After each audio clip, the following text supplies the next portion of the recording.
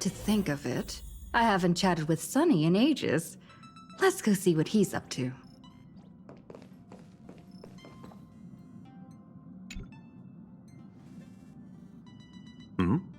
Miss March 7th is looking for you everywhere. I don't know the details either, but she told me that if I see you, I should remind you to check your messages.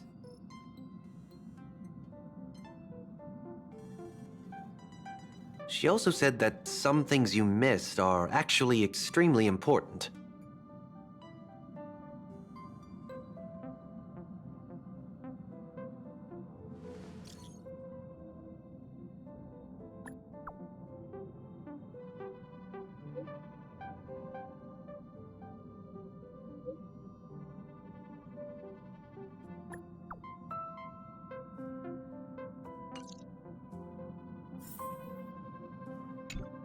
She also said that some things you missed are actually extremely important.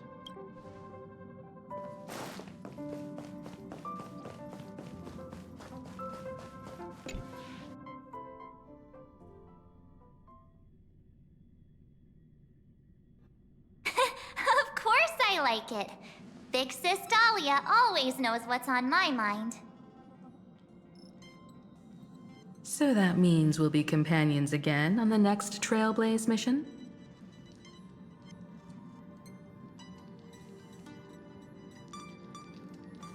Of course. I deliberately picked up my pace for that. Though, sadly, I still missed out on some things. Indeed. Had you joined the Amphorian expedition, it would have made a lot of things easier.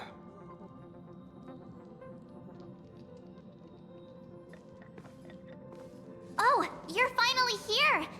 Big Sis Dahlia has been asking about you non-stop!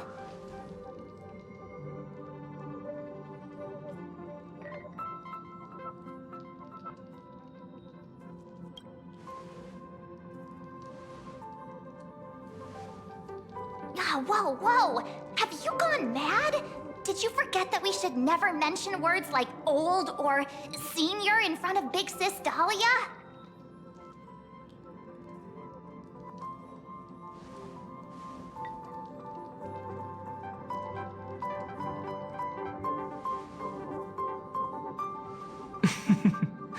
She's just been on a roll with these kinds of jokes lately. No worries. It's okay if she forgot. She's always preferred the latest new thing. Maybe she picked up that bad habit from me.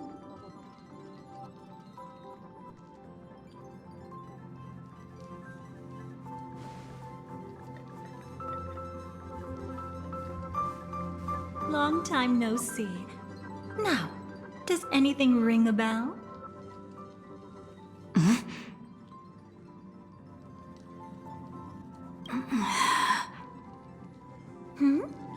What's wrong?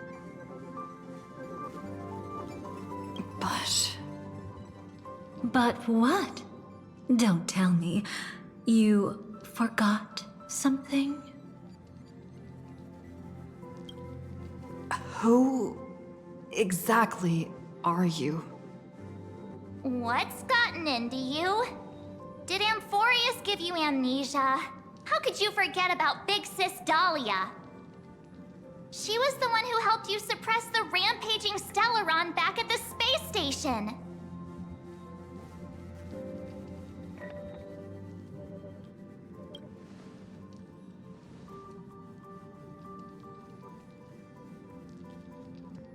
Exactly! What's wrong with you? Totally! It was Big Sis Dahlia who dealt the final blow to that Lord Ravager the first time we went to the Cienjo. You haven't forgotten something that big, have you? That was why Big Sis Dahlia had to go back to the garden to recover and couldn't join us in Penacony.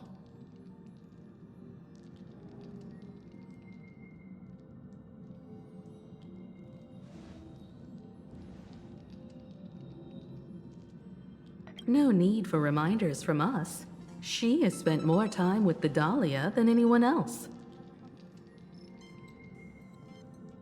Why don't you let her diagnose you? She's the Express's resident expert when it comes to matters regarding memories.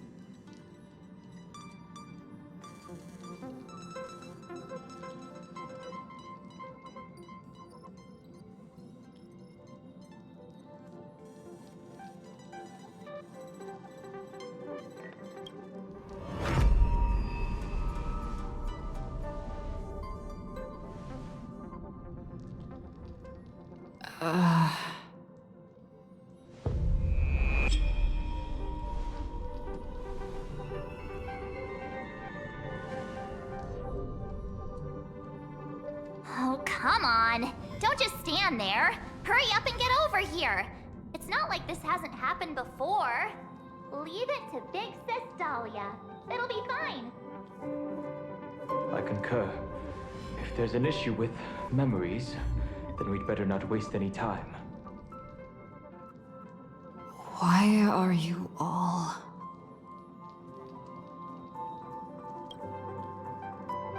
No. This isn't right.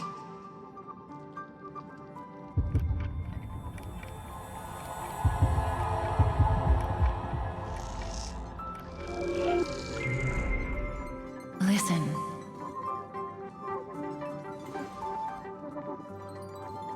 You'll face betrayal, lose your way, and seek answers. It was a wish of the cosmos that set you in motion. And in the tale where you are the protagonist, the stars themselves will defy the destiny of finality. Hang on.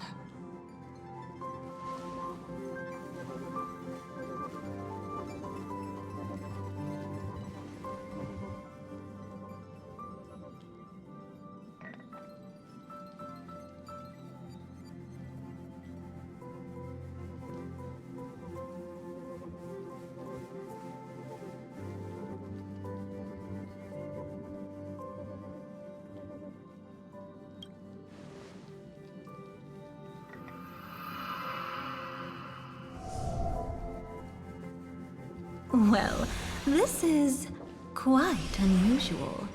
Your memories are quite tricky. Is someone protecting those memories?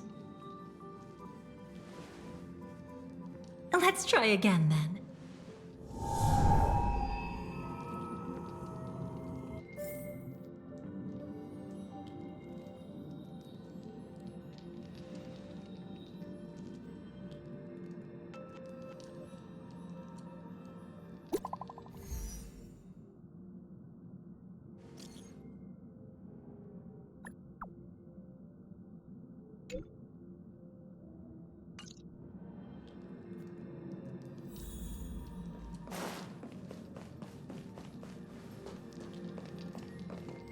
Destiny is much like memory.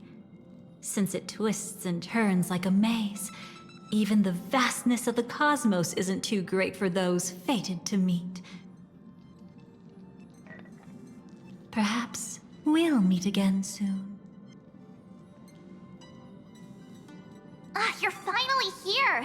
Lady Black Swan has something urgent, and you almost missed her.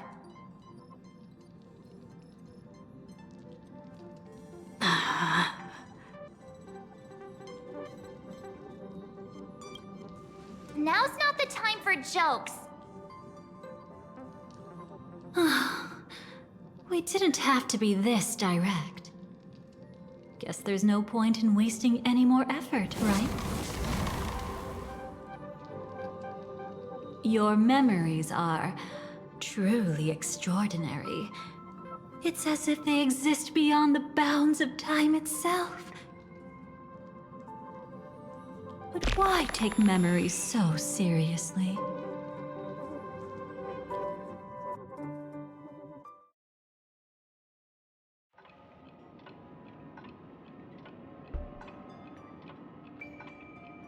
Welcome.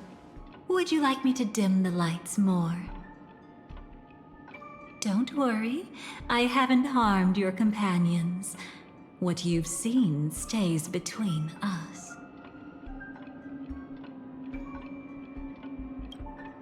It's a bit complicated to explain. Through certain methods, I've brought you into my own heart. We could be watched if we met anywhere else.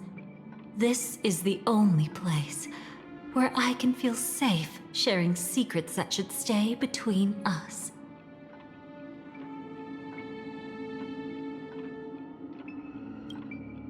I'd feel a bit hurt if I didn't leave any impression on you at all. My name is Constance, an ordinary memo keeper. If you'd like, you can do what everyone else does and call me the Dahlia for now. Let me apologize. I thought that becoming someone you are familiar with would make things easier, or simpler.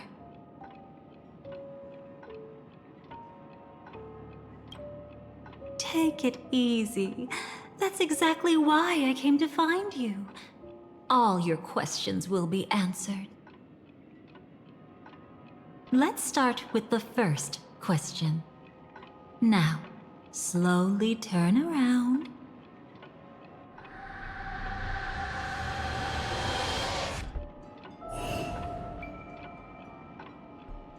And witness your own death. How does it feel to see your own corpse like this? I know death doesn't faze the nameless. It's practically just another day at the office for you. So don't worry. This scene isn't real. It comes from something you're all too familiar with. This was foreseen by the script. It's another possible ending for you in Penacony, but it was prevented by the Stellaron Hunters long ago. It's a tomorrow that never came. In other words, it's a non-existent memory.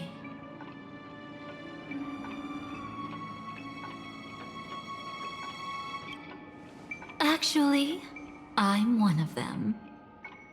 That's quite the incredulous look. Like the others, I can't reveal too much. Even if we are hidden in this place, we can't escape from omnipresent destiny. But I trust you won't be surprised by a Stellaron Hunter's sudden visit. After all, that's what our two groups are. The Astral Express travels in pursuit of the light, casting long shadows in its wake. I'm here to tell you only one thing. Your memory of Penacony is incomplete. A part of it has already been stolen.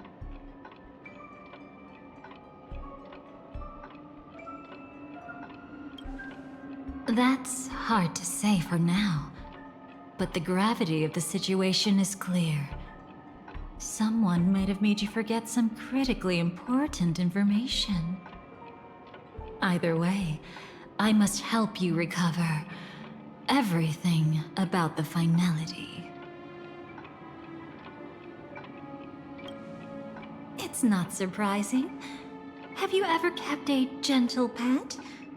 They can always guess what's on your mind, always actively trying to please you. Memories work the same way, if you ask me. Once your brain discovers a void in your memories, it'll carefully fill in the gap on its own, whether you need it or not. I will keep my promise. I will awaken your memories and save the cosmos's future. Perhaps I can also take this chance to peek into your past, which, if you ask me, should be quite interesting. Don't worry, I won't do anything inappropriate. It's just strictly business. Please, let me touch you a little bit. It's the only way I can probe through memories. You'll need some gentle stimulation to recover your forgotten memories, so brace yourself. Let us now go back to where it all began and see what exactly went wrong. Take it slow. Don't let the memories overwhelm you, and don't worry about getting lost. Remember my voice. Remember the touch you feel at this moment. It will guide you back to me. So, what did you see?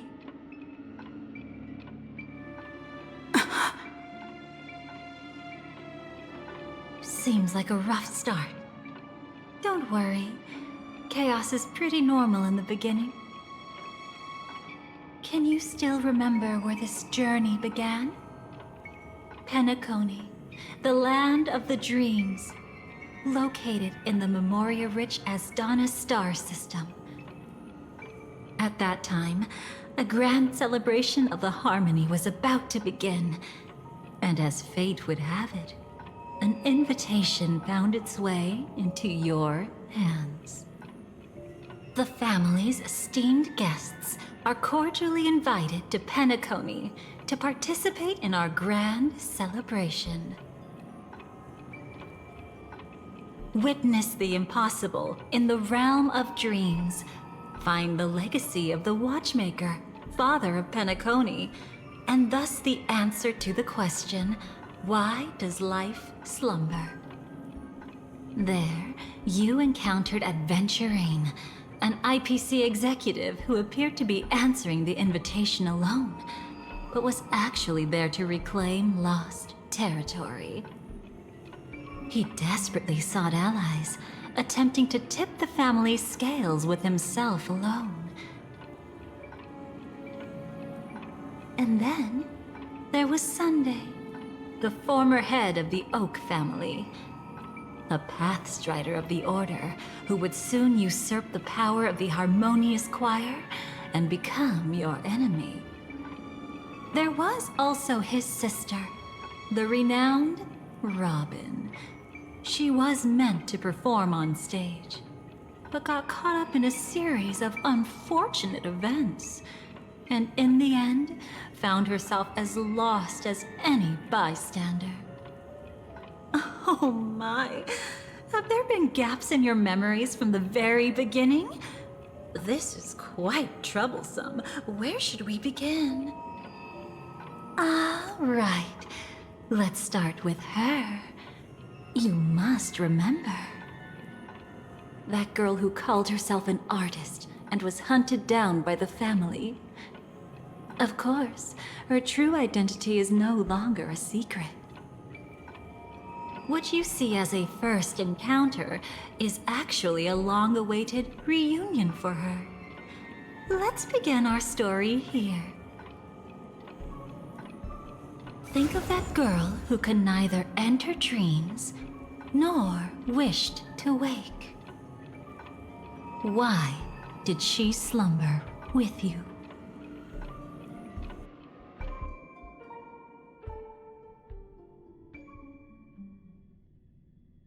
Is this what dreams are? I can't see anything. Can't hear anything. Nothing exists except darkness. I don't understand. Why do people long for this darkness? Don't move yet. It's going to hurt real bad. Is the surgery over? Yeah. As expected, you can't recover the ability to dream. Even after paying such a heavy price, we only get one shot at this. It's fine. One chance is all I need. Is there anything else I need to do? Just don't die. Take a breather. Once the calibration is done, I'll let you officially enter the dream. And then I'll be able to enter that land of dreams. Don't get your hopes up. It's just a nickname.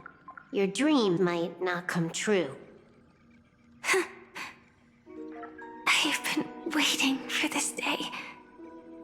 People always describe it this way. Once you wake up, it vanishes without a trace. That's why sweet dreams are so precious. Sounds like you're just trying to make yourself feel better.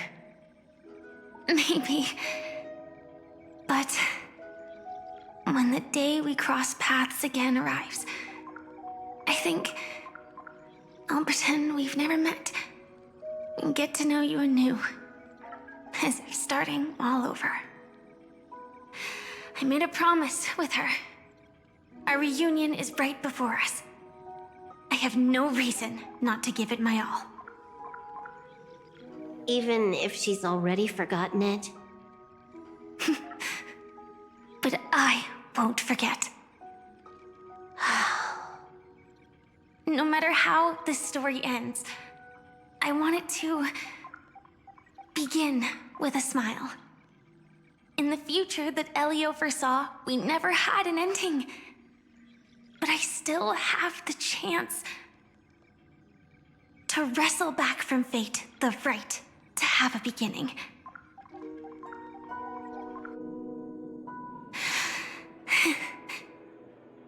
Thinking hard over there? Just spacing out for a while. This is my first time dreaming, so it still feels a little odd. Everything here seems just like the real world. It's mind-blowing to think that I'm actually still lying in a life support pod. Are you sure? Never mind. Hurry up. The Astral Express has arrived. How is the situation? Can we avoid the family's surveillance? ID's already taken care of, but there's a snag. Let's walk and talk. Head to the room I prepped.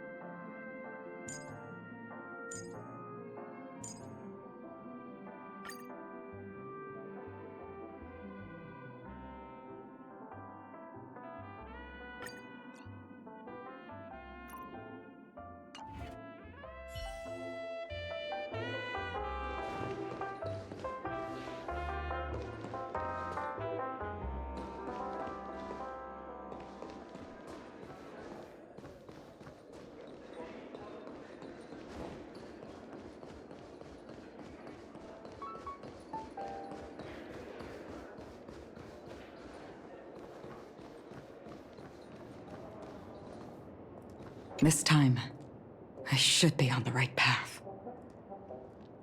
Uh-huh?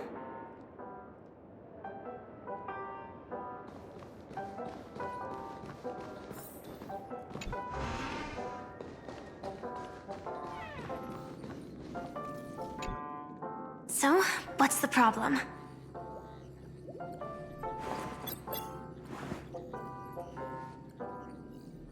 I hired a helper to slip into Penacony ahead of time to snoop around. She just sent me some intel.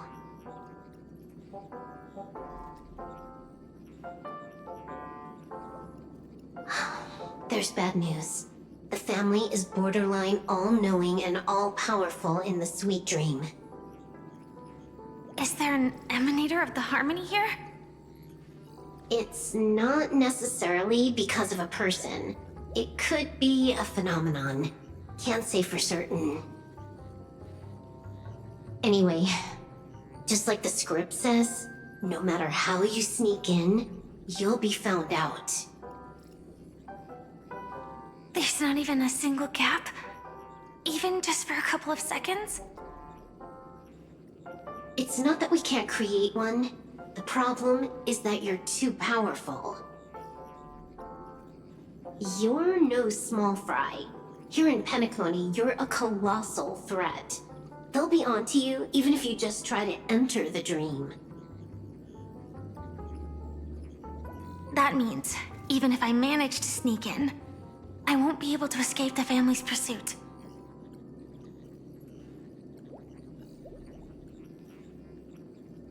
Exactly. And a brawl won't change a thing.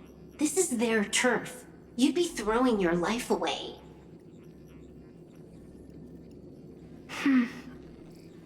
It might be risky, but I have a plan.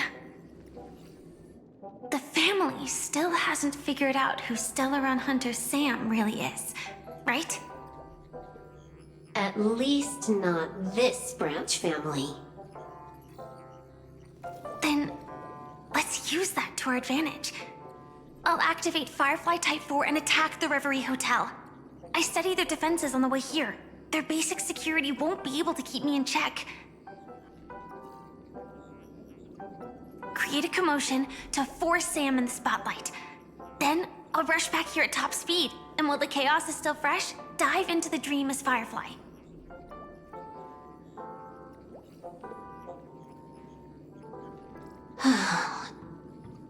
Too risky.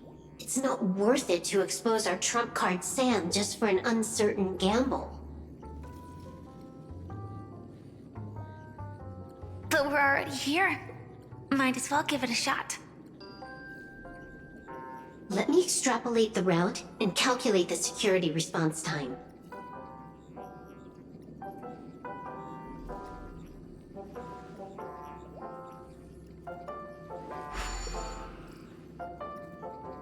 Hold on. What is it? Weird. My readings show security is practically non-existent. That doesn't match what you told me. Describe to me what you see, just to be safe. Describe? It's just your standard hotel setup. Sofa, dream pool, and... Who's there? Relax. There's no one here. I knew it. What you're seeing isn't quite the same as the surveillance I see. That is weird. How does that work? Let me fix it.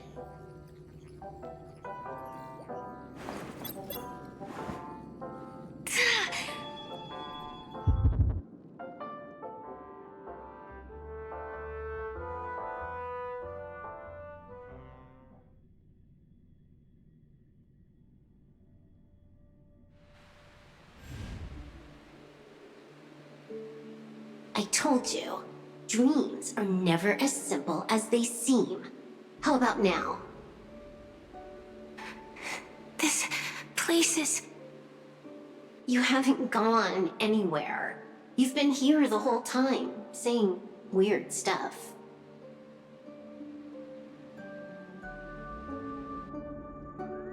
This is my first time dreaming, so it still feels a little odd. Everything here seems just like the real world.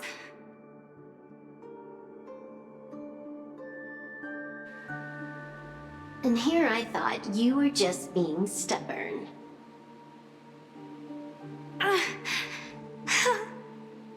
Sorry. Could you jog my memory again? It's a little fuzzy.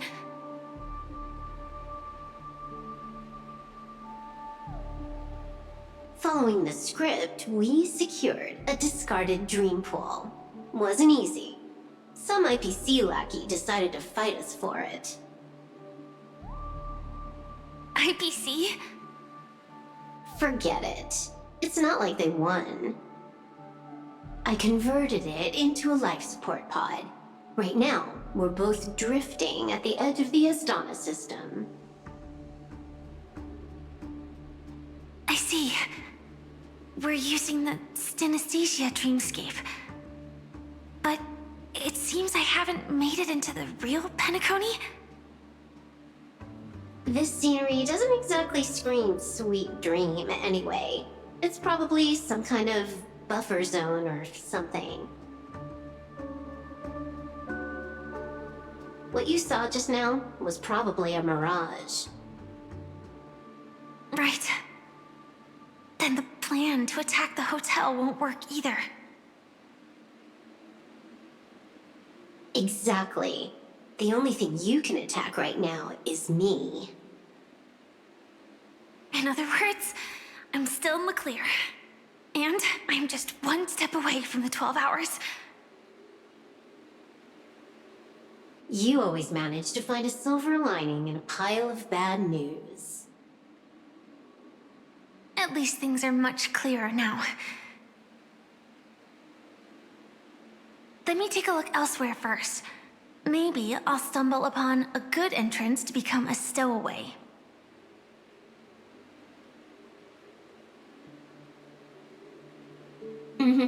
You scout ahead, I'll get in touch with the temp helper.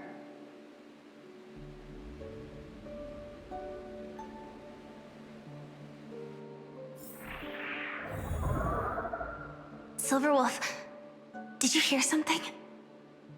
I didn't notice anything.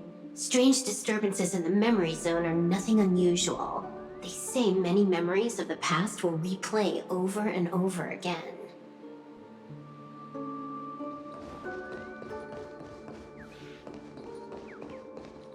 You entering the dream will definitely cause a ripple or two. Honestly, if all it did was knock down a light, I'd say that's a win. That's how fragile Memoria is. Relax, I'll take care of it. No one's going to find out.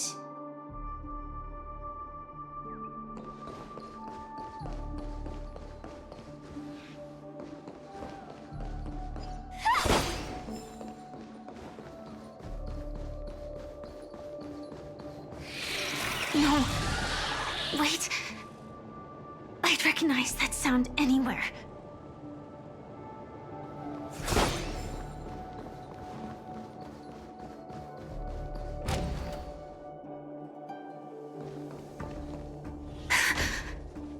Just as I thought.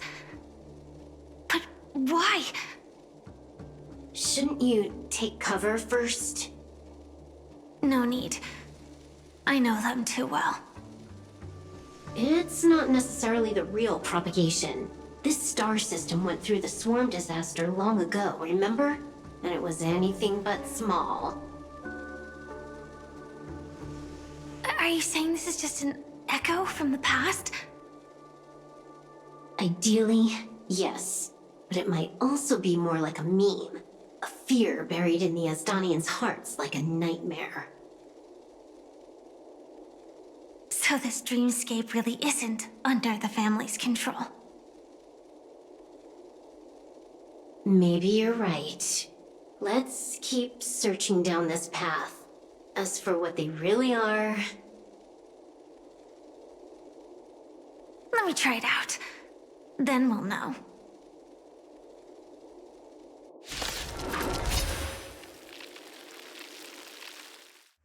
Existence is unity. Useless. Joining the battle. Detonate! Until everything burns to ashes! This is more fight to live! Mask shatter! Ha! Cosmic ninjutsu is ninjutsu secret technique, dazzling obliteration! Ha! Cleave!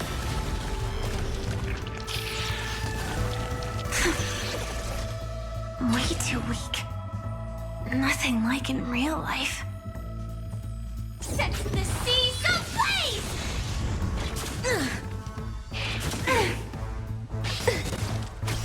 Every petal and all will be swept away by the wind.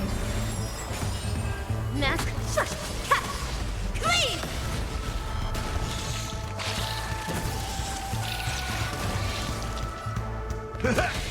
There's more to life.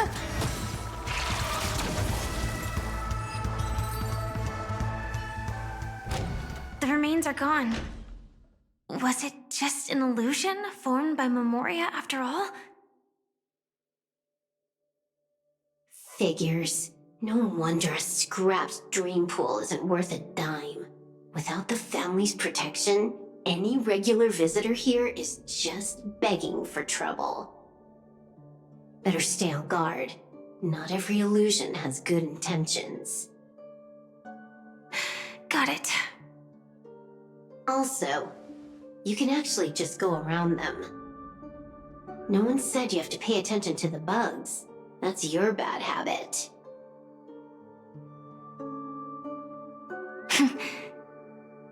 Sorry. I just can't bring myself to look the other way. Never mind. Everyone's the same. They all try to do something for the past, even when they know it's futile. If it makes you feel better, I'll leave it to you. Just be quick about it. Thank you. But reliving old memories isn't always such a bad thing, is it? Looks like this business trip has put you in good spirits.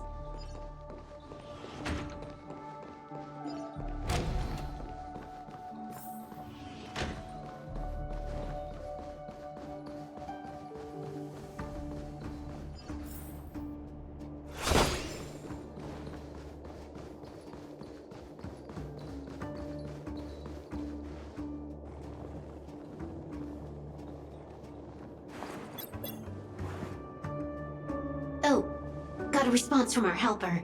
Head to the main lobby. She'll send someone to meet you.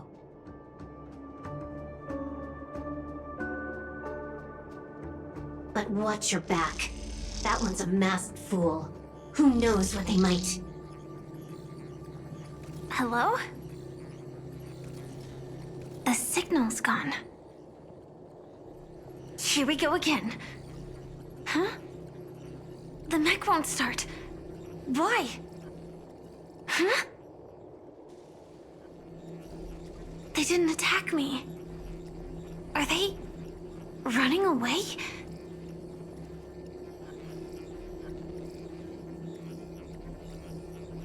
What lies at the end of this corridor?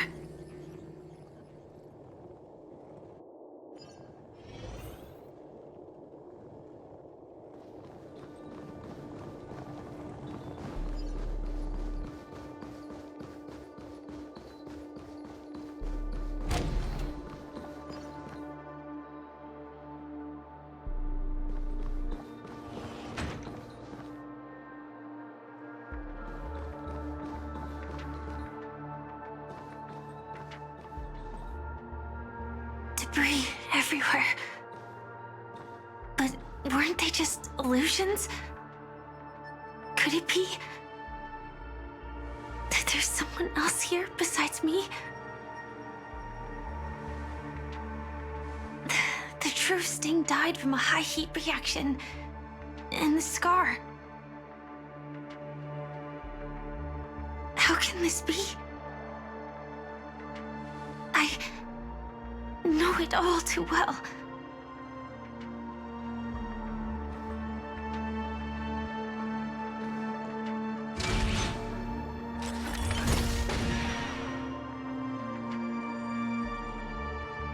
The swarm is one thing, but even for Memoria, why would Glamoth's Iron Cavalry appear in Penacony?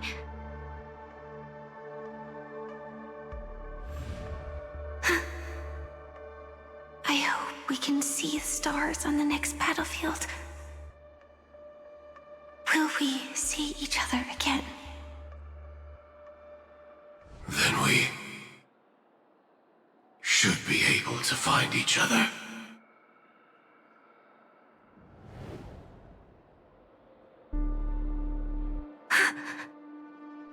AR-214. Is this what dreams are?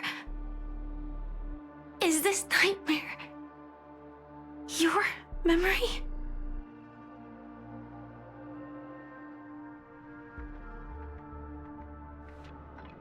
All right. Not the best timing, but that's as far as this first try goes. How are you feeling? Any discomfort? Strictly speaking, these are my memories. I can't presume to speak for others.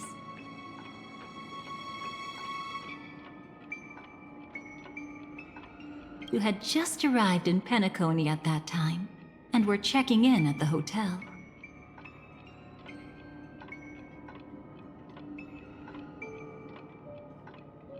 By now, you should know that memories are both precious and dangerous. I must be extremely careful in allowing all the details of the past to come to the surface. If too many memories come flooding back at once, it would be too much for you to bear.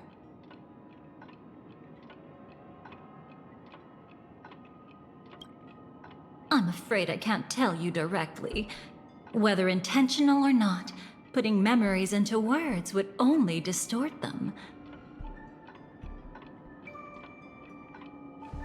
Relax. The dust is being swept aside, speck by speck. Look. Though part of it was stolen, the memory of Penacony has become clear again.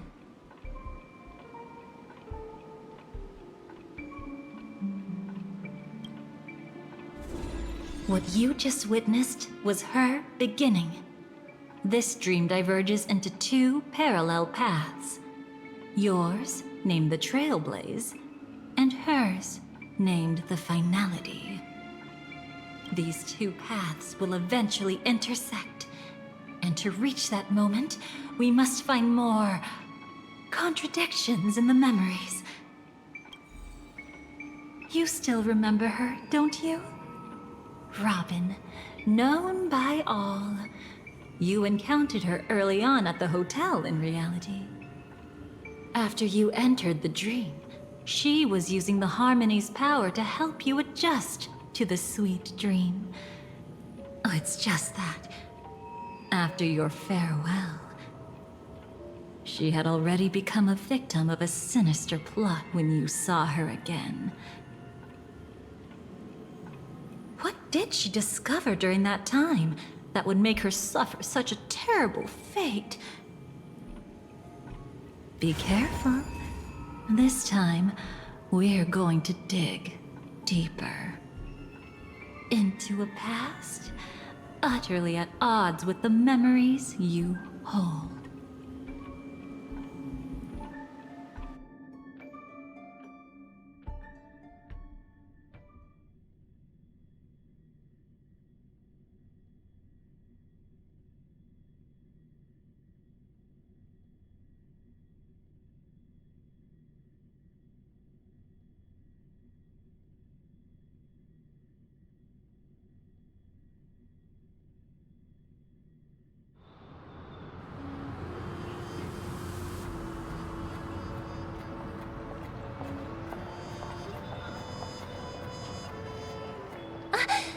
Are you all right? Surprisingly, I don't feel anything. Well, you are in the dreamscape after all.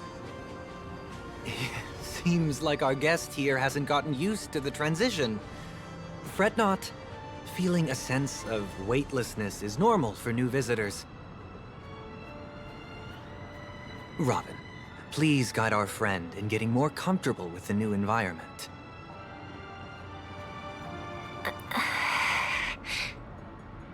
Robin? Leave it to me. Don't worry, just relax. You'll be feeling like your normal self in no time. Even so,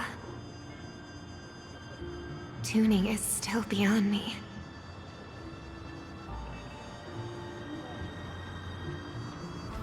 Don't worry. Keep going. I'll help you. But brother, this...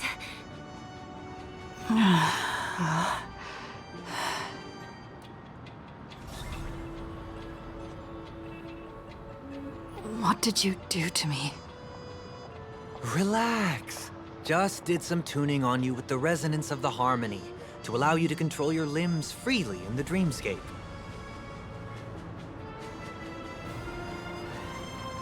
Essentially, the dream of Penacony is a world formed by memoria. Only by fully understanding its nature can you move freely within it. Unless you're one of the memo keepers of the Garden of Recollection, it can be difficult at first to manipulate the memoria as you wish. But once you've been tuned by the harmony, you can use the same laws of physics from the real world to understand how the dream world works. Oh, oops. I've fallen into my professional habits again. I just can't seem to shake off this urge to be a know-it-all.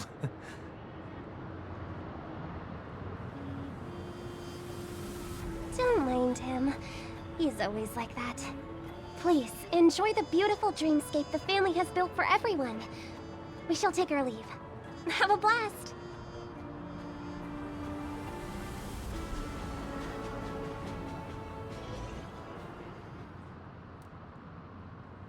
Sorry, brother. I'm the one who should apologize. I knew you weren't feeling well, yet I made such an unreasonable request. I should have known. Losing your voice was just the tip of the iceberg. The real problem lies with the harmony, doesn't it? Just as I thought. You figured it out too. Your letter. I've kept it with me all this time.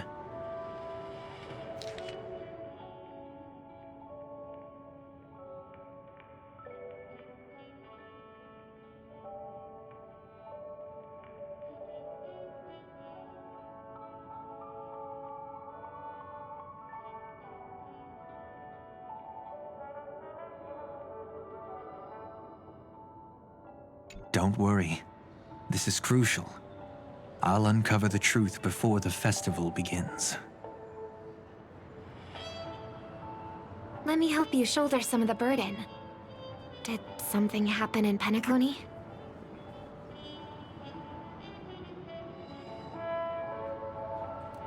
The Charmony Festival is approaching, and with all sorts of guests mingling, Mr. Gopherwood must focus entirely on the preparations, leaving no attention for other matters. This creates an opening for some people to exploit.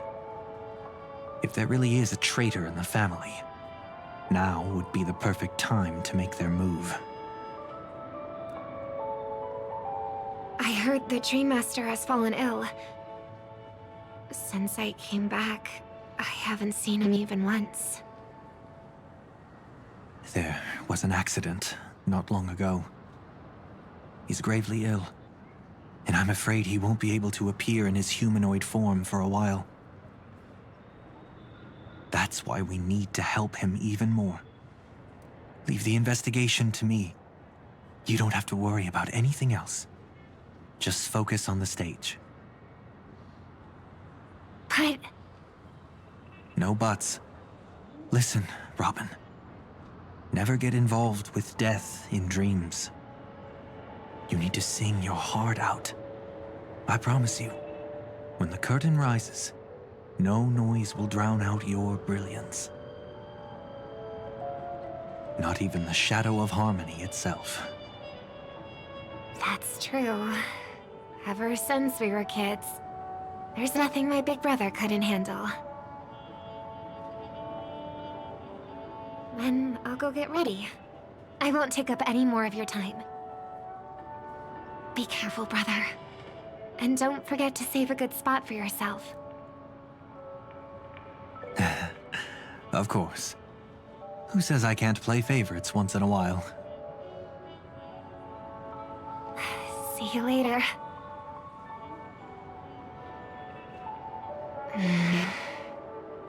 Big brother. You're always hiding your true feelings like this. You're acting like everything's fine. But I saw you at Daylight Pavilion. You were clearly at your wit's end. When I wrote that letter, I could still barely manage to tune. Later, things just kept getting worse.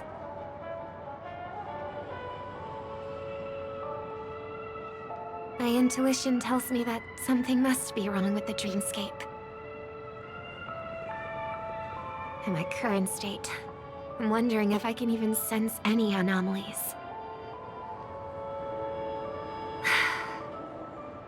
I'll do my best. Let's hope this is just a false alarm.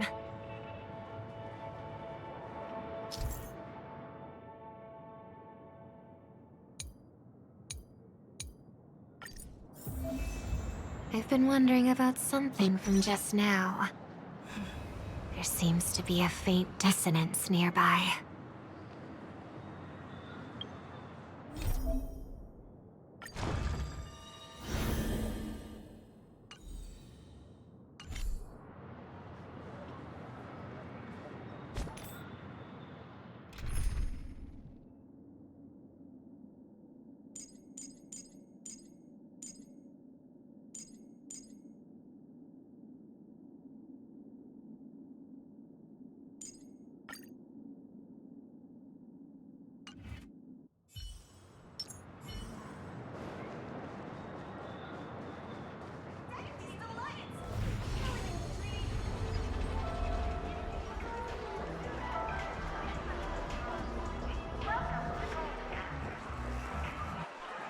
Is that her?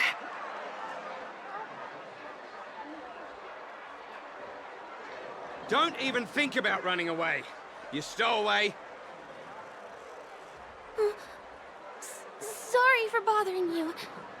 Please, I need your help. What's wrong? I'll help you. I can't possibly ignore a beautiful lady in trouble. Hey, look! She has an accomplice. Ha! Good work! Now we can nab them both in one go! Stowaway? Seems it wasn't a coincidence. The Bloodhound picked up that strange noise too, just like I did.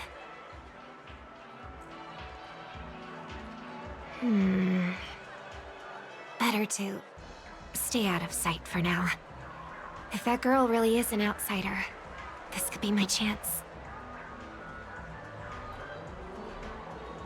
That's enough, boys. Sir. What's gotten into you all? Open your eyes and take a good look. Is this lady the stowaway we're looking for? Huh? Who's this? Don't you know him? Look at his brown hair and grey vest. He's the officer, sent here by the family to maintain order at the Charmony Festival. I see. Sir, the thing is, we're trying to apprehend a stowaway. And that young lady there looks very suspicious. We're sure she's the one. That's nonsense. Take another look, will ya? The witness report says that the suspect is a lad with silver hair, and you guys are going after a girl with silver hair. Does that even make sense? She's our guest. Well, just get out of my way and I'll take care of this. Yes, sir. Something's off.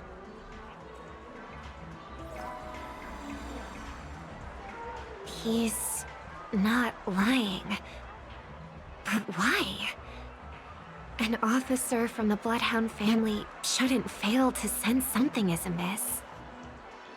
Don't worry. I believe this is just a misunderstanding.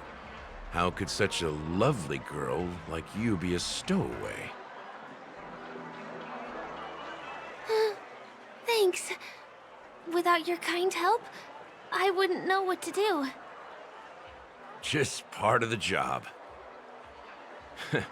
I need to get going. If you need help, you can reach out to me through the young bloodhounds in this area. I wish you an enjoyable experience in this land of dreams. Too many people know me.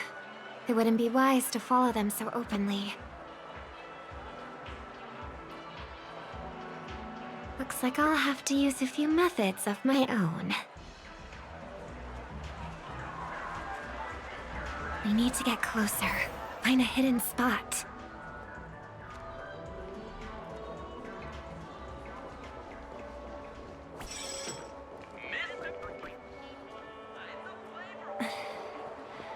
I hope I still have the strength to do this.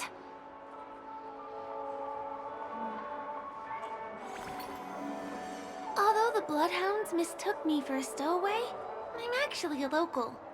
My name is Firefly, and I'm from the Iris family.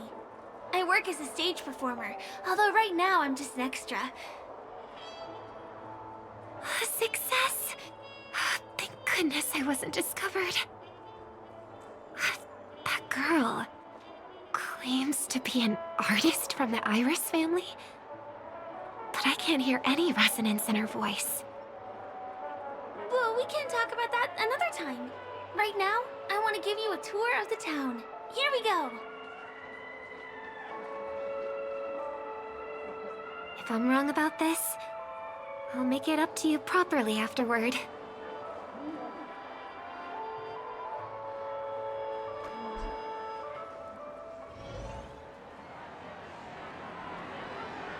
Since this is your first time here, I say we start with the easiest games. The Dreamy Rose and Lucky Wheel are pretty straightforward. Just here to play games? I guess I was worried for nothing.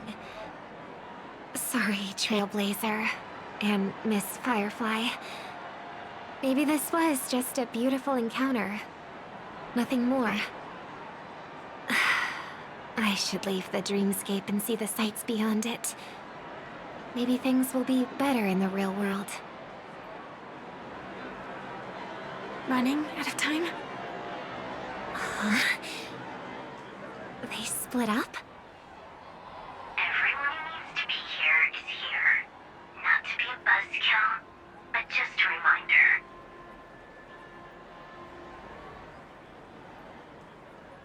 Don't forget about your first death. Who's she talking to?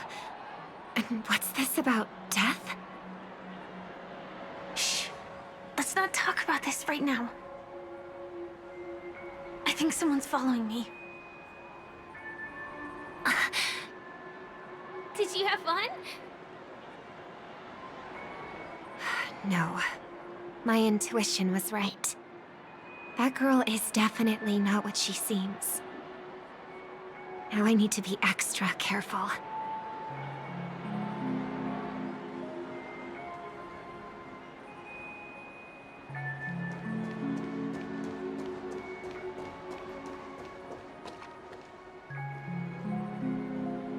He's coming our way. Hey, well, if it isn't my most loyal customer, the Trailblazer girl. It's been such a long time, old friend. And who's this? A companion? I feel like things are getting more and more chaotic. Long time no see, superstar. There's someone else. Oh! Lady Chevelin? Still radiant as ever. I could spot you from a mile away. I came over to say hi. What brings you here? Drawing too much attention is never a good thing. Oh, reminds me of that old saying, from afar, anyone under the spotlight seems endlessly charming. But only when you get close do you realize how restless that heart truly is. Sorry you had to see that. I just came out to clear my head. The Charmony Festival is coming up soon, and I'm a bit nervous. I heard about your voice issue. Drop by the Dream Jolt hostelry when you're free, and I'll take a look at what's going on.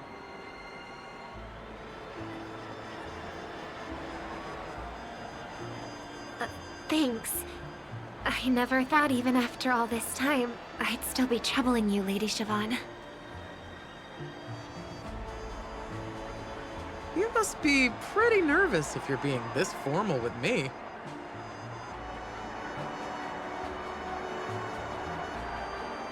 Looks like my analysis is spot on.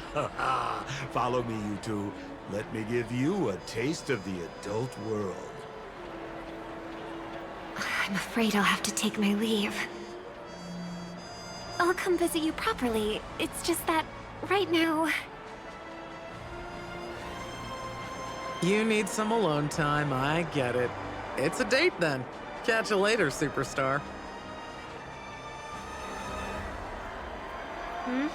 It's a deal. Right. It is the Charmony Festival, after all. As people say, you'll be performing for the Harmony. Remember? Before one of your tours, I asked you a question. It's been quite a while since then. I wonder if you found your answer.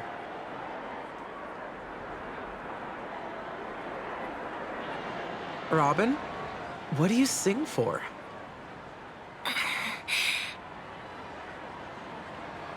I think I've got my answer now. But instead of words, I'd rather answer with a song. That would be more convincing, no? That's actually more convincing than a straight answer. Looking forward to your performance.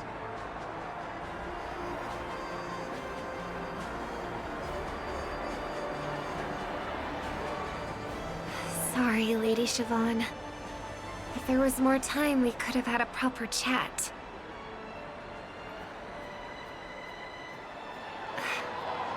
Now, let's get down to business.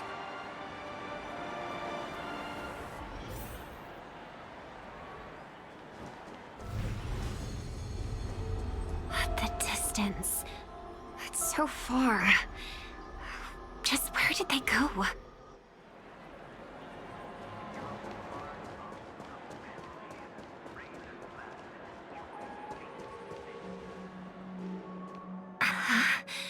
The static's gone.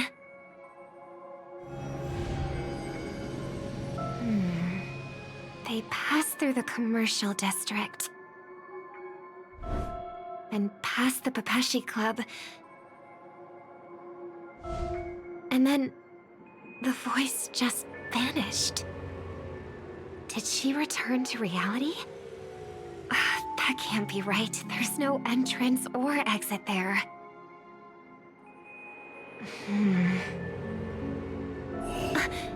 Again? Further away than before. This time in... Dream's Edge. Oh, I get it now. It's the underground tunnel. Right. Makes sense. I should have known. That place is a hotspot for smuggling cases. I should have pressed those two bloodhounds for answers back then. Anyway, I'll check it out.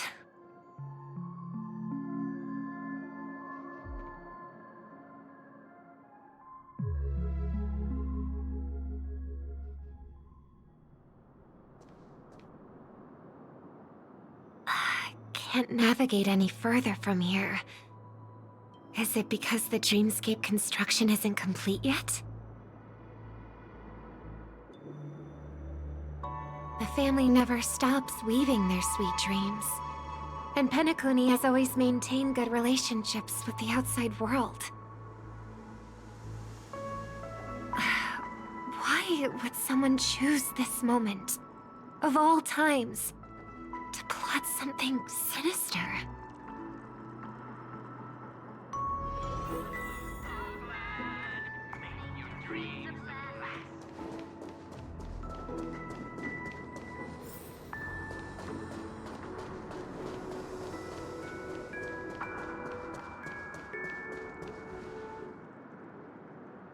Excuse me, ahead is...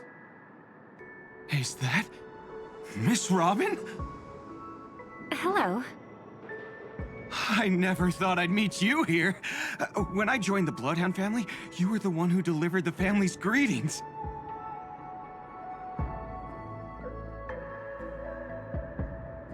You probably don't remember me. No, that's too rude of me to say. I'm not worthy.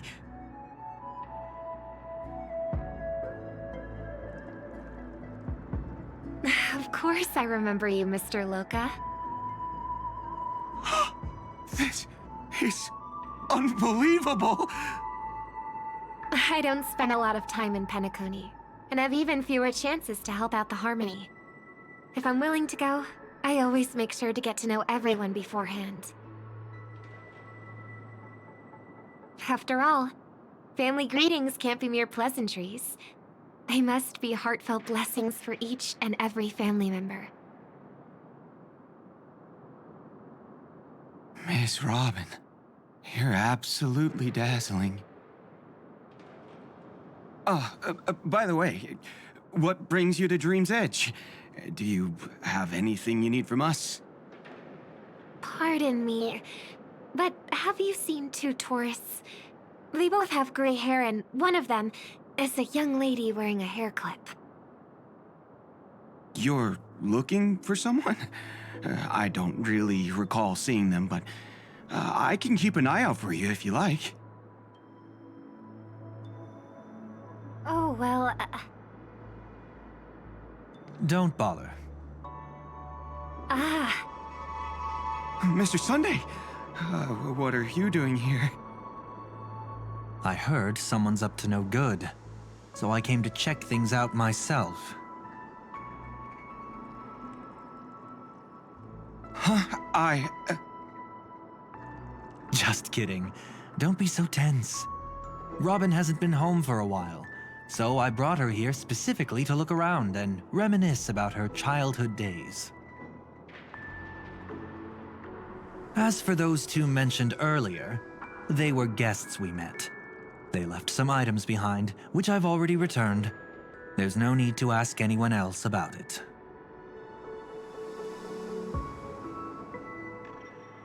Understood. There's a construction site ahead, so we won't go any further. Goodbye.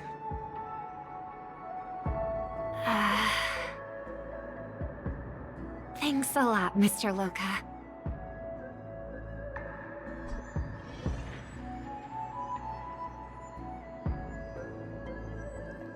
I couldn't speak freely earlier. Robin, why did you come here? Like you said, I'm here to reminisce about old times. What about you? What brings you here? Tracking down criminals is my duty. And you, my dear sister, you've always been this stubborn, and in times like these, I wish you never had this trait.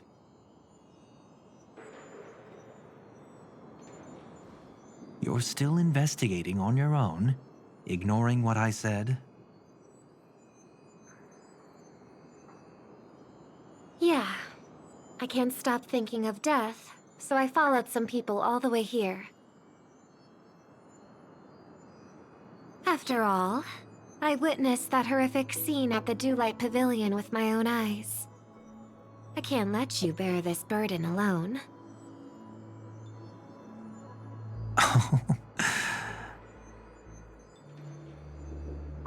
Oh, so you saw them. Those family members who were in the sweet dream, yet death took them away.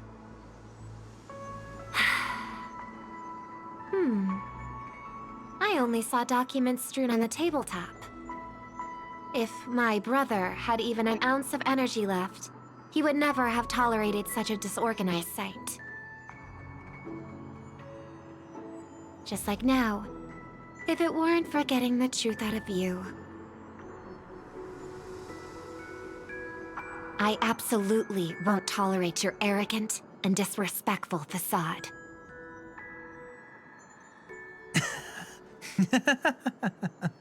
What are you talking about, dear sister? Just kidding. Don't be so tense. But my brother never jokes around with strangers. I watched as he smoothed away the sharp corners of himself, bit by bit, hiding them in the deepest corners of his heart. Stop insulting my elder brother.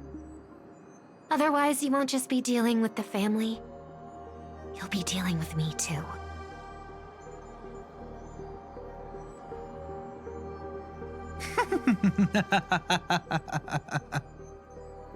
And here I thought you'd enjoy my little creative spin I'd put on him. Don't you think he's more likable that way? I trust you're mentally prepared to face the consequences of posing as a family head on Penacony. Jeez, I didn't expect to get played by a little bird. But do you really think you've got what it takes? There's no shortage of people trying to catch me, chicken-winged girly. What makes you so special?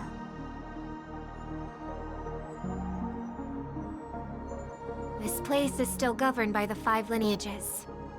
And along the way, you've seen how many of their members are stationed here. Besides, here at the edge of the dreamscape, I can also...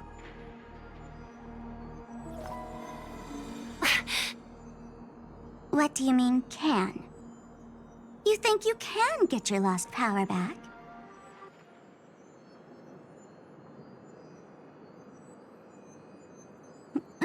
I'll give credit where it's due. You must be quite talented to have been chosen as a chord master for the Charmony Festival. You're also quite clever. You almost got everything right, except for one thing. Silent little bird. Have you considered that maybe your sweet dreams never changed at all? They just stopped welcoming you because you grew up. Like a mask. Once you wear it for too long, you can never take it off again.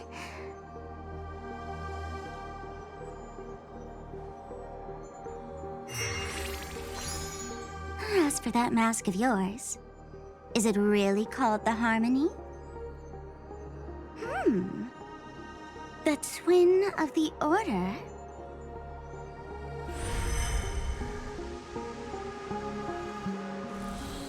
Oh. You know what they say. Robins will fight tooth and nail to protect their territory, even at the cost of their own lives. Looks like that name suits you pretty well. Oh, right on schedule. Gray hair should be wrapping up soon. Miss Sparkle, time to head to the next scene.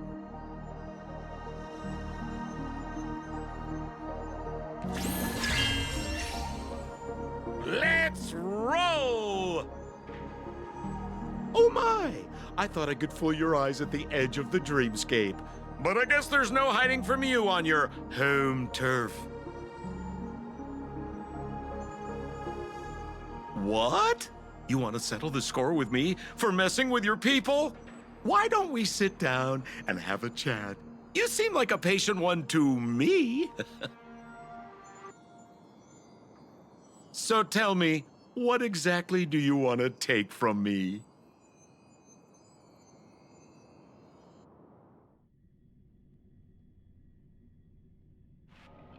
How are you feeling? Need to take a break? The fool killed her, and the crime scene you witnessed was staged by her. Of course, there's no such thing as true death on Penacony. For Robin, this is just a minor setback.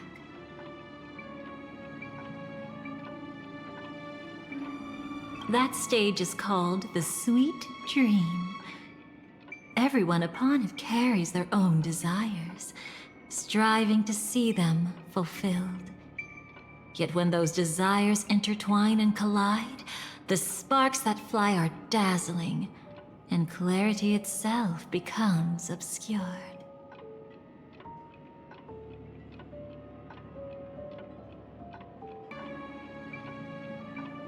Before we continue, I have one more question. We've spent some time together, so at this moment, how do you feel about me?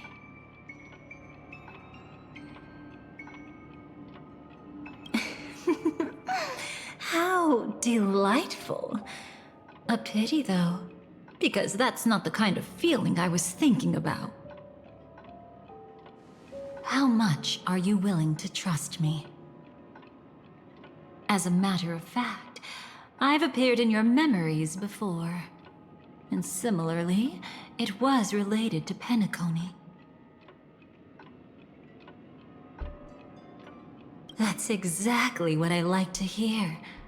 Let's continue then. Let's follow that train of thought and delve deeper. Even I don't know about your experiences in Dream's Edge. When I asked Firefly about it, she declined to give an answer. But judging from her expression, I believe it must have been a beautiful and unforgettable time that belonged to just the two of you. And Sparkle wasn't just here for fun. She's in cahoots with the Stellaron Hunters. She disguised herself as someone from your past, using every means possible to hint at the truth of the dreamscape. In the end, she simply sent you both deep into the dreamscape. What a kind-hearted fool she was. Thanks to her, you and Firefly managed to uncover a piece of Watchmaker Mikhail's past. And the dangers that lurk within. A memory zone meme, something unto death. At least back then, you mistakenly thought it was dangerous.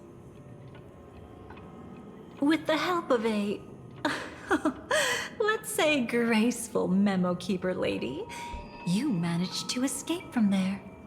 But in the rush, you and Firefly got separated. And her experiences afterward might differ from what you remember. I was there at that time, too.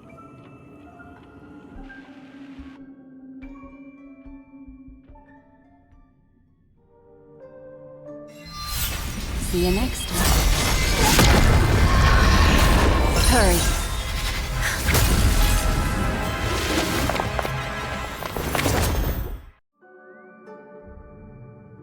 Don't worry, I've got you.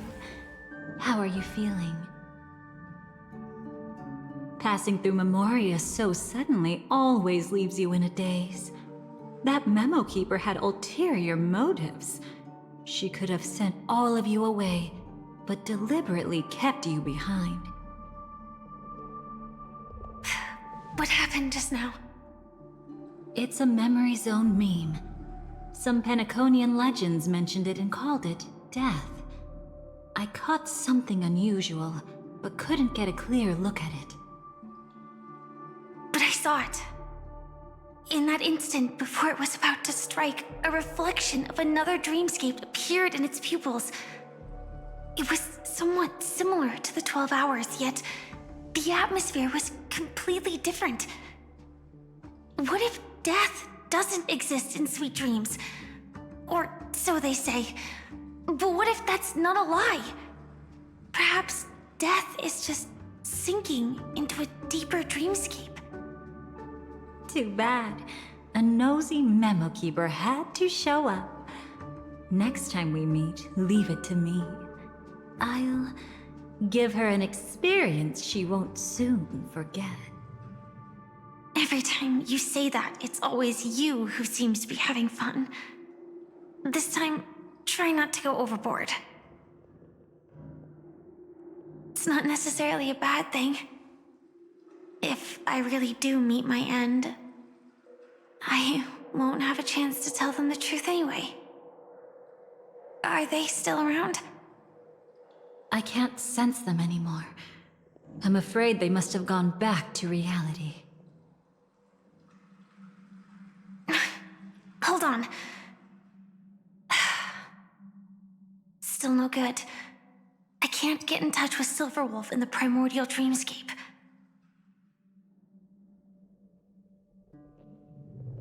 I left her a message. If she gets it, she'll help guide her back here.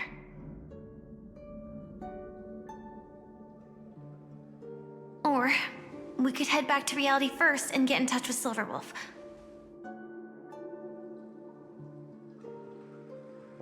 Hold on. Recklessly crossing through the dreamscape now would be far more dangerous than before. What's the matter? Death caused such a huge commotion that the omnipotent being within the sweet dream has turned its gaze upon this place. Then aren't we? We should be fine for now. Death has his attention. As long as we are careful, we won't be exposed. In fact, within this dreamscape, we might find a way to strike back against him. Before you arrived, I did some digging around. From what I've learned, he buried his darkest crimes right here. Whatever it is, I believe it'll be of some use. Let's go look for it before they come back.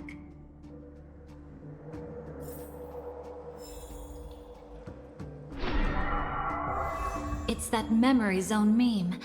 Be careful.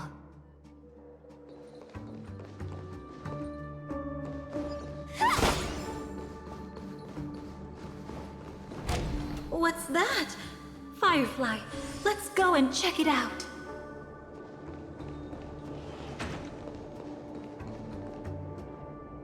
From the traces nearby, it was Death's doing. But did they really die? No, your conjecture is right.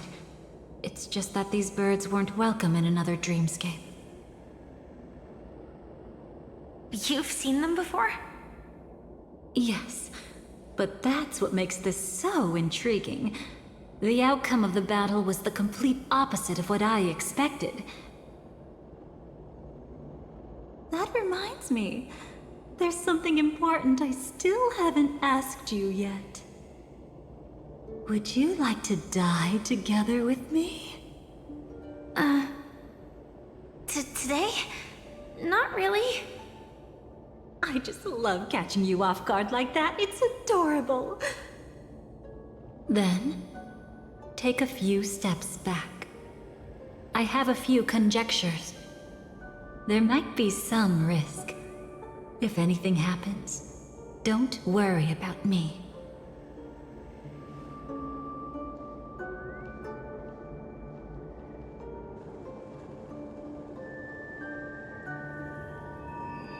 What are you... Just as I thought. So, what happened? These ravens are the incarnation of the Dream Master Gopher Wood, that omnipotent being in the sweet dream. In front of him, even death has no strength to resist. The power I just released should have been enough for him to notice and deliver a fatal blow. Yet here we are, completely unharmed. You know, you're quite similar to Blade sometimes. I mean, when you're staring death in the face. It's not relief I feel. I'm savoring a once-in-a-lifetime thrill. If only it was just once for me too. But was it really him? If I remember correctly, the Dream Master's body was burned to ashes in a riot long ago. And he can now only sustain his life within the sweet dream. Not only that, over the long passage of time, he has merged himself with every inch of Penacony's land. The title Dream Master doesn't mean he merely controls the dreamscape. Rather, it means he has already turned the dreamscape itself into his second body. In extreme cases, he could probably burn all of Penacony to the ground, though hopefully he wouldn't have the heart to do it. We better act fast. Easy now.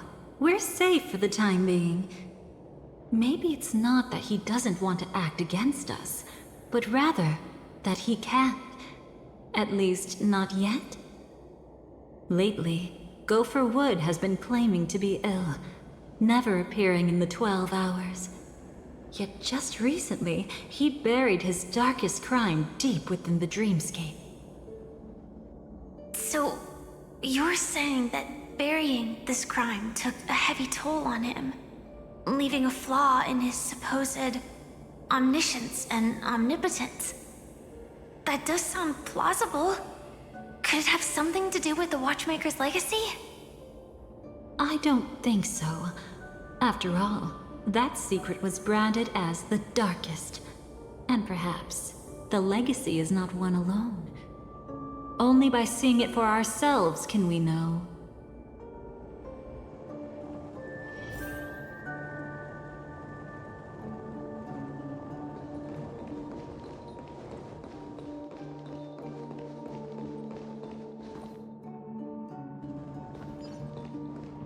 A mistake anyone could make. Setting up layer upon layer of security around a secret only ends up exposing its flaws. Why don't we give it a shot and build up some experience dealing with memes? There won't be any new experiences. I'll activate Firefly Type 4 and end this quickly.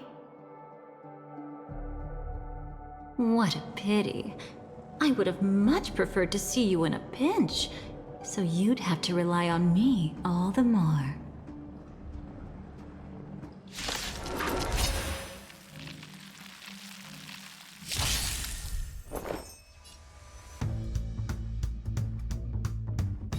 Eternal. Detonate! Until everything burns to ashes! Fight to live! Mask shatter! Ha! Cosmic ninjutsu secret technique, dazzling obliteration! Ha! Cleave! That's all you got? This is more than a beset the seas of blaze!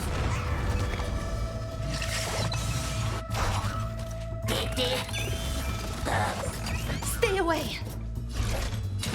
Fight to live! Mask shatter! Ha! Cleave! That's all you got? Nice, like my friends. Indulge yourselves!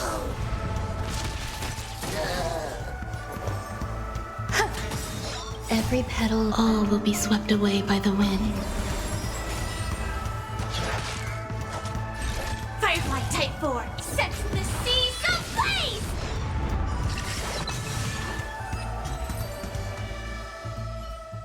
When it comes to this, you're the expert.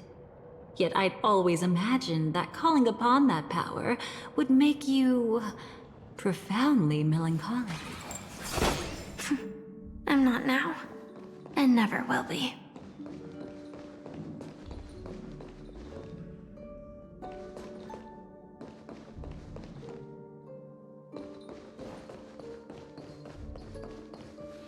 Is this it?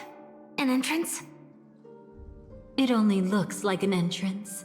That crack doesn't lead anywhere. It's a lock of memories. And the key is a light cone carrying specific memories. Clearly, Gopher Wood had help from a memo keeper. And since that light cone isn't in our hands, I fear we'll be returning empty-handed. Is there really no other way?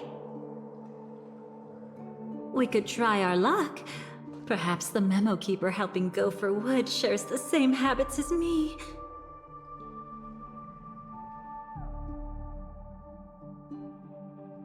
I'll take a look, but don't get your hopes up.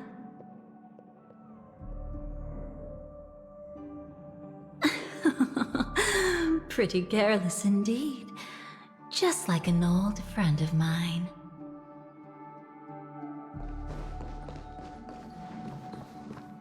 Looks like we're in luck. We found one of their contingencies. Do you have memories like that? A moment in time you never want to forget. One that you find yourself reliving over and over again. Of course. More than just one. What a shame.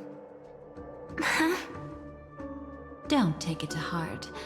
I'm just imitating those annoying memo keepers. In their view, the more memories recalled, the more likely it is to become distorted beyond recognition. Each time you recall a memory, you risk distorting its true face. That's how they justify the necessity of light cones. How tragic. They never understood the truth. The more eternal a thing, the more it stirs the desire to destroy it. But they weren't wrong about the present situation. Even if Gopher Wood were to come in person, he'd need to bring a specific light cone. His own memories can no longer be trusted. That's exactly why we have a contingency plan right in front of us. But I haven't seen anything since just now. Oh, sorry.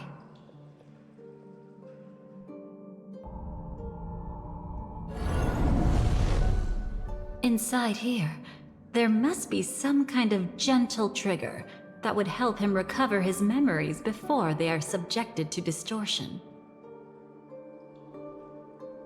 But for us, that's probably meaningless. Whatever triggers his memories would just seem bizarre and random to us. Still, let's go take a look inside. We might pick up some clues at least.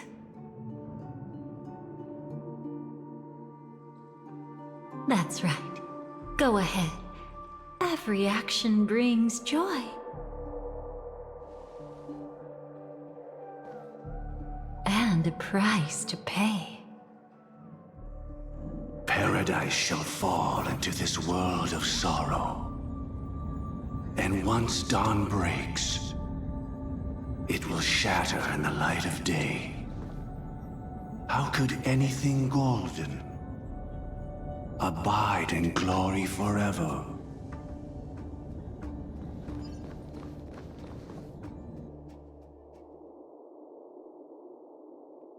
How can this be?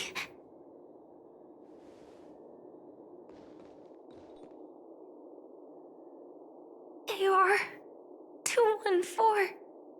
Is that really you? You don't have to force yourself. I can take care of it. No. It's okay. Was it her that you saw when infiltrating Penacony? Yes. I saw her fighting off the swarm. But it was just Memoria, and it vanished quickly. Silverwolf mentioned that Penacony had also faced a swarm invasion before. I kept telling myself that she was just passing by and lending a helping hand. And after everything was over, she had already left, safe and sound. So this time, do you still want to know the answer? Would it be any different?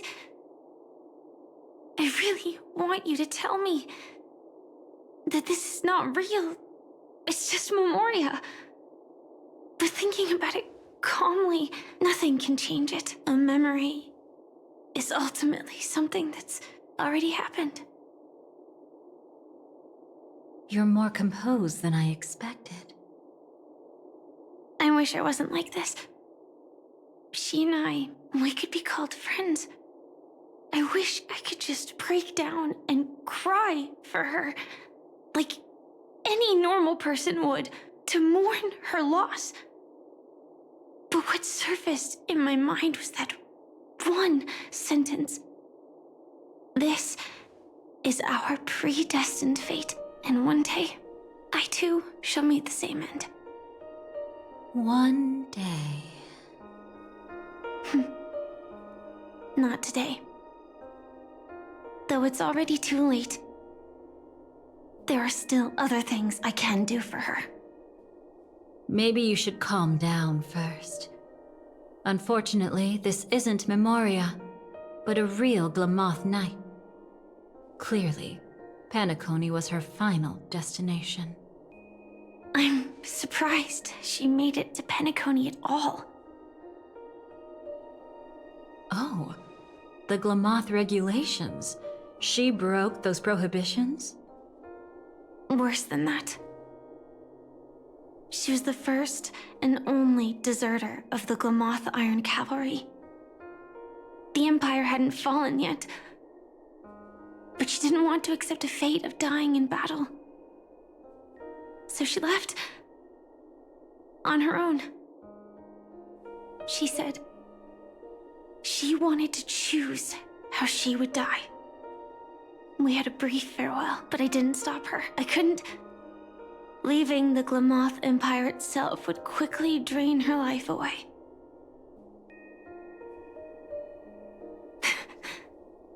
If we can't change the outcome, why should I stop her from making her own choice? Quickly drain her life away. Oh, entropy loss syndrome. Yes, just like me.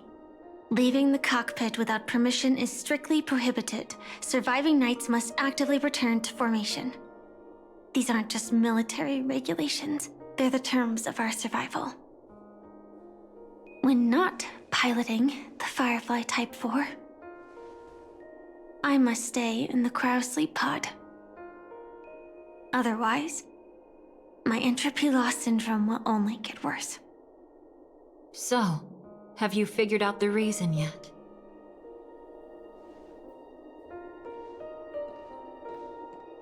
When she and Kafka found me, I had just finished my duties as a Glamoth Knight.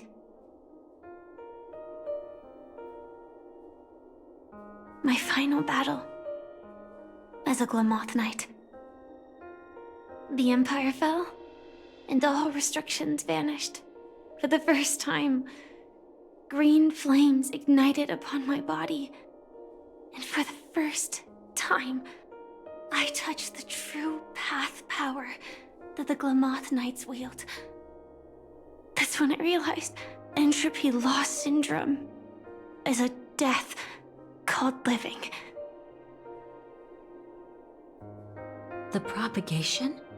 That's the true source of the Glamoth Iron Cavalry's power?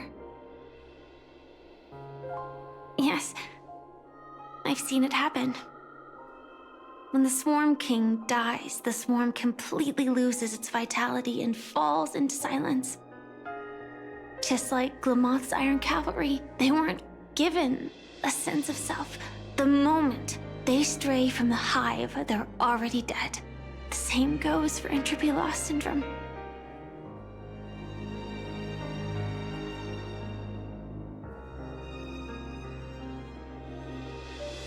Could you help me take her away?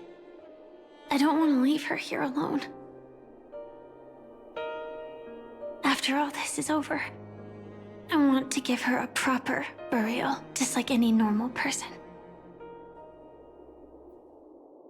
I'm happy to help. She wanted to escape her fate, but in the end, she died fighting against the Swarm in Penacony. The detestable thing about destiny is that it brooks no defiance. Do you know her name? When we parted, she had no name, just like me. But I hope by the time she leaves this world, she will have found both a name and a purpose for her life.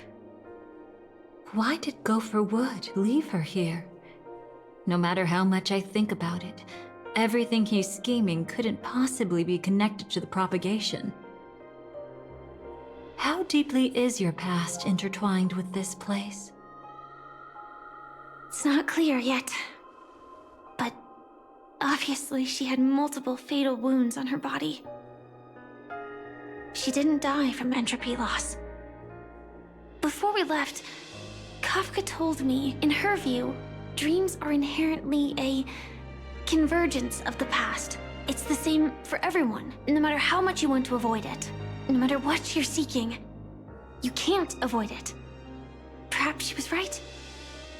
However, the Dream Master's weakness has also given us an opportunity. Good. Now then... Oh? Good news. It seems like we've got a few intruders in this dreamscape. Looks like Silver Wolf can still pick up signals from here after all. That was fast. Must be that Memo Keeper's guidance. Either she's lost her sense of restraint or got something nasty up her sleeve. Let's go check it out.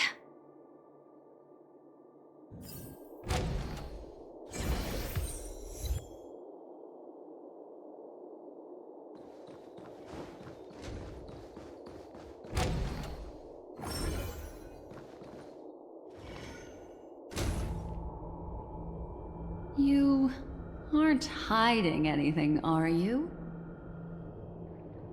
Great. She's okay too. Hold on. There's a troublesome stranger here. She looks familiar. She's... Oh? You don't know? Setting allegiances aside, she's much more dangerous than the Dream Master. When facing an emanator who walks in the nihility, we must always tread carefully, no matter when or where. An emanator of the nihility. Was she ever mentioned in the script? No. If it weren't for my father's death, I wouldn't have known about this either. Your arrival is timely. This dreamscape is fraught with danger. Since our destination is the same, how about we join forces? I can protect you from harm, but in the memory zone, I'll need assistance from the Memo Keeper as well. And if we run into the family, it wouldn't hurt to have one more person to explain the situation. Absolutely not. We need to keep her away from her. Shh, be careful. What's wrong? Right now, their journeying together is actually saving us a lot of trouble. I can sense it. Death has cast its shadow once again. It's close, and unless things change, they'll cross its path before long. That Miss Stellaron is clearly unfamiliar with Memoria. And that arrogant swan, always mindful of appearances, is unwilling to show all her cards. Only with Acheron present can they cross beyond death. Then all the more reason I should find them right now and tell them the truth. There's no need for another conflict with death. But Black Swan is still here, with unknown intentions. If she chooses to twist the truth, you won't be able to convince the others. Here, a Memo Keeper's word carries more weight. No need to rush things. There's still time to reveal the truth later. Absolutely not. Have you forgotten? As a Stellaron hunter, I have a 0-point mission. One that must be completed at any cost. If there's even the slightest chance that Acheron might draw her blade, I cannot let her be there. Oh? Oh, I thought you wouldn't care. Haven't you had enough of sacrificing yourself for duty? My dream was destined to shatter from the start. But for them, it's still not time to wake up. Can I ask you for one more thing? There might be a way to have the best of both worlds, but I need to find death before them.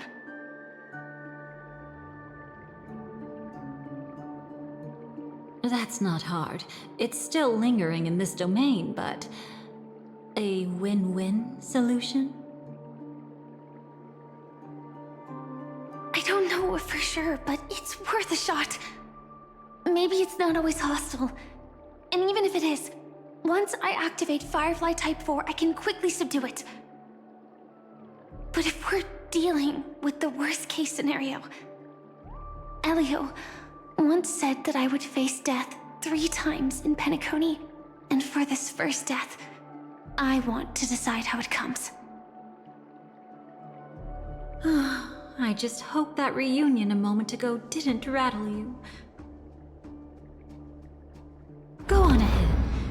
I've burned a hole through the Memoria that'll take you straight to the meme. Better hurry, though. It might not stick around in one place for long. Got it. Thank you.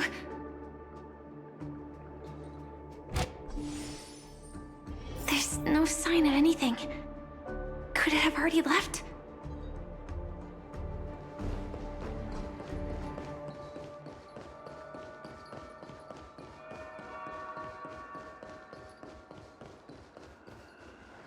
Nothing strange here either. Wait, it's right here. I need to end this quickly. Watch out! A dangerous presence lurks nearby. Already? There's no time. Then I'll... It's fine, it's fine. At least I get to choose how to die. That alone is great. Besides, this is just a dream, so it won't hurt that much. This is just my first death. I still have plenty of time to fulfill the promise we made together.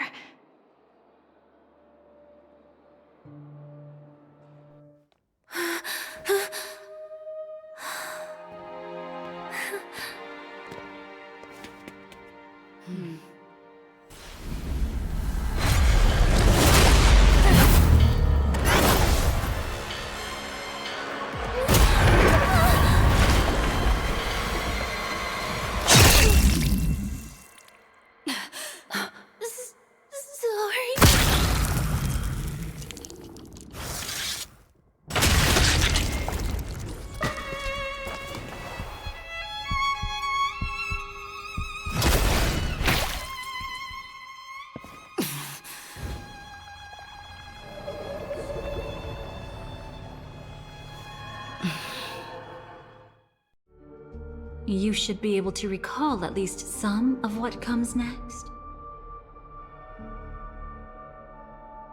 She hoped to reveal the truth of the dreamscape to you through her own death. At the moment she was impaled, even the emanator of the nihility would falter, blade wavering in hesitation. That was her way of securing the best of both worlds. Unfortunately, fate still played a cruel trick on her. The Memoria transformed so quickly that she didn't even have a chance to explain. After that, she arrived at Dreamflux Reef, land of the exiles, the true Penacony. The family went to great lengths to conceal its existence, using death as their justification. However, at that time, she still couldn't venture deeper with peace of mind. Unable to reveal the truth, the situation that had worried her before continued to persist. She was burning with anxiety to return and get you away from the battlefield. Fortunately, a kind and caring lady was still watching over her. I reached out to help once again. Her worst fears didn't materialize. Death retreated on its own, allowing you all to escape unscathed. After that, guided by Black Swan, you tried to uncover the truth behind Firefly's death. However, as you must have noticed, be it losing contact with her companions, or the embarrassment of being unable to activate her mech, those Memoria illusions were clearly left behind when she infiltrated Penacony from the memory zone. But that hardly matters. Because of Black Swan's blunder, Firefly gained the precious time she needed. When she appeared before you again, she was already using a different identity. That encounter stirred the whirlpool of destiny, causing many paths to converge. And after you left... Do you still dream, Hunter? Of those slain by your hand?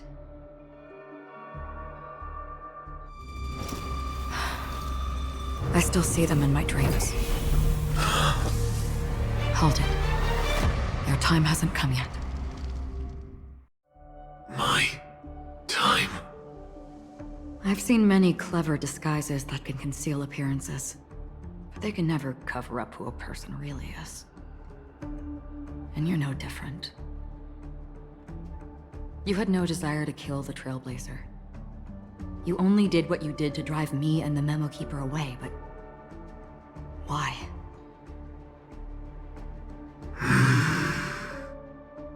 Did Destiny's slave make you do it?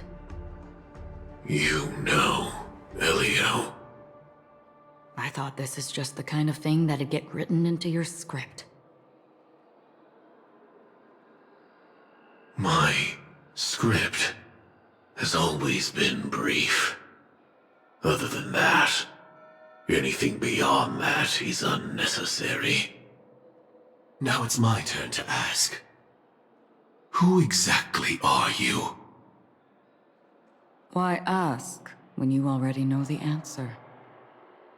I tend to forget things. Which is why, rather than memories, I'm accustomed to using my emotions to capture what I normally wouldn't otherwise. So, I know who is inside that cold armor. Therefore, I can sense it. You know who I am.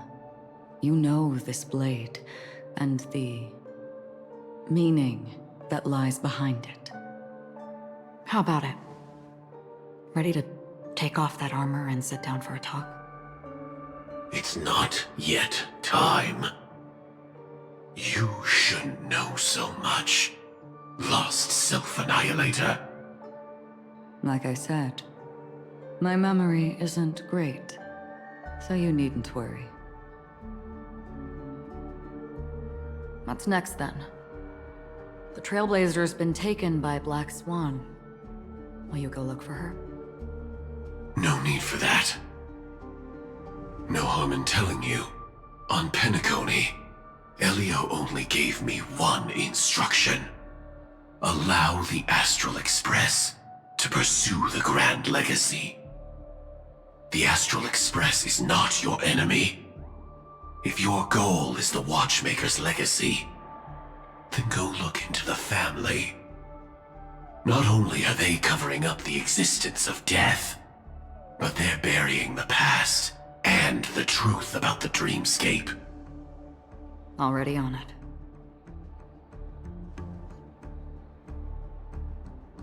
Before we part ways, let me give you a piece of advice.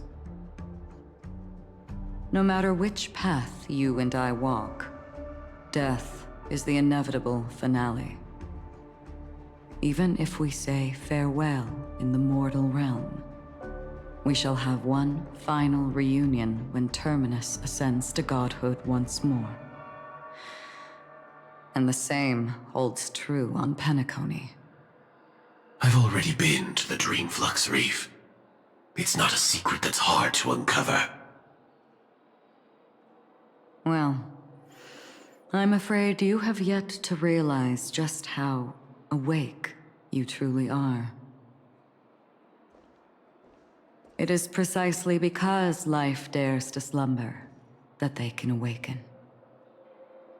Ascends to godhood once more. Even if she's an emanator, she shouldn't.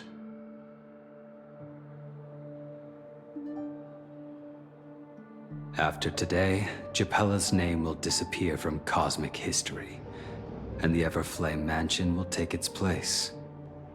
In the not-too-distant future, you'll receive an invitation. That's your next stop.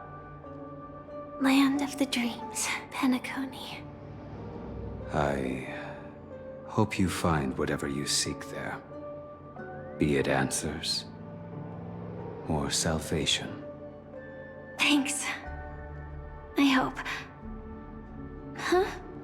A phone call? At a time like this? You can turn him down.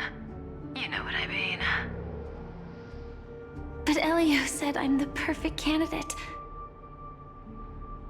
Candidate? So Elio finally came to a conclusion. Yes. He said he saw the fourth fate clearly. There won't be any more surprises.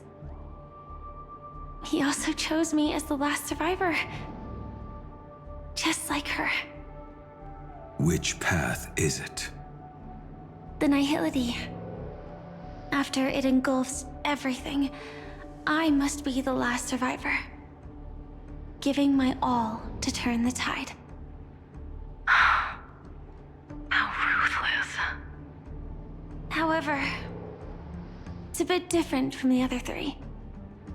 Before that, I have other matters that need my attention.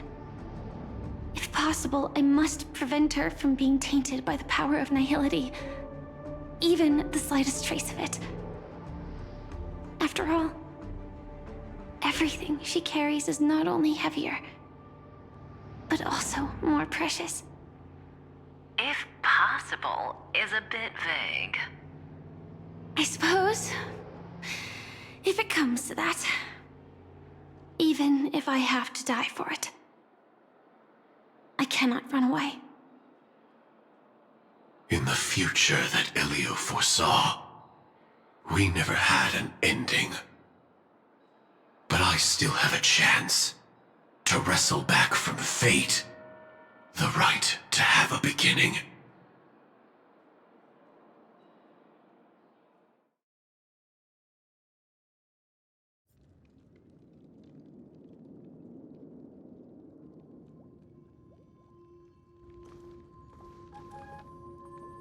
Your guest room in reality is surprisingly modest.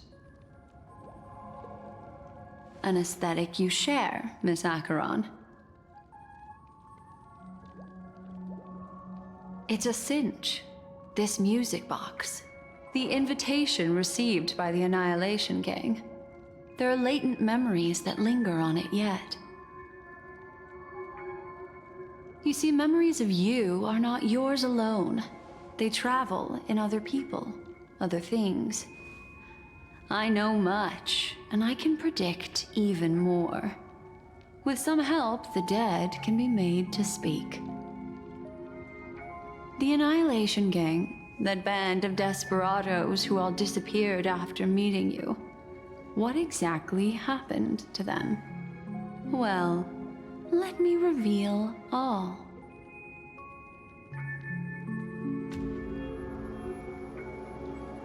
Gradation 12. Dreamscape 12. Father, I dedicate this to you. Well done, Dubra. Wherever they go, shall be met by annihilation. There it is. It's hazy, but it's Ifrit's voice. The other one is probably his progeny. This is the residual memory from when the invitation was first delivered. They were abruptly interrupted. Then, what happened next is... They sought refuge in the land of sleep, merely wishing for undisturbed rest, away from the storms. Children of the Flame, this marks your rite of passage. She won't be necessary. I alone am enough.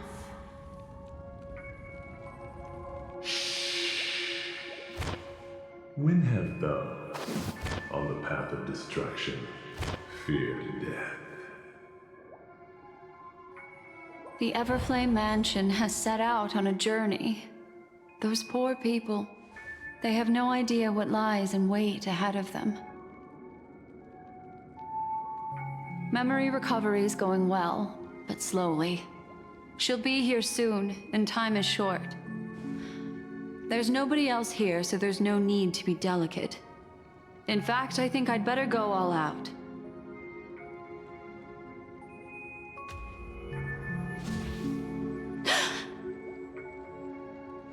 What happened?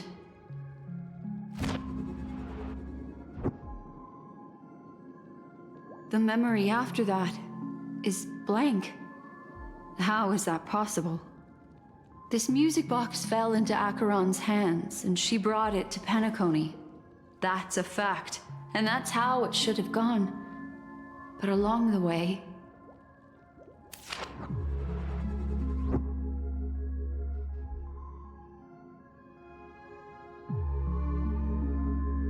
it's like it's been erased. Who's done this?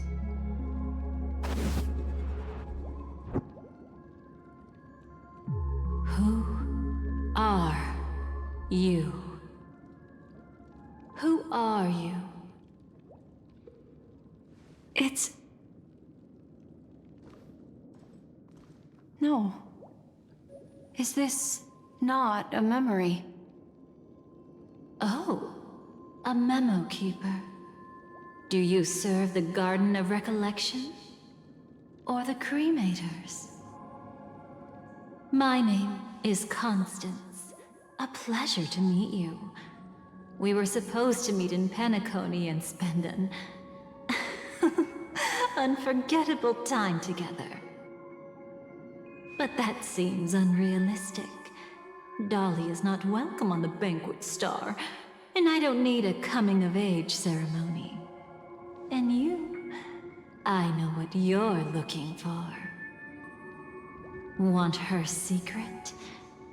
I can give it to you. And then, you can enjoy the banquet for me. I wish you unforgettable memories. Cut the mystical act. I'm absolutely certain you're not thousands of miles away. In that primordial memory zone, my acuity was blocked at every turn. I thought it was because of the family, but it turns out there was a colleague present. What brings you here? My, how aggressive. Are you backed into a corner? Or have you figured something out? What could bring Constance of the Everflame Mansion here? That's your fatal flaw, mysterious cremator. The Annihilation Gang has always operated in plain sight, with no secrets among its members. And Duke Inferno has never had an offspring named Constance. Oh? Are you so sure? What if I'm just too capricious and can't help but betray anyone? That's impossible. The Antimatter Legion has been after her this whole time. Aren't you the same? The Garden of Recollection launched 14 pursuits trying to erase me. And in that final one, I died right in front of you, didn't I? It really is you.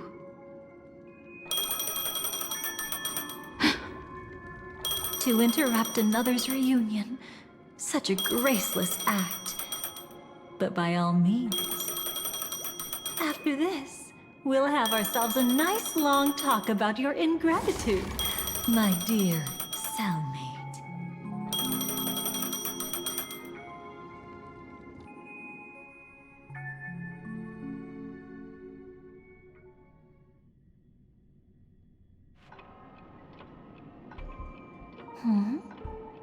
That's a peculiar look on your face. Before this, I was always anxious about this moment, always afraid you might find me frightening. Of course.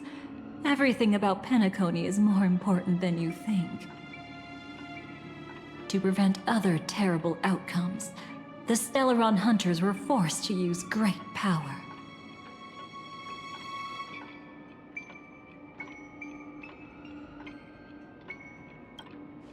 If you're willing, and if you can endure it, I can keep going. Or perhaps... would you prefer to indulge in my double standards?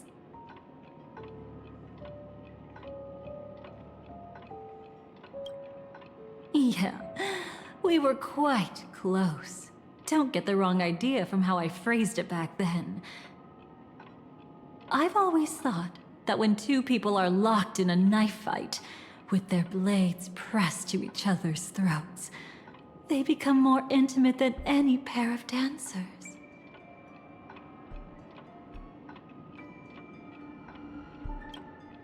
Now, let's turn our gaze to where the threads of destiny intertwine. Soon after, you finally learn Black Swan's intentions. She made a deal with the IPC to bring you before Aventurine. In order to reclaim Penacony, the IPC had been seeking temporary allies. As a show of initial sincerity, he revealed his discovery to you. The crime scene of Robin's death that was staged by the Fool. From that moment on, Aventurine embarked upon his great gamble. Willing to shatter the cornerstone as precious as life itself, he deceived Sunday with his schemes, earning himself a chance to risk it all. With such a high-stakes gamble, he succeeded in provoking the Emanator's strike. The family's carefully guarded secret was exposed, and you, caught in the eye of the storm, were pulled into the chaos. But that's all about the living. In the same moment, what became of those within the world of the dead? Miss Robin arrived at Dreamflux Reef ahead of you. But what awaited her wasn't the uncertainty of a gamble, but rather a destined life and a destined death.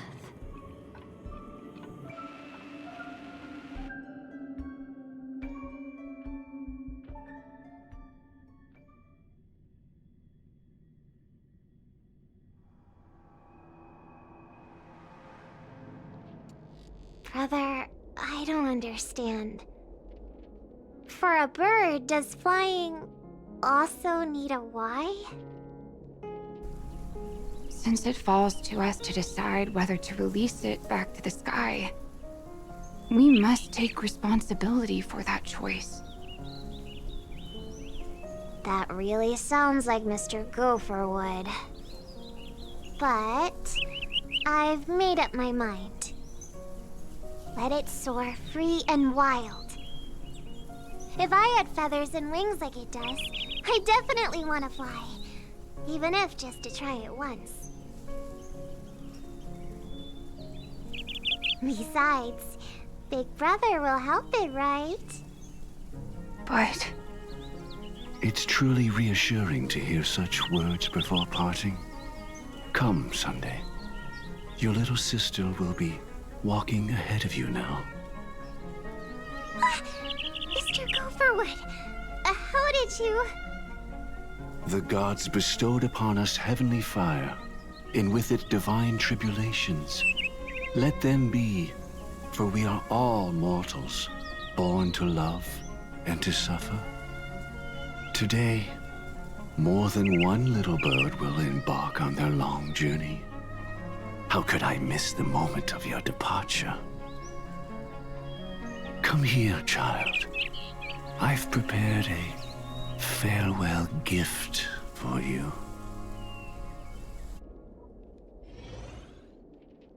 What did she give you? Miss Robin? Sorry. Where was I? In Dream's Edge, a masked fool attacked you and left behind a parting gift? Though it's hard to call it a gift. When the fool killed me, they put a mask on my face. But when I woke up in Dreamflux Reef, it was gone, and I couldn't feel any effects from it.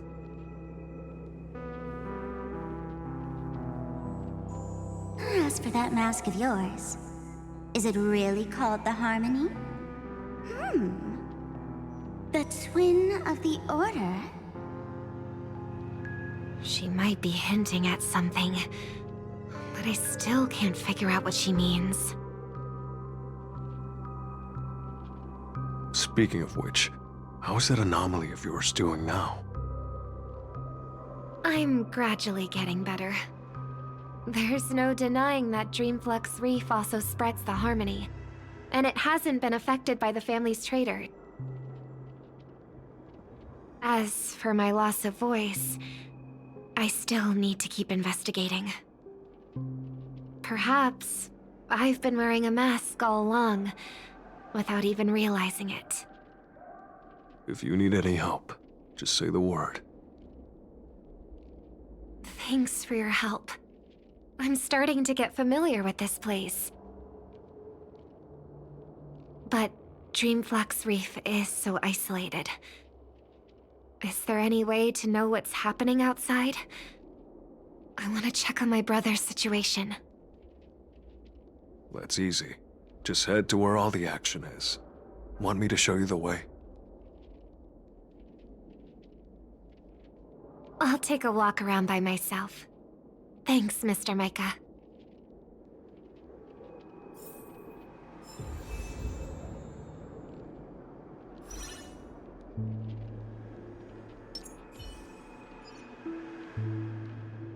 Oh, and when you're gathering intel, remember to sort fact from fiction. Rumors do pop up from time to time. I'll keep that in mind. Thanks for the heads up.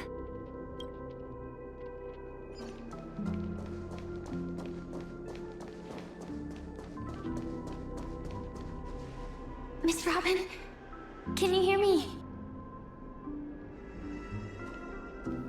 That voice. Over here.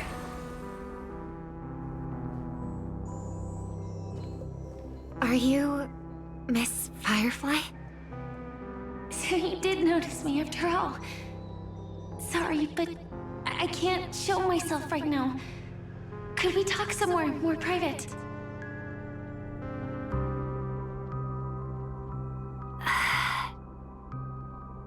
To be honest, I have no reason to trust you.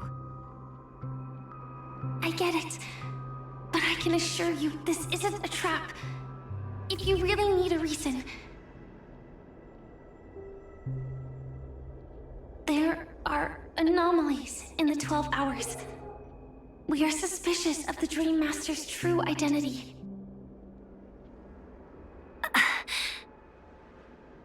Lead the way. But let me be clear. Agreeing to me doesn't imply anything about my stance. Understood. My companion will show you the way.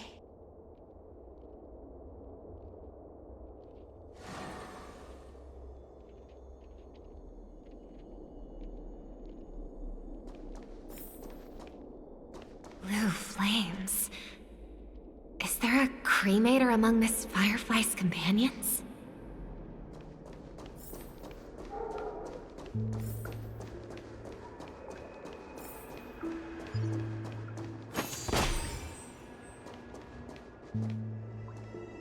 Miss Firefly? You can show yourself now. Sorry, just a moment. My companion will bring you this way shortly. This way?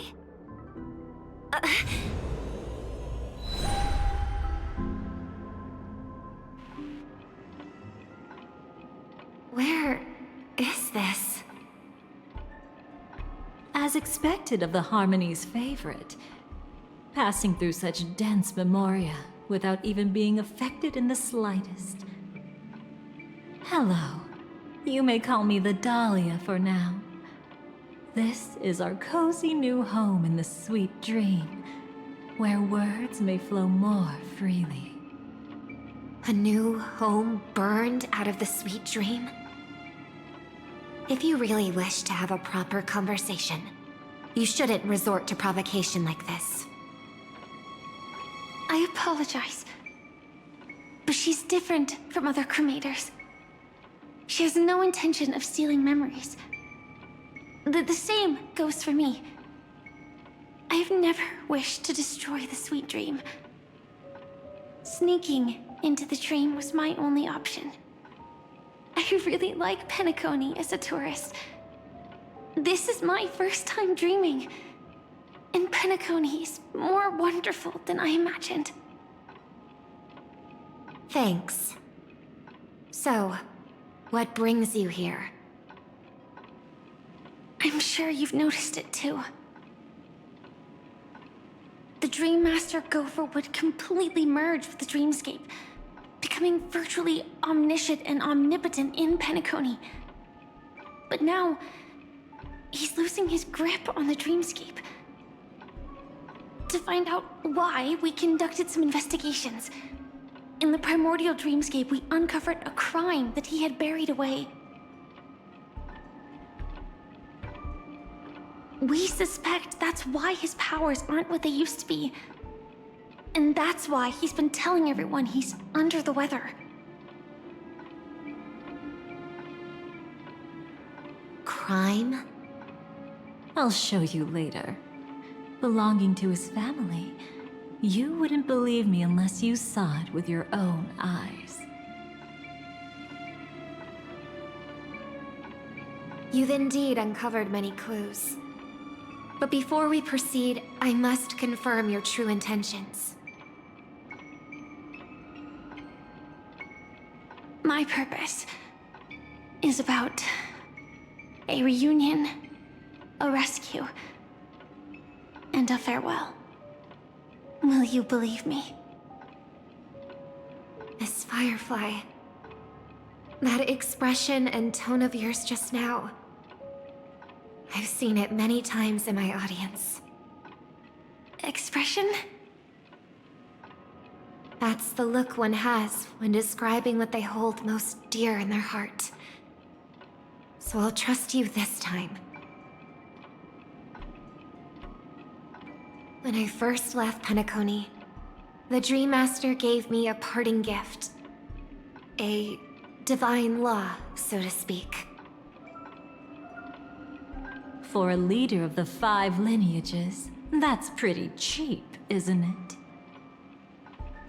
Since then, I've walked the path of harmony as a Pathstrider, wielding its power. Until I returned once again for the Charmony Festival. In the 12 hours converged by the Dream Master, I developed symptoms of losing my voice, and the strength of the harmony began to wane. Yet in Dreamflux Reef, I wasn't affected at all.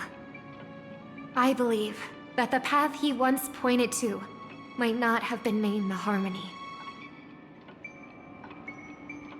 That's why I gradually became incompatible with the sweet dream. In the past, the Dream Master would harmonize for me. But when he was too busy to tend to me, I finally noticed something was wrong. So, which path did he choose to walk? It's not clear yet.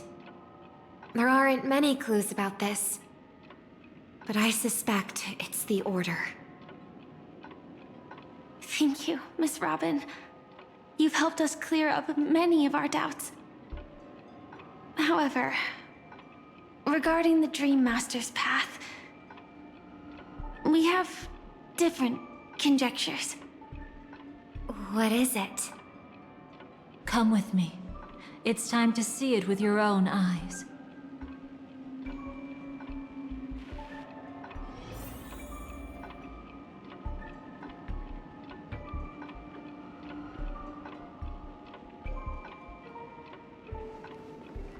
Thank you, Miss Robin. You've helped us clear up many of our doubts. However, regarding the Dream Master's path, we have different conjectures. Come with me. It's time to see it with your own eyes.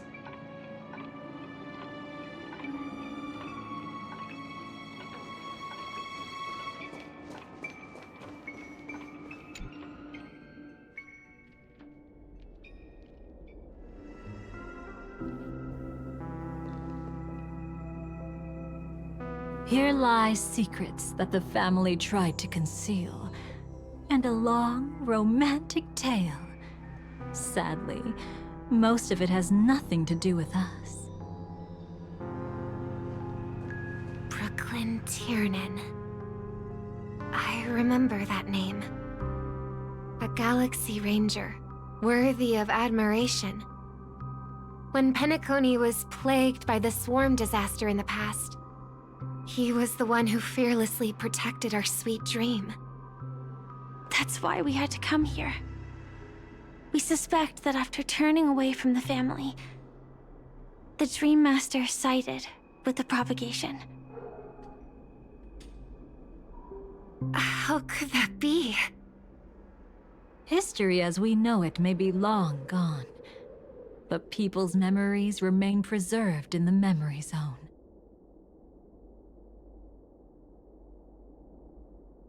If we can master the technique, we'll be able to pierce through time itself and salvage the past from chaos.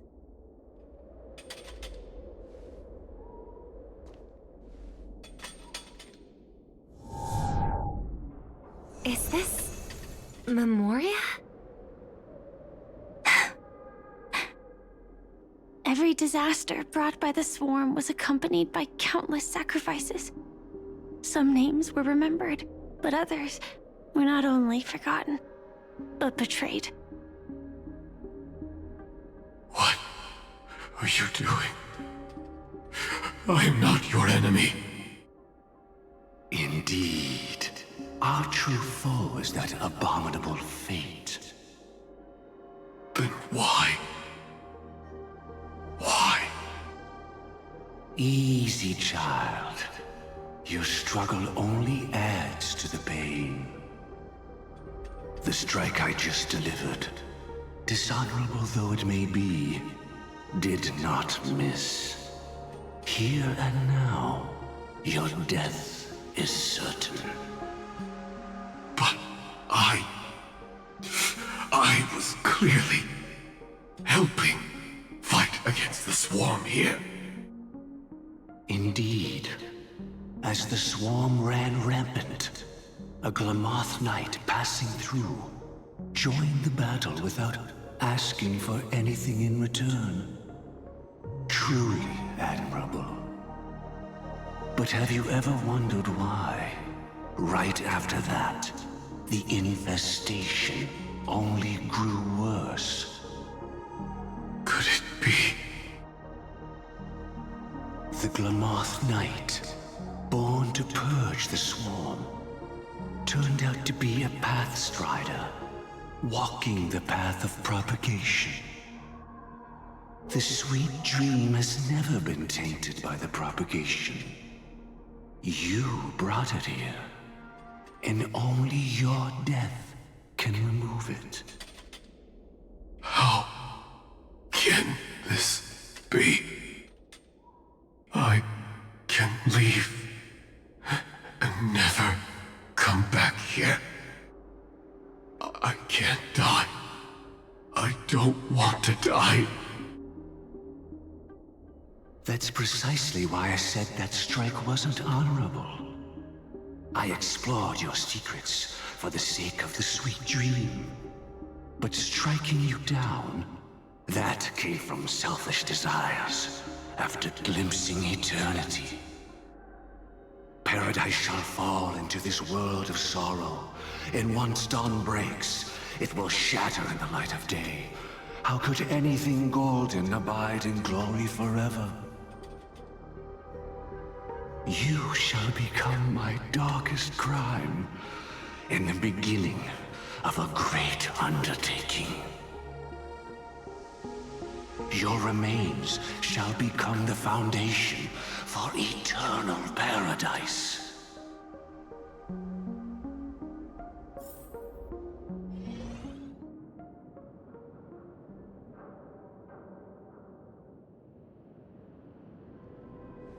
You're quite familiar with the Memoria, so you should be able to tell whether this memory is fabricated or not. Laying the foundation for eternal paradise? This... At that time, she was trying to escape her own destiny. But when the swarm was discovered on Penacony, she didn't just stand idly by. Even though she died while fighting against the swarm, it wasn't destiny catching up with her again.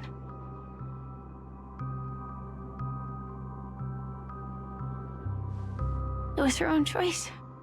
Because, like any ordinary person, she had a conscience and knew compassion.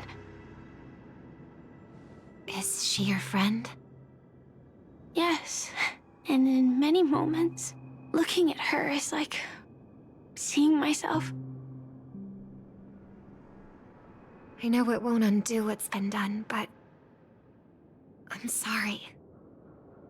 No matter what purpose the Dream Master has, it doesn't give him the right to sacrifice anyone. I promise you, when all of this is over, regardless of the outcome, I'll tell everyone about her deeds. She deserves to be remembered by the sweet dream. Thank you. But there's one thing I don't understand. Even if the Dream Master is after the power of the propagation, there are plenty of swarms left in the cosmos. Why resort to killing? That's exactly why we came to find you. With the Charmony Festival about to begin, it can't be a mere coincidence that the Dream Master is pushing forward with his various machinations now, and you were chosen to perform for the Harmony. Whether you're aware of it or not, you must be absolutely crucial to his plans. I see.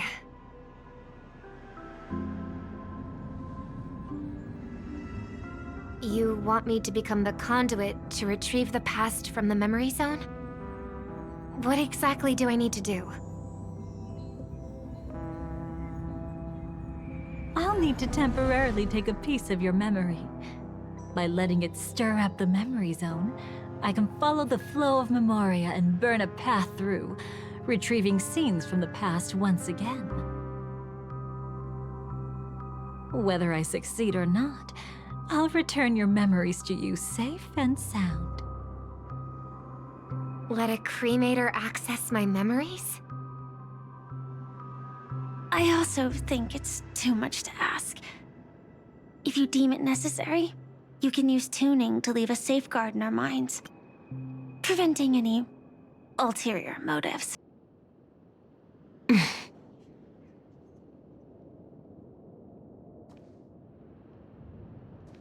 There's no need. Let's get started. May the harm that befalls you never lead to your downfall. This is a blessing that has been passed down through the family for generations. I don't want all trust to be built upon mutual threats. So this is what star power looks like. You've even made me a little starstruck.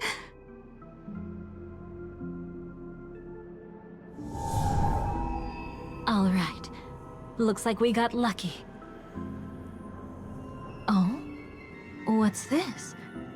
A piece of worm-eaten oak? Found something new? This time, I'm afraid we've uncovered quite a disaster. Let's go see it with our own eyes.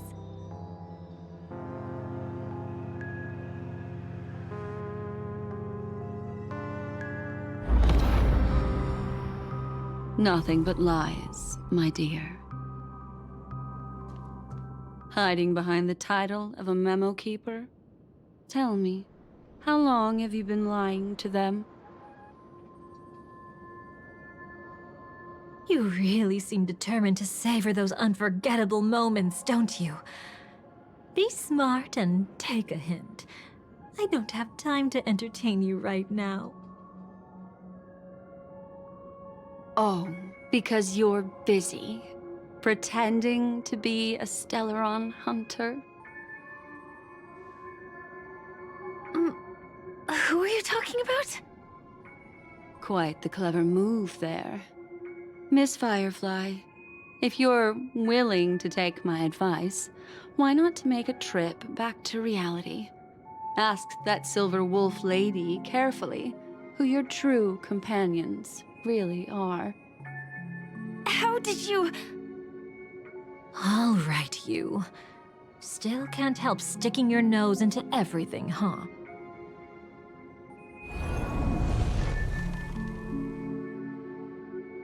Who exactly are you people?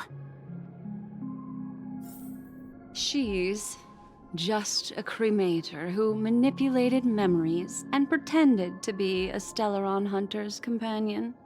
She fooled all of you. What about Miss Firefly? Is she alright? She might get lost in the memory zone's turbulence, but don't worry. She's quite something. She'll only be stuck there temporarily. I'm here to bring you back to the Oak family. Mr. Sunday is worried about your safety. He tasked me with finding you in the dreamscape. As for this Dahlia, she cannot be trusted. To extract specific history from the memory zone through just one memory? While there might be memo keepers capable of such feats, they certainly wouldn't be mere pathstriders. Seems you've been watching for quite a while. Yet you only show up fashionably late when we're about to make progress. Who's the untrustworthy one here, I wonder? Save your excuses. I bring a message from Mr. Sunday that will prove my identity. Just a message? Don't you find that a bit ridiculous? Let's give it a try. It's only 2 words. Charmony, Dove. I don't know the details, but Mr. Sunday said you would understand. Indeed. Unless it's an extreme situation, this is enough to earn my trust.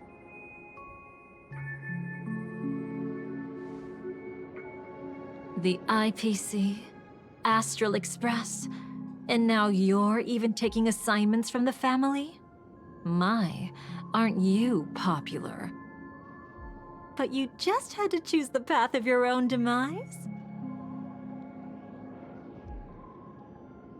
Back then, I not only kept Lady Acheron's secret, but also left you with your life intact. What? You're that eager to rekindle our past? Well, you are the Dahlia, after all. I have to keep an eye on what kind of trouble you're going to stir up next.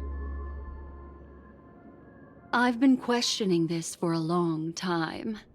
How could Destiny's slave possibly accept someone like you, whose very nature is betrayal? And what's the deal with the Stellaron hunter? Let's get somewhere safe first. Then we can talk. She's too dangerous for us to let our guard down.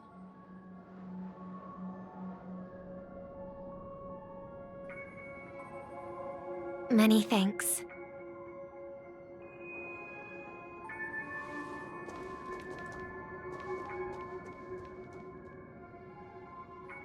you've gotten more composed. Or have you just gotten slower? She's already left this area. There's no way you can catch up to her now. Catch? Why would I chase after her? Arrogant swan. If I didn't take her memories just now, then what exactly did I do to her? I might as well tell you. I planted a spark of the cremator's fire in her memories. It will spread silently, and in an instant, it will burn away all her memories of seeing me. She'll believe she was never here.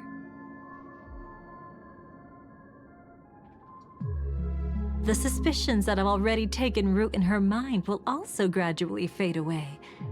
No matter what she has discovered, the moment she attends the Charmony Festival, she'll revert back to that good child who was born to walk on the Order. You're the one who's run out of time. I see. Not a member of the Everflame Mansion, and definitely not a Stellaron hunter.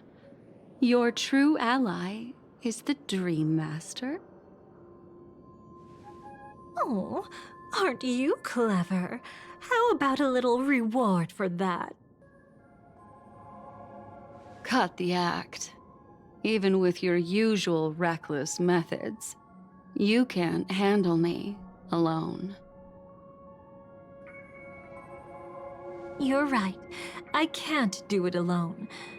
But I rarely feel lonely anyway.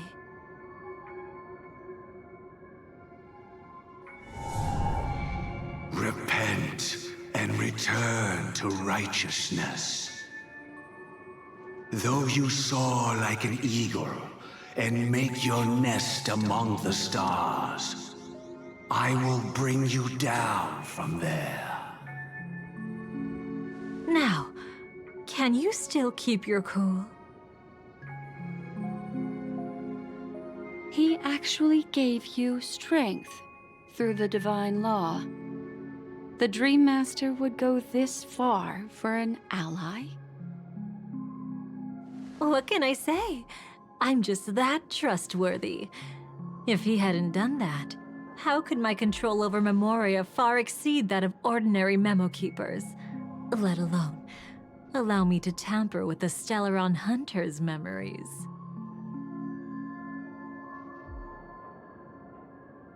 Unfortunately, you lost your composure in your euphoria. In the dreamscape, I might not be your match. But if I want to leave, you can't keep me here. Harsh words. Want to test that theory? It's easy to throw away a flower, but the fragrance lingering on your hands won't fade so easily. I can be quite persistent, you know. Even if we rekindle what once was, I remain unchanged.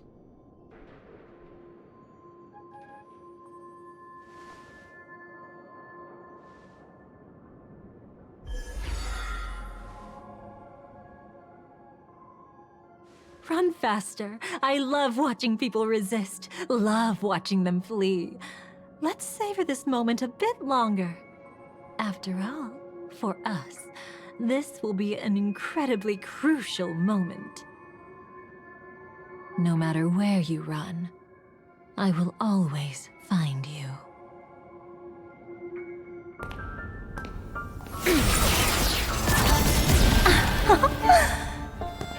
I have the numbers advantage.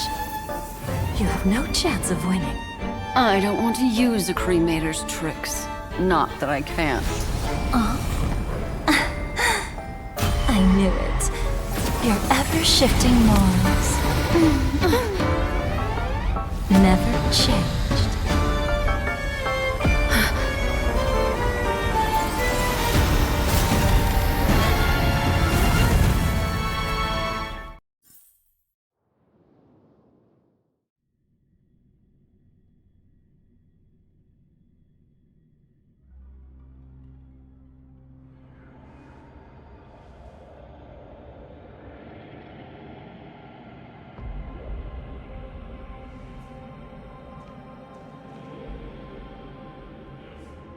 Where do you think you're going?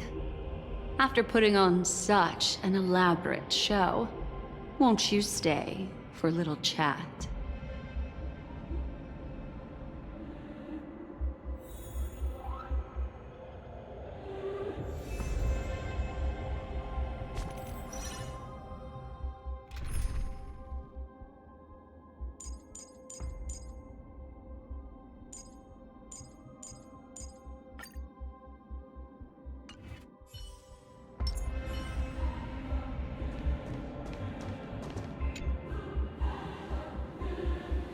The most trustworthy thing about you is that you're never to be trusted, darling.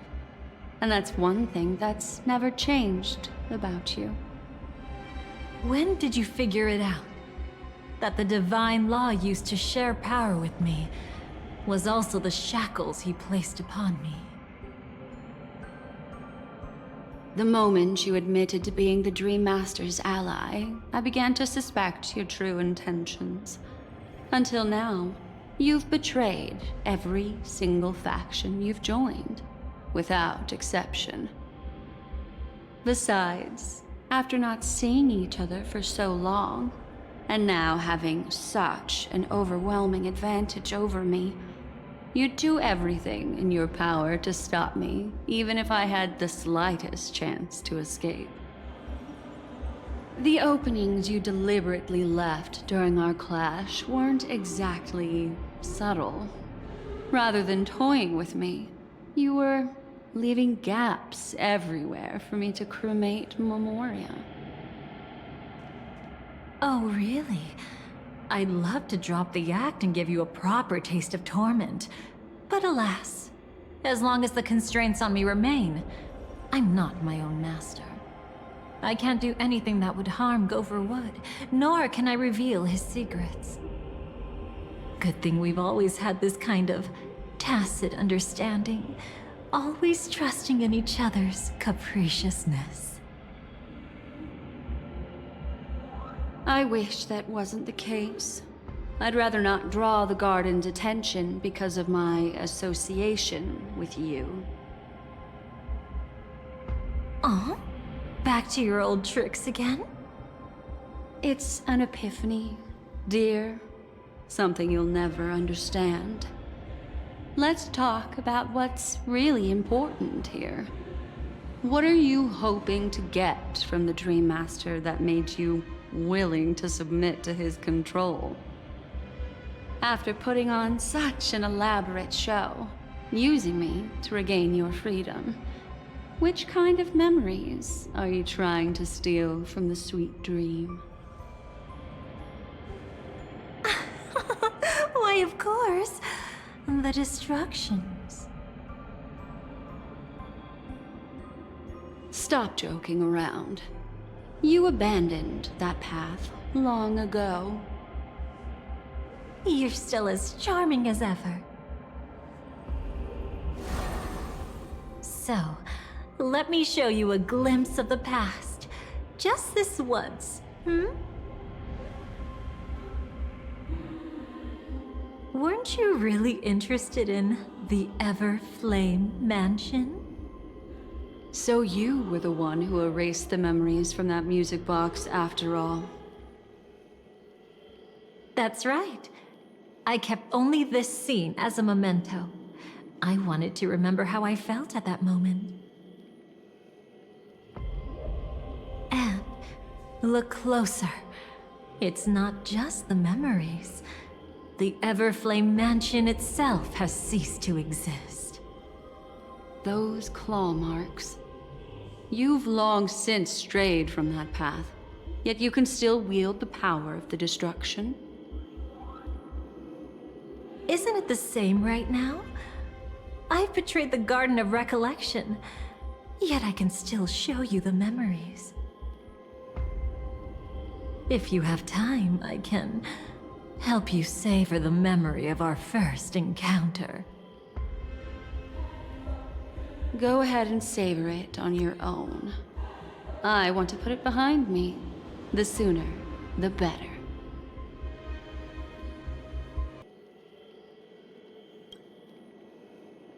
But can't you tell me something I don't already know?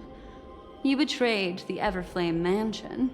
Is that really supposed to be surprising? Destruction is a glorious moment.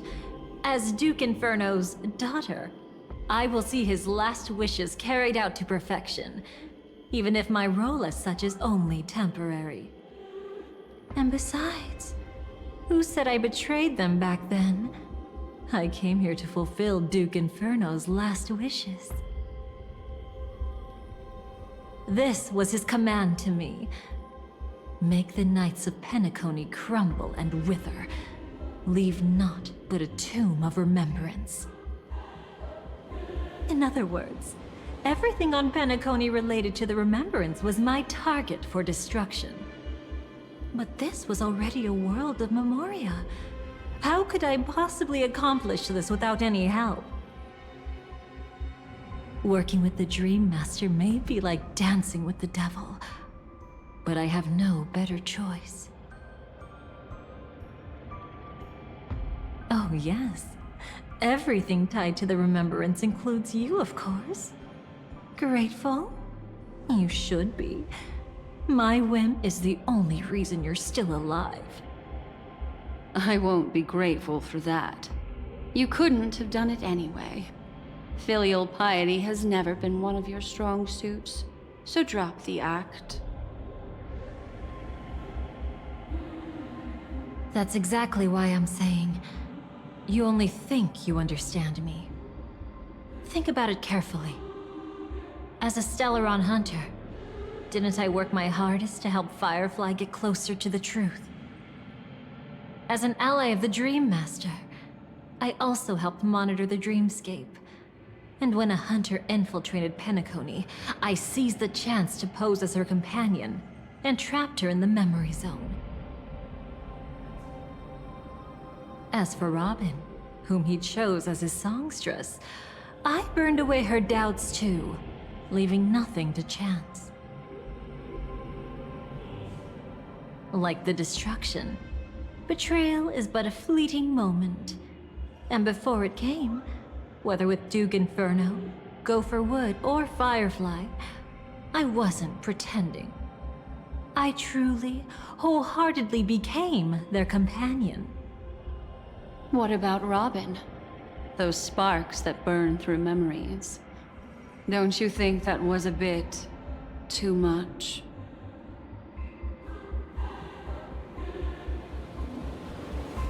Oh my!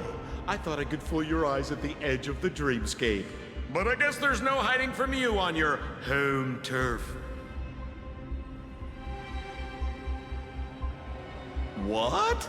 You want to settle the score with me for messing with your people? Why don't we sit down and have a chat? You seem like a patient one to me. So tell me, what exactly do you want to take from me? Don't worry, I only went with the flow, suppressing her power a little to make it easier for you. I trust. You're someone who knows how to return a favor, right? There's this thing called the script. Now that, I find quite intriguing. Stellaron Hunter Collaborator. Soon, Robin will understand the true purpose of those sparks, and thank me for it. I can hardly wait. Even though I'm not a Stellaron hunter, this time, I might have a chance to betray destiny too. So stop thinking you've figured me out. I don't want to miss out on any possibility life has to offer. Betrayal isn't in my nature. Greed is. Darling, are you fatally wounded or terminally ill? Unless you're on your deathbed, I don't believe you're actually being this honest. I can make an exception for you, but most people, I certainly don't want them to remember. Sometimes I resent memories, because some people don't deserve to witness my radiant bloom again in their memories. And besides, you're no better when it comes to greed. On my deathbed, I suppose that's not entirely wrong. I was hoping a little honesty could talk you into dying with me. No, thank you. Too late. You're already caught up in the secret. Come on, just a few steps more. Even if I tried to turn you away, you wouldn't want to.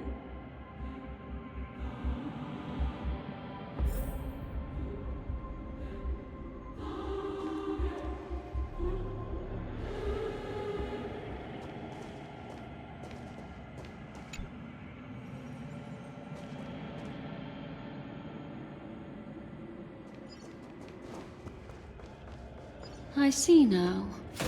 A piece of worm-eaten oak. You weren't just making that up. Oakwood is prone to insect infestations. Nothing surprising about that.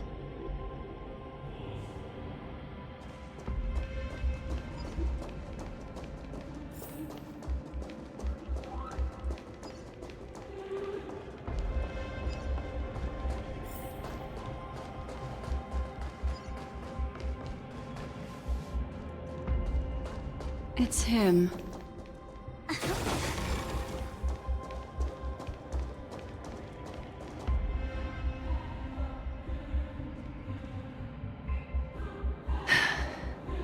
Just look at this place.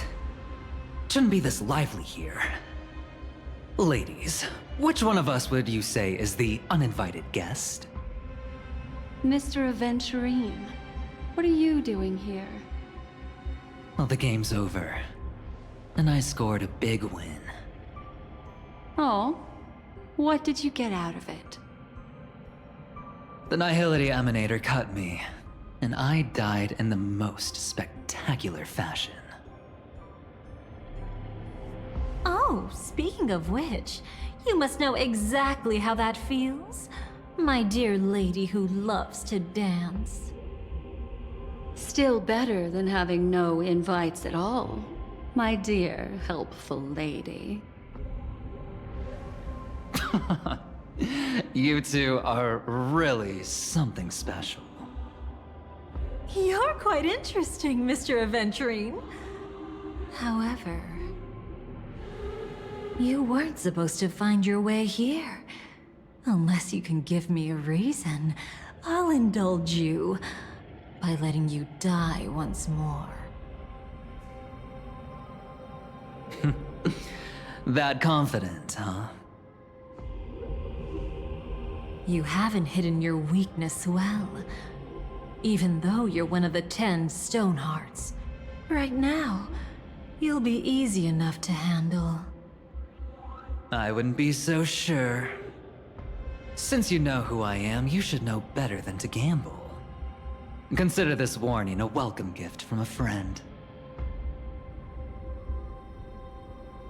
So long as my trump card remains unplayed, none will dare see the hand through to the end.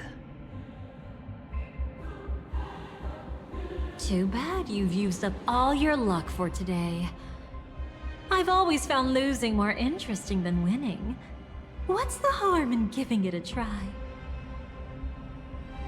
Hold up. No need to rush into making enemies. Mr. Aventurine, congratulations on uncovering the truth behind death. But from what I know, you should be at Dreamflux Reef instead. Well, after taking a solid hit from the Emanator's blade, I never got the chance to enjoy a good nap.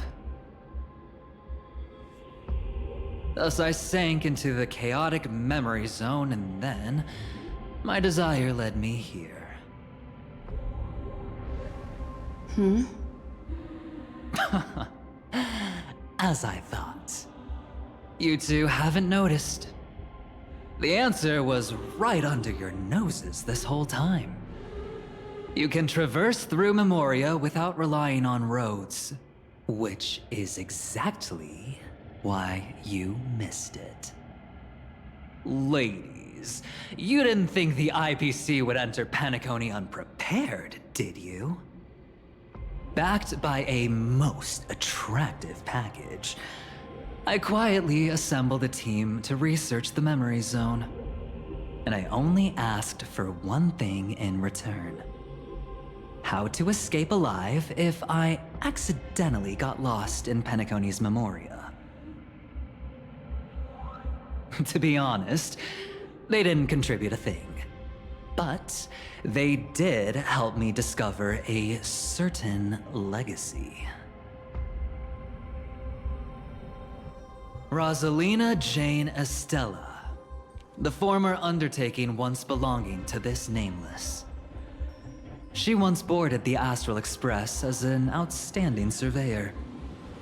Years ago, in pursuit of the primordial dreamscape secrets, she ventured alone into the memory zone and was never seen again. Everyone believed she had perished, taking the mysteries of the dreamscape to her grave. But that wasn't the truth. Before departing from this world, she single-handedly forged the pathway of Memoria. Mr. Aventurine, do you even realize what you're saying? Look, I didn't believe it at first either. But the Nameless, as it happens, had quite a unique background that led her to devise a brilliant solution. Using the technology from the Zarina Erd system, she gave her life to the memory zone, giving Penacony's dreamscape a unique signature. When dream chasers wander into the memory zone, they'll drift towards places that can fulfill their desires. Those who yearn for freedom will witness the form of the primordial dreamscape. Those consumed by obsession might encounter certain special dream bubbles. And those who are lost and directionless will return to the 12 hours, seeking their path within their own past. The family discovered this trait and cleverly utilized it, allowing guests to be sent to different hours upon their first dream entry. In other words, this Nameless is the true founder of the planet of festivities.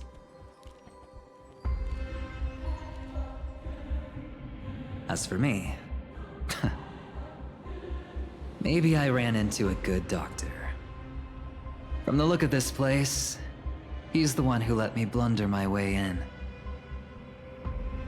The impossible in dreams is not death, but dormancy. Do stay alive. I wish you the best of luck. Looks like I'm pretty lucky. I can't wait to see what I'll discover here.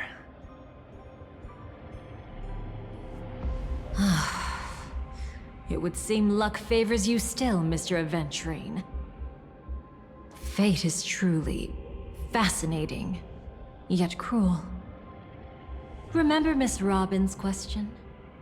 If the Dream Master was after the propagation, why did he have to harm the Glamoth Knight? Years ago, he had already completed this plan, waiting for a Glamoth Knight to enter the dream. Unfortunately, with the sudden fall of his empire, his hopes seemed to have been dashed. Yet just as the Charmony Festival was about to begin, a descendant of the Glamoth Knights appeared uninvited, and everything began to turn once again. The Dream Master was never afraid of Firefly investigating the propagation. That was exactly the truth he wanted her to see.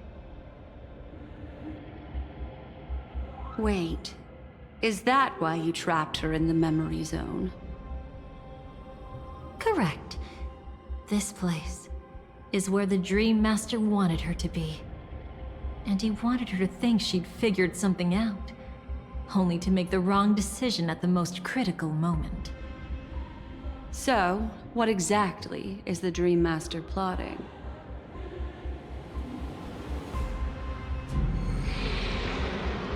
It doesn't matter anymore. We've missed our chance to stop him. Even if we catch him in person. From the very beginning, he never existed anywhere at all. When he attempted to merge with the dreamscape, he transformed himself into 4 primordial divine laws. The gods bestowed upon us heavenly fire, and with it divine tribulations. Let them be, for we are all mortals, born to love and to suffer. The first law. As his parting gift, he bestowed it upon Robin, guiding her onto the harmony. Repent and return to righteousness. Though you soar like an eagle and make your nest among the stars, I will bring you down from there.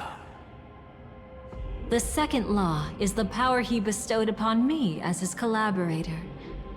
At the same time, it serves as a constraint to ensure I won't act recklessly. And the third law... Paradise shall fall into this world of sorrow. And once dawn breaks, it will shatter in the light of day. How could anything golden abide in glory forever? I haven't seen it myself either. According to him, it was an all-out attack, like a torrent of fire pouring down from above. And the last one? Nobody knows. After claiming to be ill and withdrawing from public view, even though the constraint remained in place, he never contacted anyone again. Not even me, his collaborator. It's just my theory, but I'm pretty sure I'm right. By then, he had finally completed the last law, and used it to eliminate the one weakness that exists in any plan. The mastermind himself.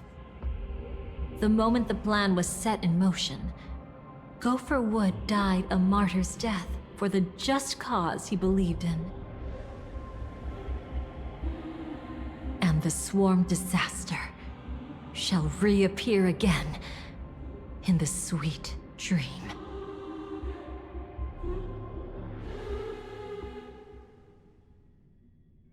The moment has finally come. Resentful from being deceived. Confused by conflicting memories. Your expression right now is so similar to what I had imagined.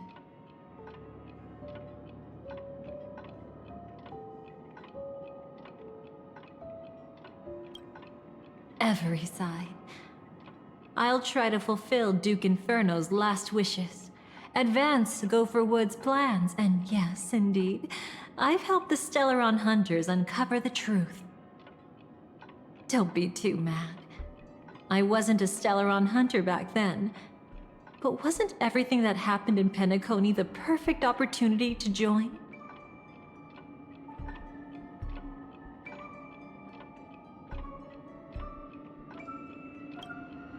Though it wasn't my original intention, I wanted to help her, to keep her from getting caught up in Gopher Wood's schemes and facing such a detestable fate. Alas, I couldn't make it happen. The path your predecessor Rosalina left in the Memoria pushed Firefly towards a new lease on life. Indeed, how could a nameless who walks the path of the Trailblaze leave behind a legacy built on evading destiny?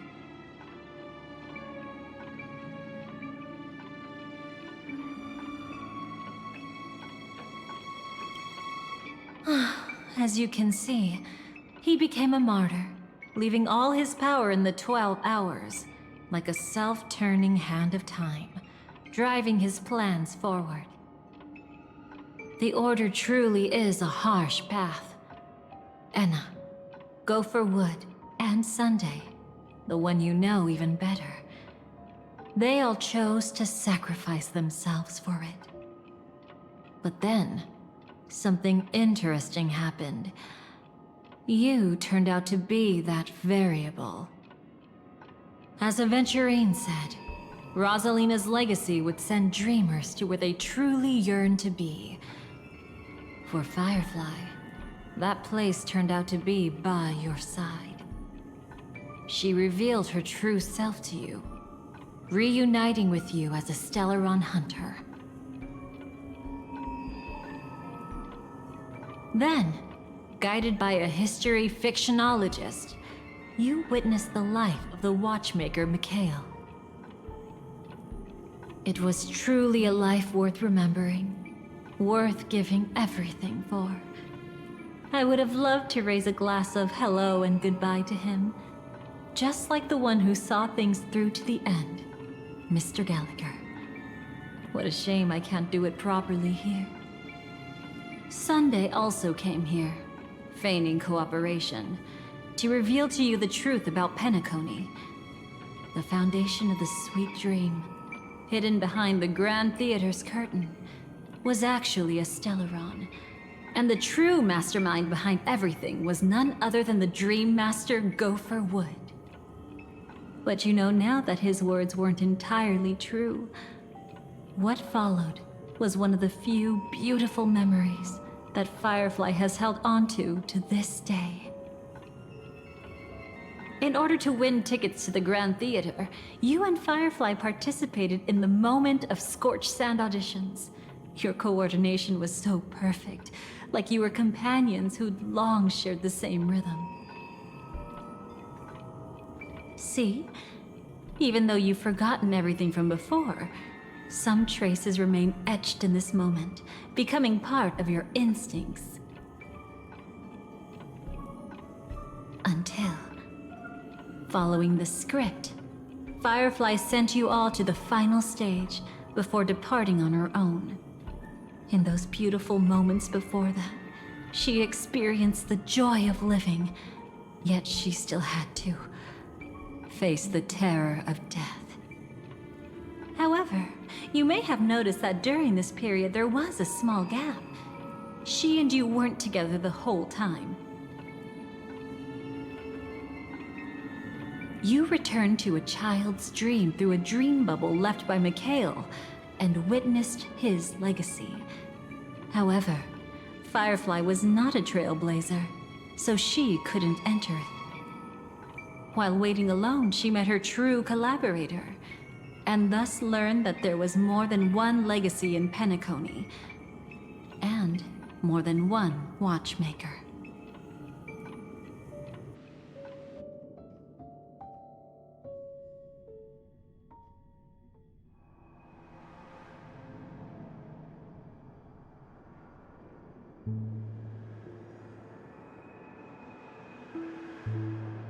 Did they enter that dream bubble? That's right. Unfortunately, you won't be able to follow them in so easily, even if you've traveled together as companions. That old man can be so stubborn sometimes. He'd rather have the Nameless be the ones to witness his legacy.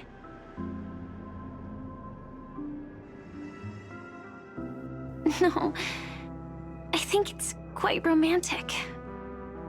A legacy left in the past will give them the courage to continue walking towards the future. Even if I can't walk alongside them, I'm content in knowing this.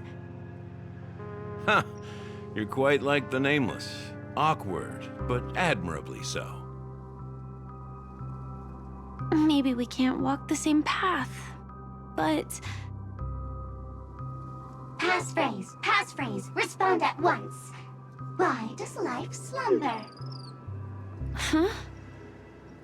Ignore that. Must be some meme. How did it end up here?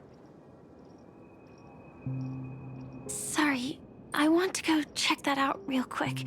Be right back. Oh, so you're into fluffies too. You've got taste. Better not wander too far, though.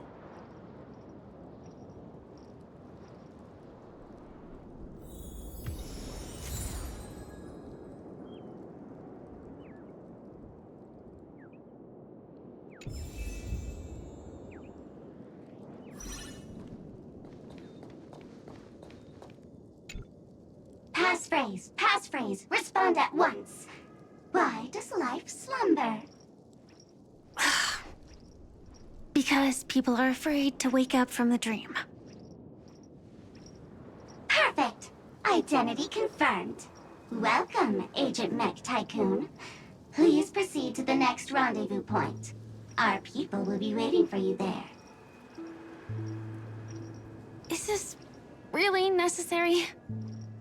Gotta stay in character. Follow the instructions, Mech Tycoon.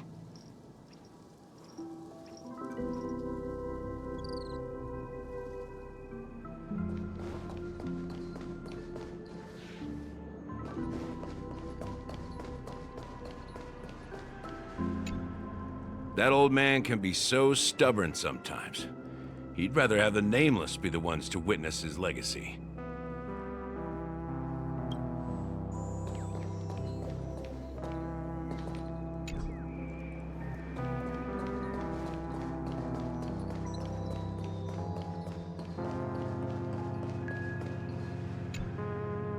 Hello. Please submit identity verification for Agent Ultra Firepower Instant Star Traveler.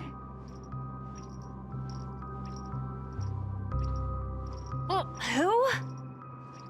Mech Tycoon wasn't cool enough, so... So, Miss Sparkle went ahead and changed it.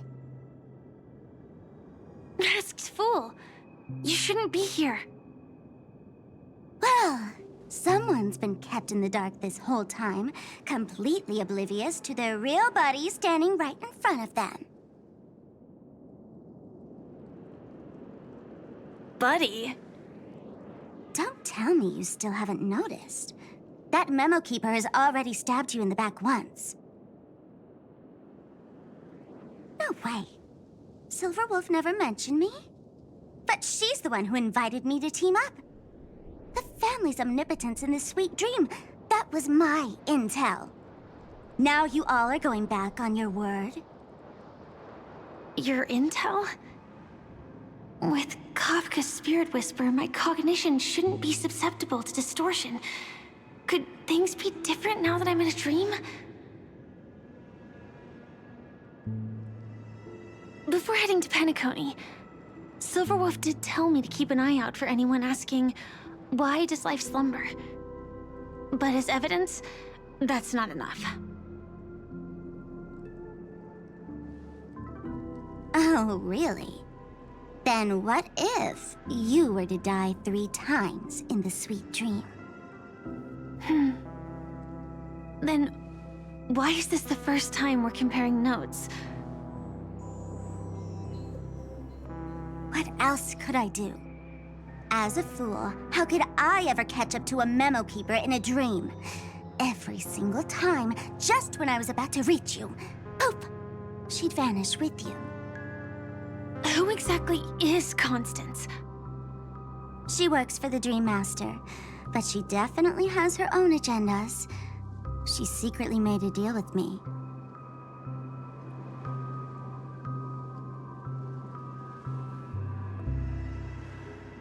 She pointed to a nightmare in which all the Dream Master's schemes would be carried out. I've been looking everywhere for you just to give you this spoiler. A nightmare? What exactly is in it? Tell you straight up? No way. I went through hell and back for this.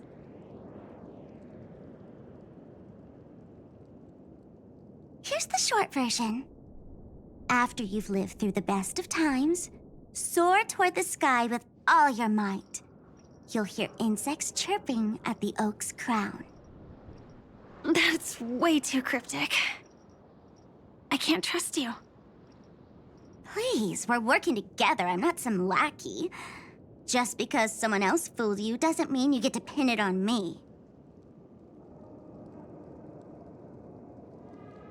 You're back sooner than I thought. Any results? Yes. And now, it's up to us to forge ahead. Sorry, I'll catch you later. But thanks. At least you brought good news. Which part was good news? The best of times.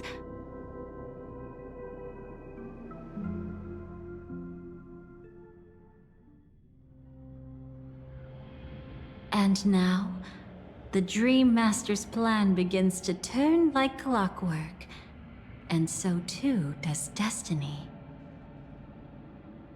What does the Dream Master gain from recreating the swarm disaster?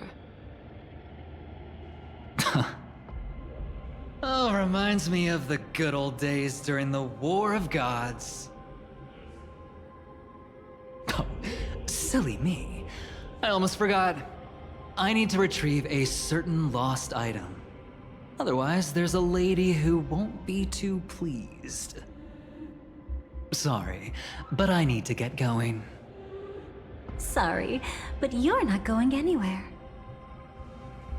This is the land chosen by Gopher Wood to meet disaster. But he doesn't want the swarm to truly surge forth and devour the world. The swarm disaster will be trapped here, and so will you in your weakened state. Unless a kind memo keeper lends a helping hand, right? But I can't find a reason. So far, there hasn't been a single case of one of the 10 Stonehearts being killed. It's driving me crazy with curiosity.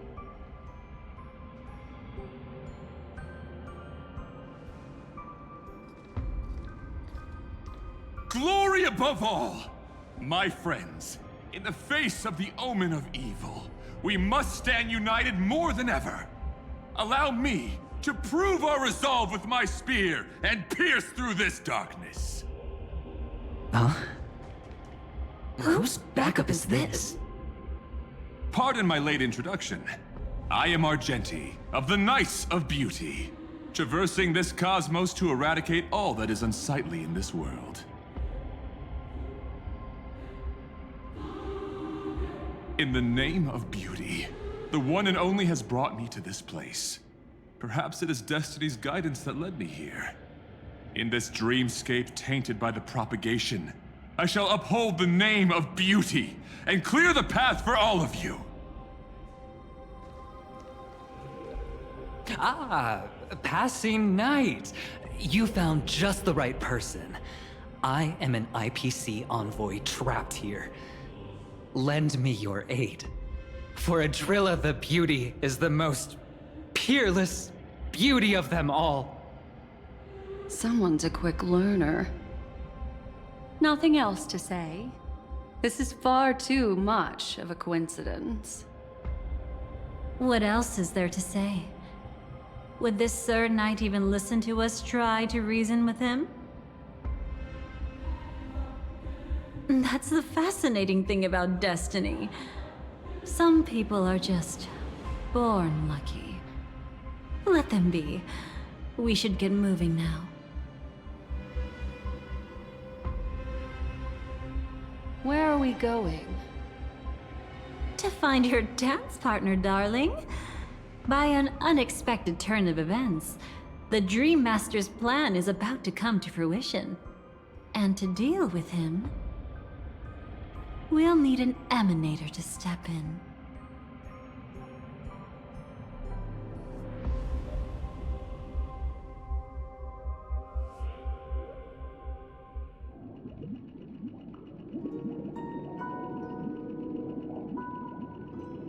Since the future of the Stellaron, Penacony, and even the entire cosmos is at stake, let's draw a conclusion there, in all fairness.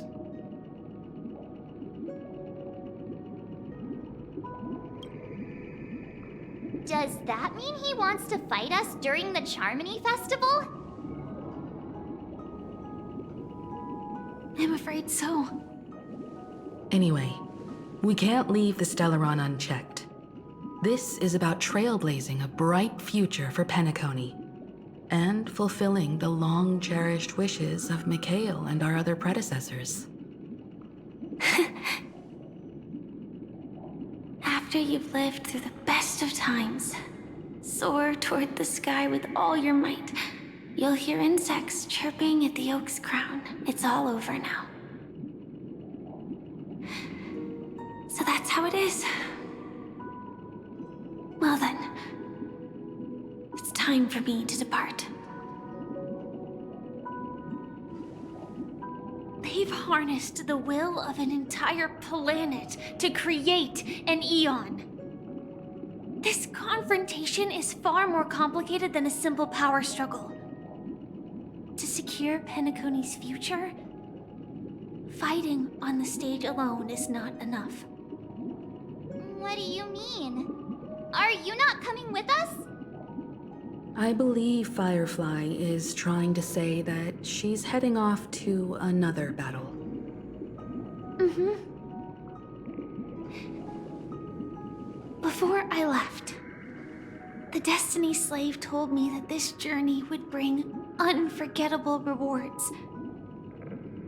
Even though the script he gave me only had a few lines, I couldn't ignore them.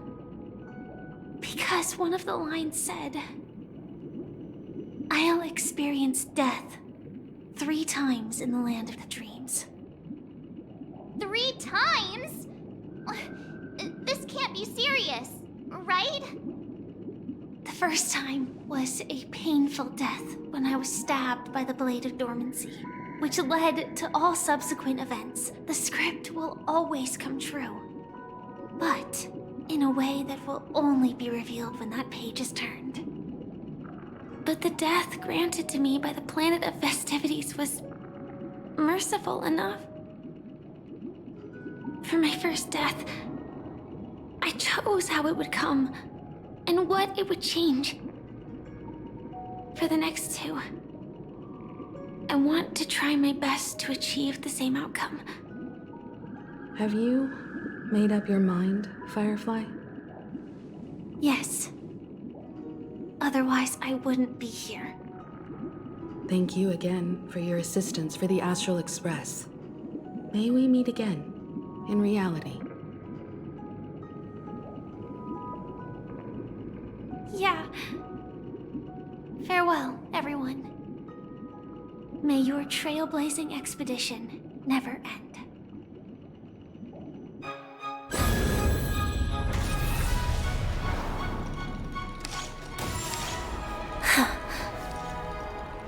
I dreamed of a scorched earth. Everyone, are you ready?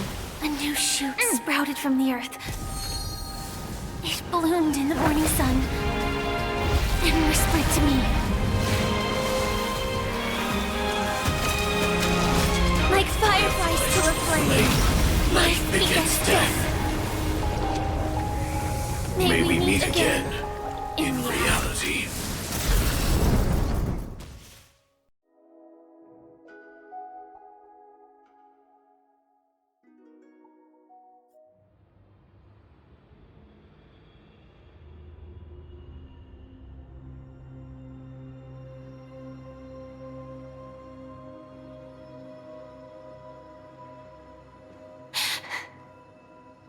Is this the place where the Dream Master executes all his schemes? Or perhaps it's the place where he'll find redemption. Dream Master? No. Just one of his divine laws. Don't think I'll let my guard down. I know your true nature. Whatever your goal is, I will stop you. No need to be so tense, Miss Firefly. I am but a thought, formed from memory. Feel free to strike me if you wish to verify this.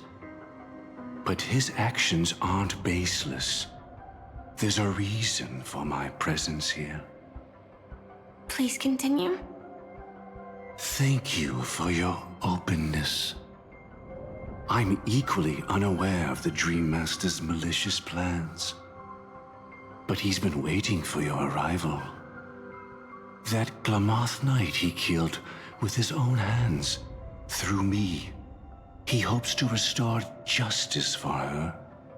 And you, her friend, are meant to witness it. Justice? Indeed. I'm quite familiar with this place, and can guide you. This has its own significance for you, too. Witnessing his confession is tantamount to unveiling his crimes. I don't need your guidance to get this done. But you need someone to decipher the truth. Force alone won't solve anything. It's not like you'll stop here if I refuse. Lead the way. But I'll be keeping my eye on you. What is this place? Oak Manor. Once part of the Dewlight Pavilion. Before becoming the Dream Master, he used to hold family councils here. But it's been abandoned for years now, sinking into the primordial memory zone.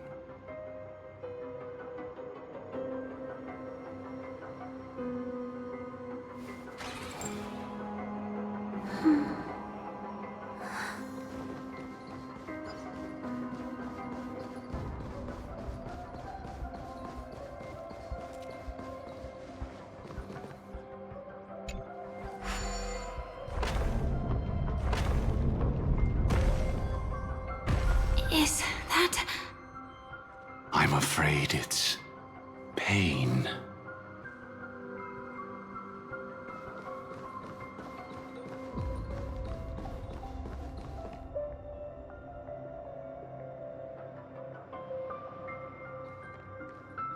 Did Oak Manor always have decor like this?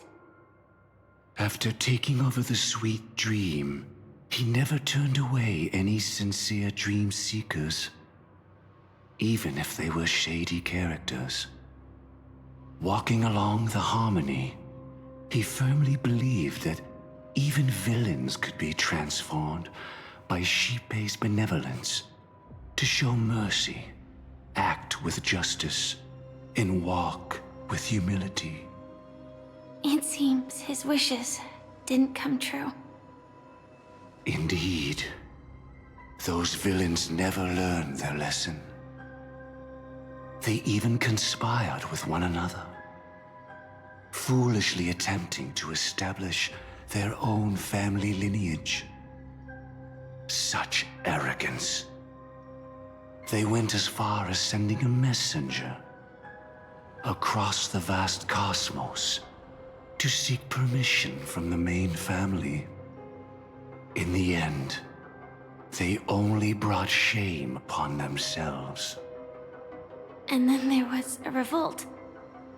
Fortunately, his heart was already aligned with the Oak family, allowing him to survive by sheer luck. Though he could never leave the Sweet Dream again. Soon after, the manor was decorated this way. Was he trying to warn himself? If your beliefs lead you down a path of plight, why stubbornly cling to them? That's exactly what I'm getting at. At least now, I can understand those feelings. And I think I've come to understand why I exist here. At that moment, Gopher Wood stood at a crossroads. pondering whether the harmony was still the right path. But my fragmented memories have not yet revealed where this would ultimately lead. Since he was about to commit a great evil, perhaps the Dream Master who left behind these laws was hoping I would choose a different path. But it's too late to change anything now. Not necessarily. We might as well keep moving forward. Good intentions are always the final creation of evil deeds, for they know they must be stopped. And his past choices will reveal his schemes to us. In your opinion, which path would the Dream Master choose? Probably the path of force. But Miss Firefly, feel free to do as you please. I have no other thoughts today.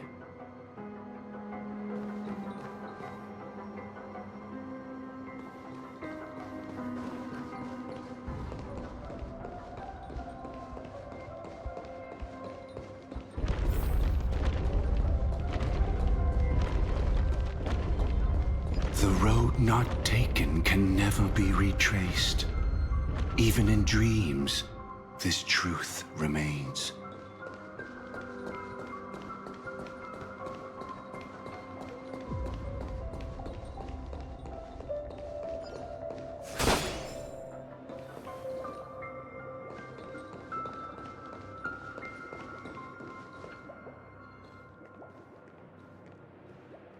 In the end, all paths lead to the same destination.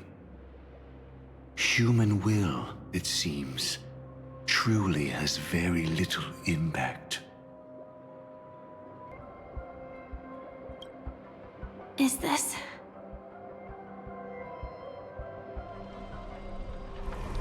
The manifestation of Nanook and the fall of the Eternal Centurion. Such news has shaken the universe, and I've long since known about it. So why would a messenger of the main family take the trouble to visit this frontier? Just so you know, I'm here to deliver punishment, and you're the guilty one. I barely escaped death, and I still can't reveal my true form.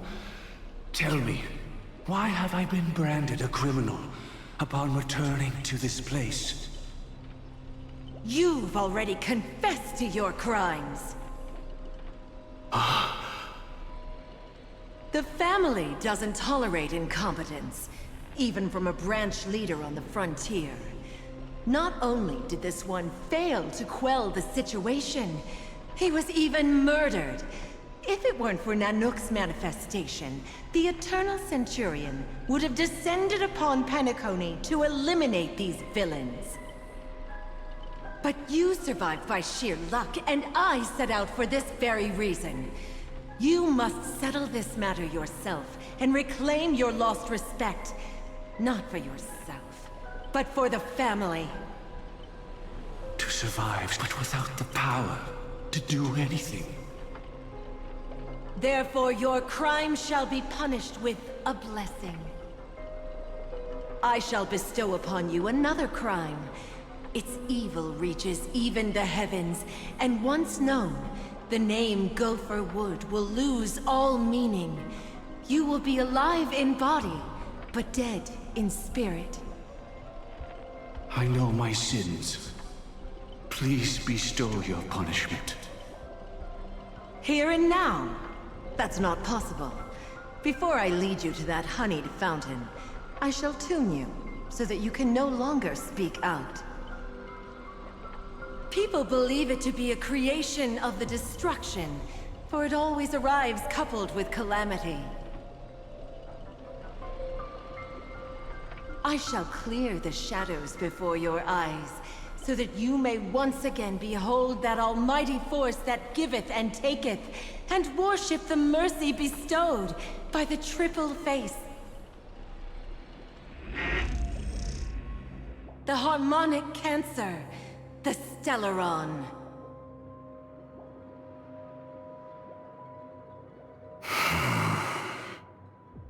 Did the Dream Master already know back then that the Stellaron was actually a creation of the Path of Harmony?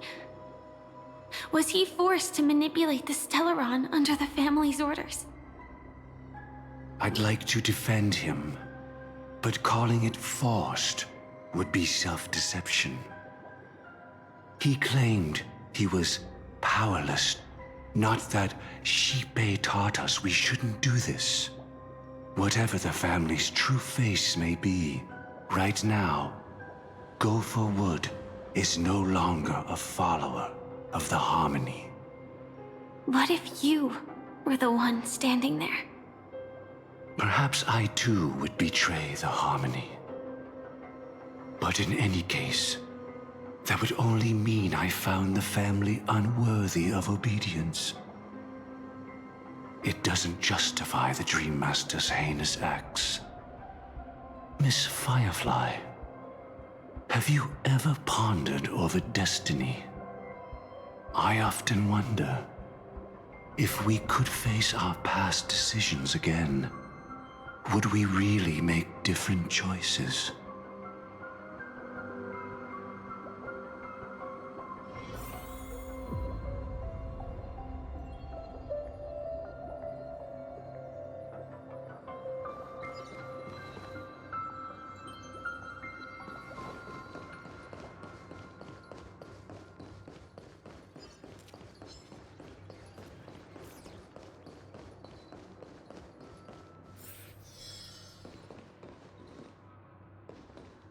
It's in that puppet's hand, Lady Firefly.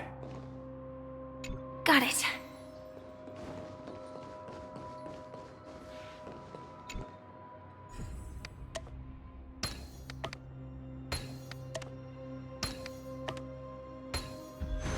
Impressive. Impeccable precision. Rest in peace now, old friend. Mikhail, was it you who killed him? Is that what you think of the Dream Master? Someone so unforgivably evil.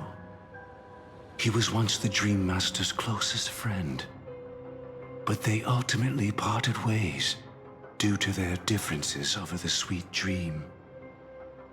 Mikhail once gave the Dream Master a wristwatch. And even though it's broken now, he still treasures it to this day.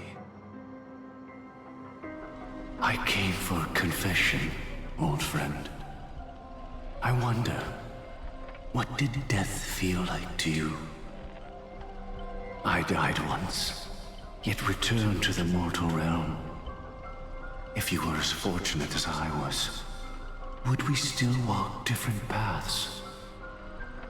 In my eyes, you can still hold on to hope precisely because you've never faced inevitable death.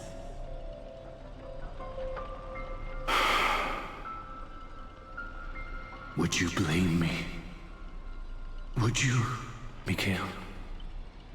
I tried to unveil Eng-Pt's third face, but I was wrong.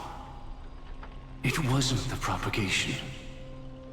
Yet destiny was so merciful, making me realize the propagation was able to continuously evoke people's prayers for the Order through the fear brought by the Swarm. When the Swarm disaster ravaged the universe, that was also when the Order reached its unprecedented peak.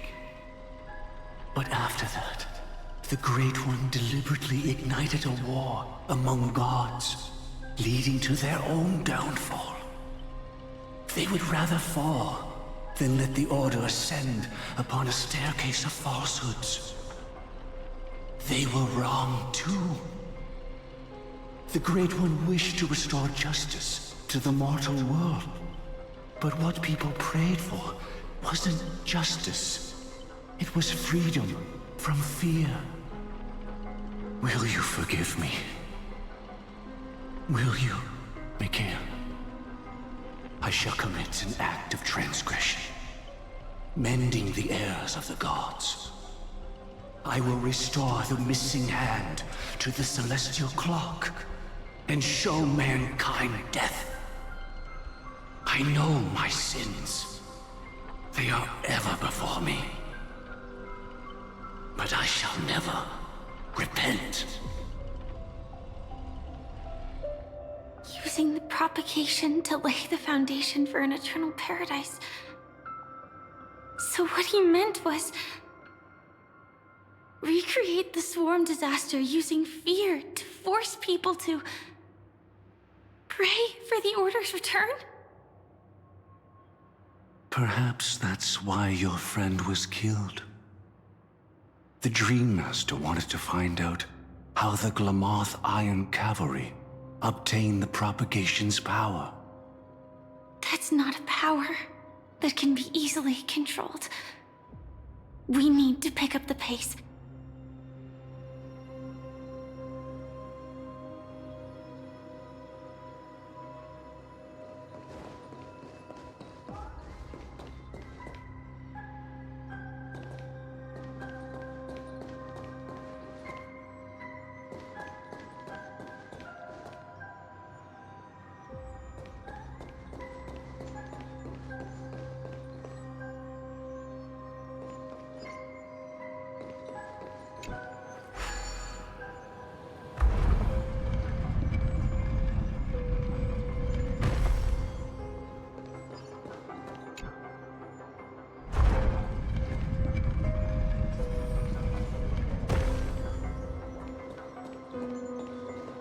Past this point lies the Grand Hall at the end of Oak Manor. And before us lies his final decision. Where to go after turning away from the Harmony. Since he wants you to choose again, which side will you take? Go ahead with whichever path you think is right.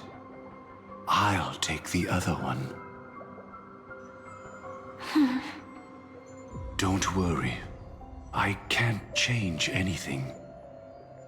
Even if I have a sudden awakening, it would only give the Dream Master peace of mind. He deserves absolute punishment and must be brought to heel. So you made a different choice after all. I will stop him.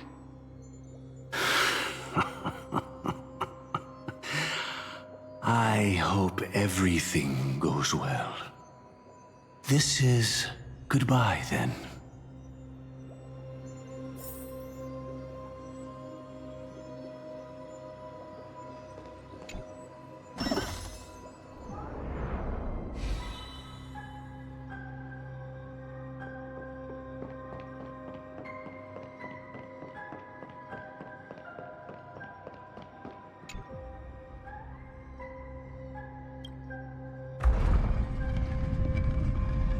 Let the propagation rain down heavenly fire once more, heralding the mournful cry of death.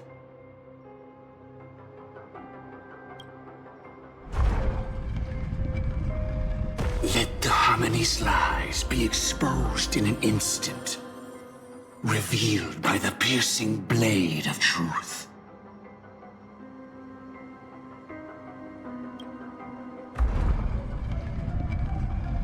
Even if you look back 1,000 times, the path you've taken can't be retraced, leaving only sighs of futility.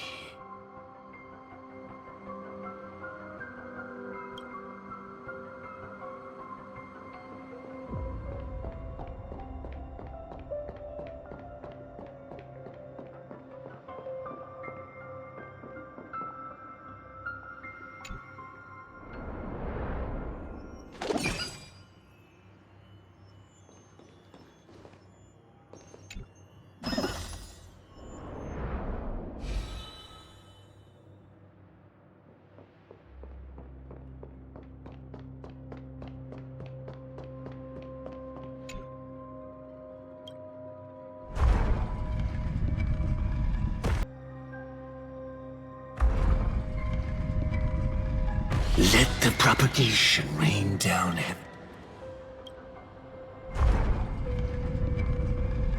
Let the harmony slap.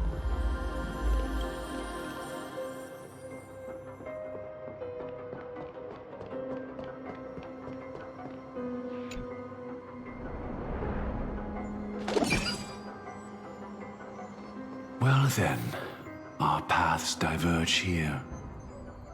You go towards life, and I towards death. Which path is better? Only the gods know.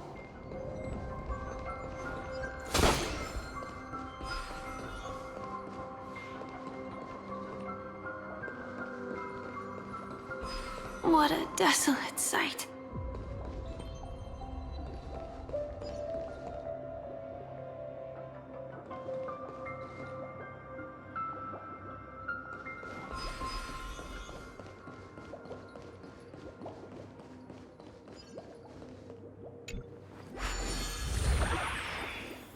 Nothing seems out of place.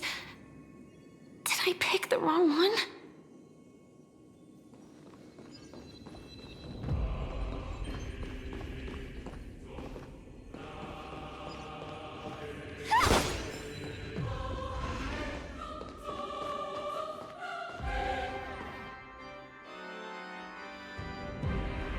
If I were to have no choice, nor shall you.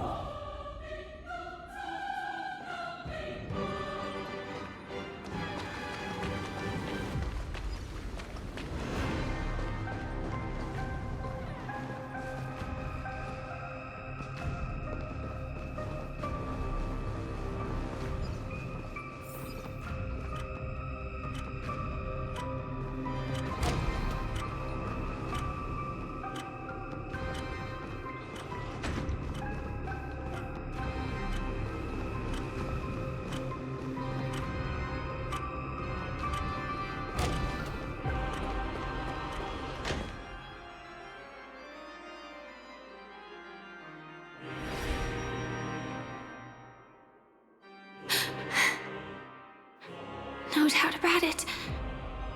This is the place. My apologies for keeping you waiting, Lady Firefly.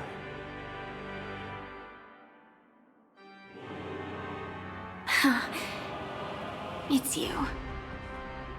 It seems the other path leads here too.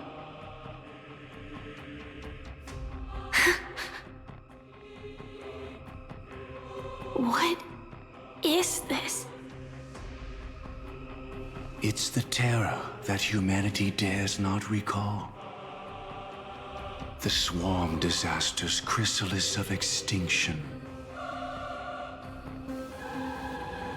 The Dream Master's devastating strike, like a torrent of fire, lies hidden behind the stained glass, waiting to shatter it and unleash the swarm disaster once again.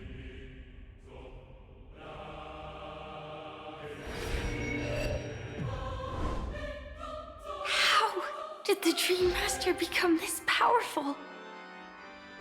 We need to stop him. Or maybe stop me. As expected. I shall end this matter on his behalf. This thought, together with the power beyond the window, completes a single, true, divine law. Divine law? Everything you saw along the way, none of that was meant for you. It was meant for me. So that I could bring you justice. I don't see any justice in any of this. Lady Firefly, I assume you've pondered over destiny, too. I don't think it can be used as an excuse for anything. Even if the ending is predetermined, we can still decide how we get there. That's just self-deception.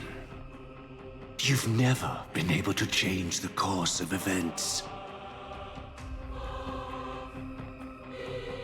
When we stand at the crossroads of choice, no matter how many times we start over, we'll always make the same decisions. By that moment in time, we've already been shaped by our past, believing that choice to be the only correct path. All the past you've left behind has already determined your future. Your friend tried to escape destiny, only to meet the same end. And now, here you are, no different.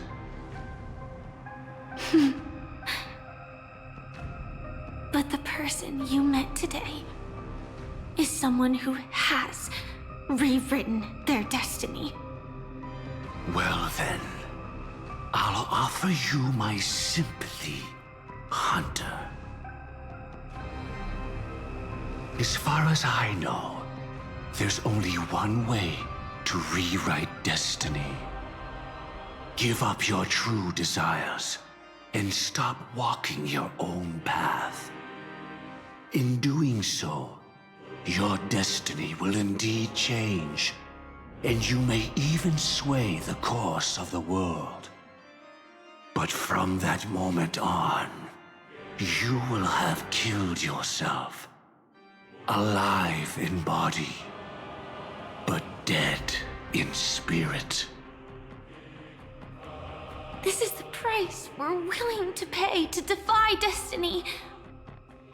Not everyone chooses to surrender with their hands up. Everyone has the power to see the world as it is, and to bear that weight. This is the true meaning of sacrifice.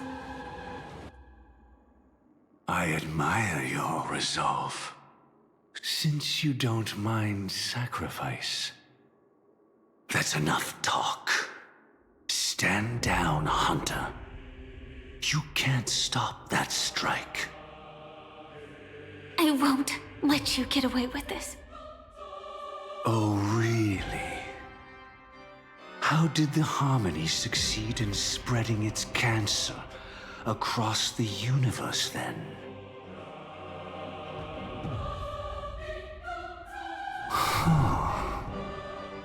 Though she wasn't my true companion, that cremator left me with a spark of her flame.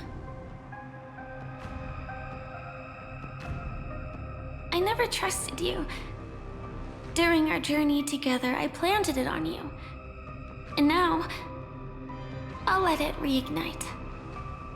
It can burn away a thread of thought with ease. Impressive. But do you really think you can get ahead of me? If I can't, I still won't run away. If that strike is inevitable, I'll be the only one who dies in this nightmare. Your courage shines like pure gold. Even so, paradise shall fall into this world of sorrow, and once dawn breaks, it will shatter in the light of day. How could anything golden abide in glory forever? Come forth and present yourself, last heir of the Empire. I permit you to unveil the true face of order. I permit you, with mortal hands, to bring forth the Great One. The swarm will again devour all things, and fill the hearts of the lost with terror. Someone must cast down rage in their stead. All that lives will one day die. Even so, I will still do as I've always done, and pray that I can stay alive. I can do it. Right? But death will come because you, out of all people, are the foremost in seeking life. And that death shall be...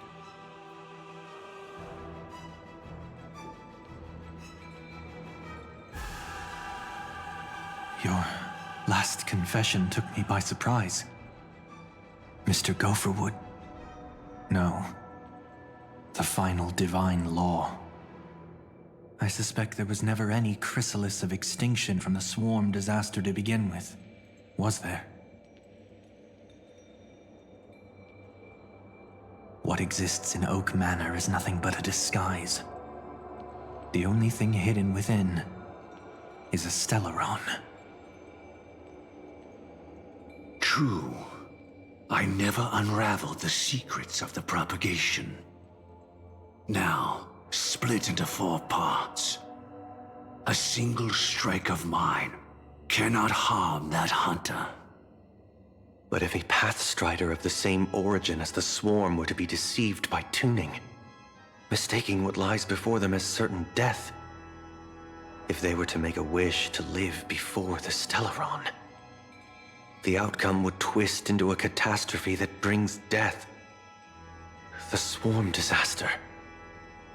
Her life shall beget death, and that death shall beget life unto this world. But why are you so certain that nothing will go wrong? I've already glimpsed the secrets of the Stellaron, and I have no need for certainty here. Even if she never entered the game, that strike would still fall at the appointed time, causing the Stellaron to shatter. The Dreamers will learn that the power to destroy their own lives comes from the harmony, but that it is ultimately the worst option. You should know that I won't agree with this. Too late, child. The hands of time have struck midnight. Look up at the stars. Do you know why they are so cruel? That reason shall be the final divine law. And with this, we entrust everything into your hands. Because the stars belong to everyone, they have never belonged to anyone. If you love everyone, then you love no one. Well, that's where our conversation ends. Go ahead. The 107,336 souls of the Oak family have dreamed of this moment too many times. The opening is near. Go, my child. Seize the power of the harmony and reveal your karma. I shall walk the path of the Order to its end, as you wish. But I can no longer accept your divine laws. If I become the only star in the sky, even if I belong to no one, there would still be no cruelty. The stars are cruel, only because they have never shared their heat with the masses, burning fiercely only for themselves. Well, there can't be 2 suns in the sky. I'll step up and take down the other sun if necessary. Moreover, how could I allow other stars to shine during the day? Paradise shall soon be created, not at midnight, but at noon. I shall initiate the first and only divine law of the great Septimus. I shall ascend to the heavens, becoming the scorching sun. bathed in my light, my people shall flourish, while all evil shall be eradicated.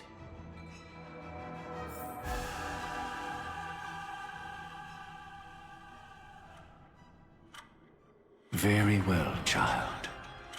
Do what you must.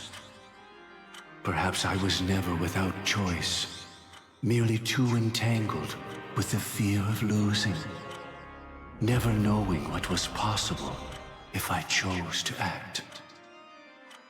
I should become a watchmaker too. The harmony I seek has but one note, repeating endlessly, never falling out of tune. Life, too, has its time.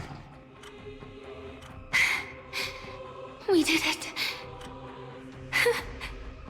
He faded first, causing the power to lose control.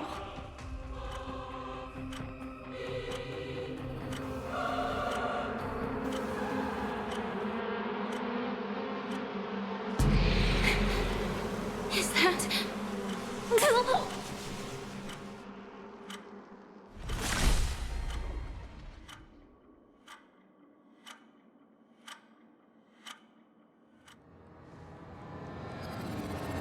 How... did you...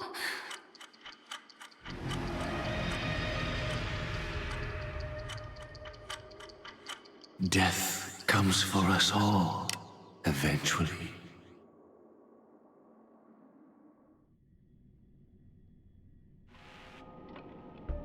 I'm starting to hate how powerless I am. How I wish that I had some way to comfort you right at this moment. Oh, don't worry. That was all in the past.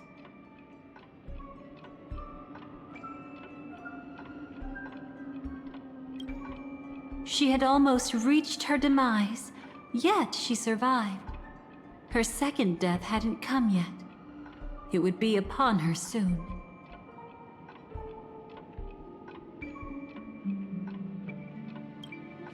He lured a Glamoth Iron Cavalry to face a Stellaron after years of plotting. Though everything Firefly had learned since entering the dream was true, they were only truths that the Dream Master wanted her to see. And that is often regarded as the highest form of deception. The Stellaron answered Firefly's desire to keep living. In response, it recreated within the sweet dream the Swarm disaster and the Eon Enna. It was confined within the dream. Even a Stellaron could not truly revive the Swarm disaster. The Dream Master's actions could only evoke fear in those already dreaming. Yet this swarm was frighteningly real when you consider the next steps of his plan. Enna's dream had enveloped the entire star system, which meant the swarm disaster would gradually become indistinguishable from reality. The propagation would awaken the most primal fears in all dreamers. Through their cries, the path of order would be sustained, until the entire cosmos drowned in a singular dream. You engaged in a decisive battle with Sunday at the Penacony Grand Theater afterward.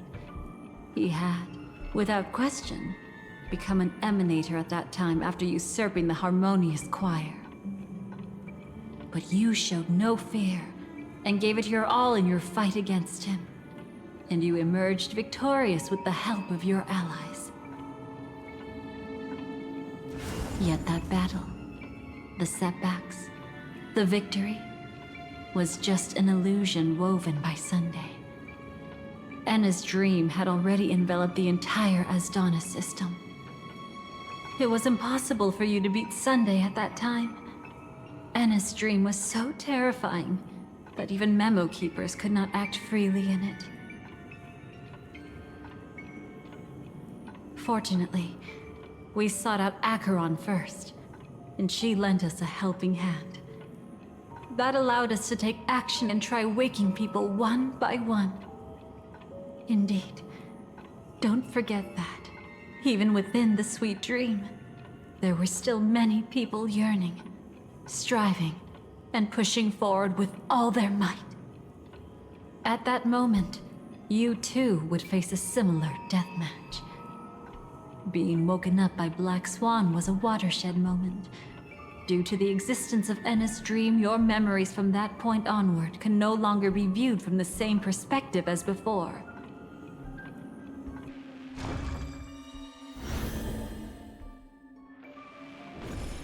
It's not that they're not real enough. Things always look different when viewed from different angles. Ever thought about whether we've truly seen our authentic selves in a mirror?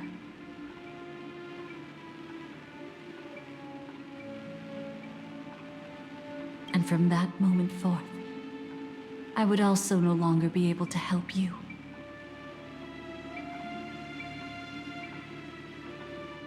Your memories belong to you alone at the end of the day.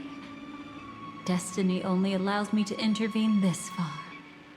However, you must remember this. How your memories manifest is ultimately up to you. People can't dream of things they've never seen before. They're afraid to wake up because the sweet dream is woven from their own past. A past they still can't let go of. It's just like your actions at this very moment. Only by embracing the past can you find the strength to walk towards the future. Firefly, me, the Stellaron Hunters, this entire world, we're all waiting for you to reach that moment. I can hardly tell if this is nervousness or excitement. You are different, unique, and worth waiting for.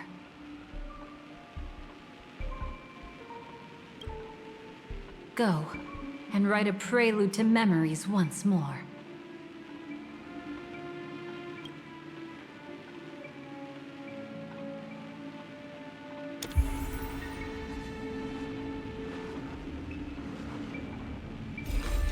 From within the ashes of time, you must reignite destiny.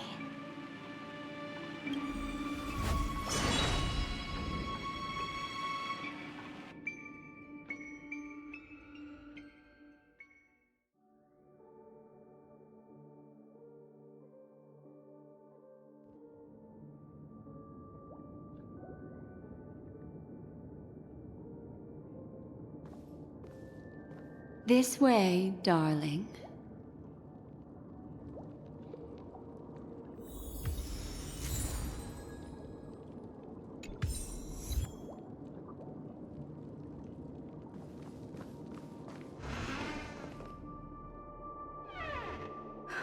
Not another one. Thank you so much, Black Swan. Finally, I can breathe a sigh of relief.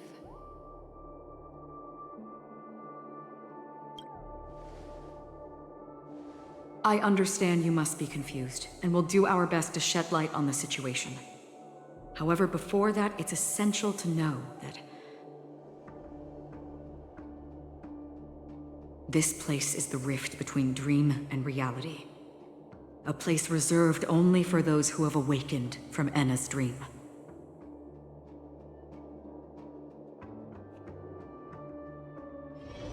Do you remember Sunday's ambitious plan?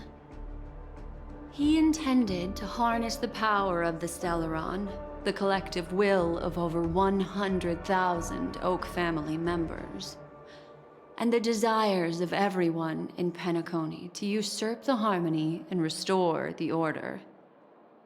Unfortunately, it didn't stop there. From the early days of our journey into Asdana, we were already affected by the Stellaron. That strange dreamscape where we met. Maybe it was a sign that your thoughts were beginning to drift away.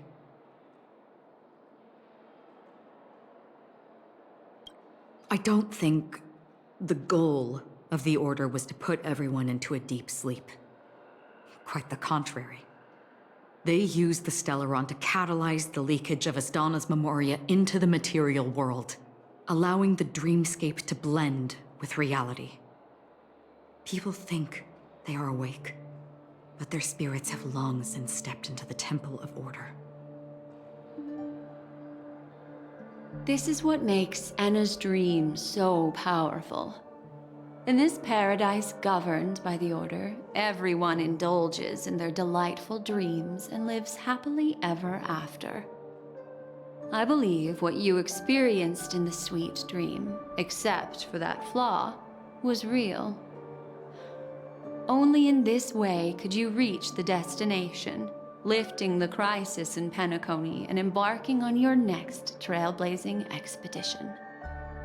If it wasn't for Acheron's plan, we might have been trapped in this dream forever. Well, I'm not as fortunate as she is. Even if I'm a memo keeper, I was still influenced by the power of the Order and fell into hallucinations. However, thanks to your memories, now we still have a chance to turn the tide. We still have a chance, though. To make it happen, please, Black Swan, guide us to those with a strong will. The truth of the dreamscape runs deeper. We must notify anyone willing to wake up, so we can end the long night together. All right, please come with me.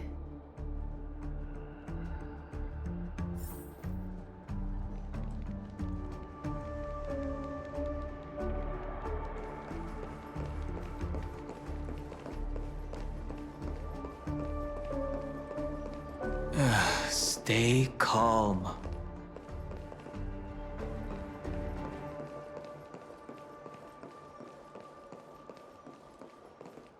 I bet that even if I don't resist, you'd still...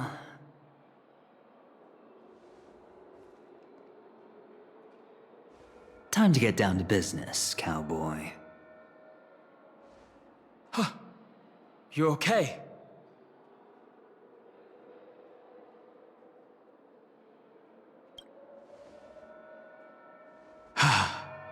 Me too. Quite the fateful encounter we have here, friend. Seems you're also a light sleeper. I'll send you some of the IPC's sleep aids one of these days. Unfortunately, we need to stay awake right now rather than sleep.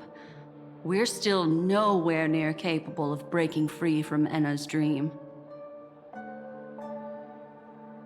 Let me break the bad news first. The enemy we're up against isn't just Sunday anymore, nor is it the harmonious choir that he's usurped. The Dream Master has awakened the swarm disaster within the sweet dream, and cast shadows into the hearts of all dreamers through Enna's dream.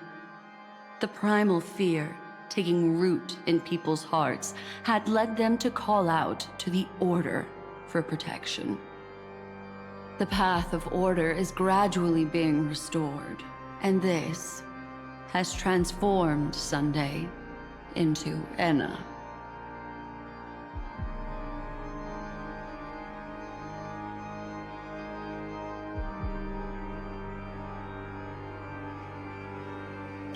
Specifically, he's just one step away from becoming an Eon. The IPC starships converged here at an opportune moment, and the power of the preservation seeped into the sweet dream to prevent him from completely ascending. However, that is only temporary. With the IPC around, the cosmos doesn't need a second order. But it doesn't make much of a difference for us. Sunday's true form has broken free from the dreamscape, becoming as vast as an Eon. The Asdana system is no more than a plaything in the palm of his hand. Indeed. Forget about stopping him. We can't even manage to face him again.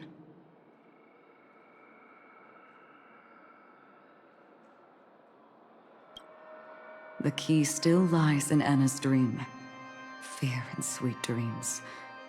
He relies on these two lies to gather the dreamer's shared wishes. He's still just a false god who barely managed to ascend.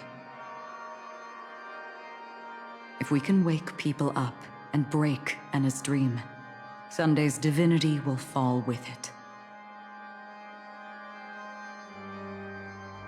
But the current sweet dream is extremely complex. Miss Black Swan, could you please explain the rest of it? My memory isn't the best, after all. Time is of the essence, so I'll cut to the chase. There are 3 layers to the dreamscape trapping us. First, there's Anna's dream controlled by Sunday. It wove a beautiful illusion for every dreamer, making them flounder in it. Second, there's the primordial dreamscape, which includes Dreamflux Reef. The swarm disaster is manifesting again in the Oak Dream within this layer, and is continuously empowering the Order through an endless stream of fear. Third, there's the 12 hours established by the family. This layer was the first to merge with reality and is itself an enormous trap. Forget about winning. We need to cross all 3 layers of the dreamscape before we can even face Sunday again.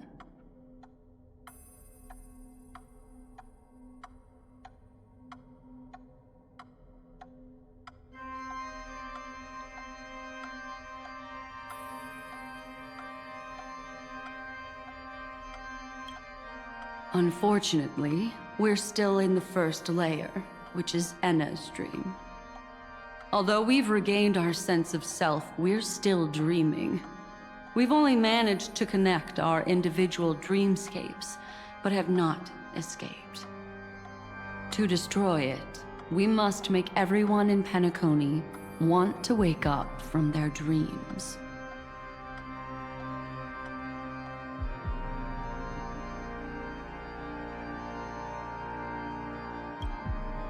Humans yearning for sweet illusions borders on obsession, leading them to subconsciously resist the harsh reality.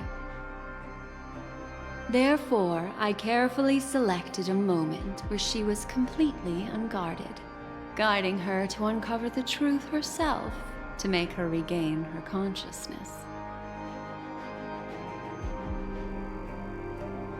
However, to wake up everyone in Penacony and get them to share the same determination, that would be nearly impossible.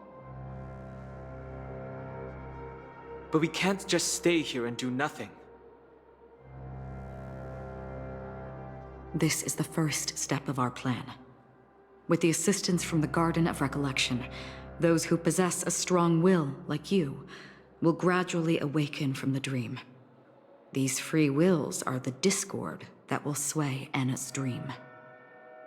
However, awakening a mere handful of individuals is insignificant compared to the vast number of people immersed in the dream. We must find other ways to awaken the free will of millions of people within a short period of time. Looks like the Jade Abacus of Allying Oath will be the only solution. No need for that. Keep your once-in-a-lifetime treasure. We don't need to bother the Cienjo Alliance for such a tiny request. You want thousands of people with unwavering free will? That's easy. Just leave it to us Galaxy Rangers. Do you know what it is, Acheron? It's the relic I returned to you. Exactly. Its owner must have told you that it's meaningless to anyone other than a Galaxy Ranger. and that it can only fulfill its purpose when returned to its rightful owner. Because it's a burial artifact, worthy only of a hero who has served the Galaxy Rangers with honor. When its light illuminates the universe, it means the fall of a hero. And in the direction it falls, countless meteors will streak across the sky. Those meteors are Galaxy Rangers, coming from all corners of the cosmos, driven by a shared purpose, without questioning the cause or counting the cost. Because we abide by a bottom line. The shooting stars of the hunt only descend on the longest night, and with them comes the dawn. We've stayed silent for far too long. Now, it's time to remind all the cowards, oppressors, and villains of the universe of our presence. I'll be the one to ignite the first spark. This should be enough to delay his ascension to godhood. As for the foundation of Enna's dream, it would take an immense power to shake it in an instant. I think that shouldn't be too hard. So, you're the key in the end, I assume? Even if it is just a counterfeit god, we'll need an emanator to step in.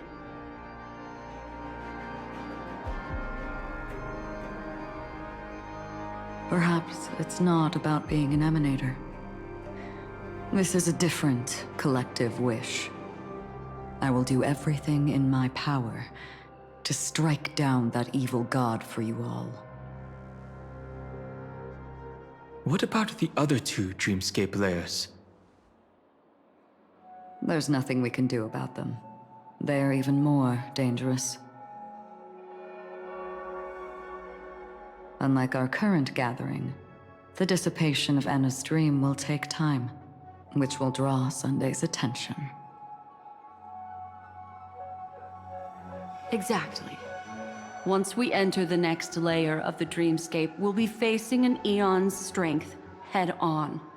But by then, we'll have played all our cards.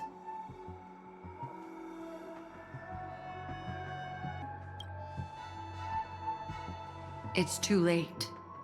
Unless another eon intervenes, but that would be tantamount to igniting a cosmic war among gods.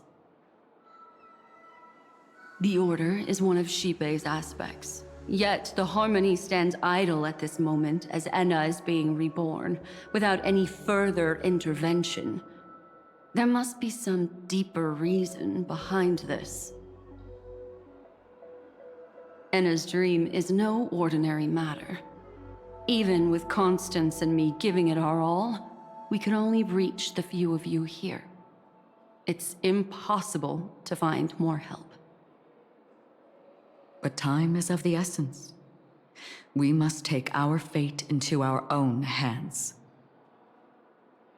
In other words, those who only want to survive by playing it safe will die. All those who dare to face death head-on will live. I like that.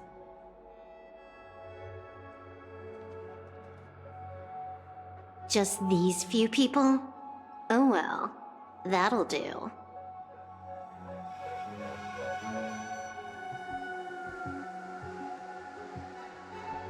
Quiet down. You're just a kid yourself. It's not just Penacony. The entire Asdana system is done for. A Stellaron hunter? She was at the edge of the Asdana system, but she still got dragged into this mess. Just finding her nearly wiped me out. Quite a bold investment strategy. Tell me, with such a huge risk, what kind of payoff are we talking about? The other two layers of the dreamscape will be handled by the Stellaron hunters. One of our associates is searching in the 12 hours for the other person chosen by the Harmony. Oh? Miss Robin? She broke free from Enna's dream through her own strength, and left behind a song for those in slumber. It's true that some people are born strong, and others are born weak. If the Trailblaze is the target of heroes, then the Harmony will guarantee that the strong help the weak. Only the people of Penacony themselves can be the saviors of their homeland. Their path of happiness should be forged by themselves. While I may not be a nameless, I'm willing to instill courage in all those who need it. This includes my brother as well. Anna's dream is too cruel for him and everyone else. I see. So, we were able to wake up thanks to Miss Robin's help. But the flaws rooted in human nature can't be eradicated overnight. Do you believe that these efforts alone are enough to convince everyone to choose the right path? I agree with you, Black Swan. That's why the most critical aspect of this plan is not to convince everyone to choose the right path,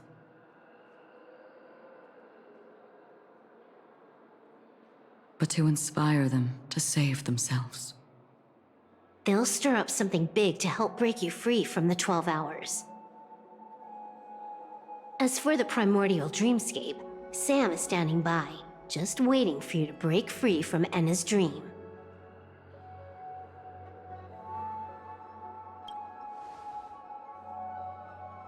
Now, I'll tell you, but don't panic. She will die. She will die a second time, facing everything she wants to run away from. But her fate will be determined by you. She will help you break through the second layer of the dreamscape. Then, she'll fall into Enna's dream, which hasn't fully dissipated yet. If you defeat Sunday and wake her from that dream, then her second death, too, will become nothing but an illusion.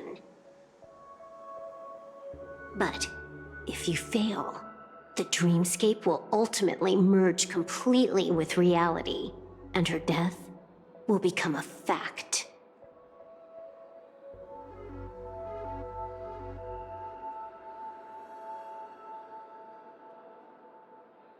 But that still doesn't solve the fundamental problem.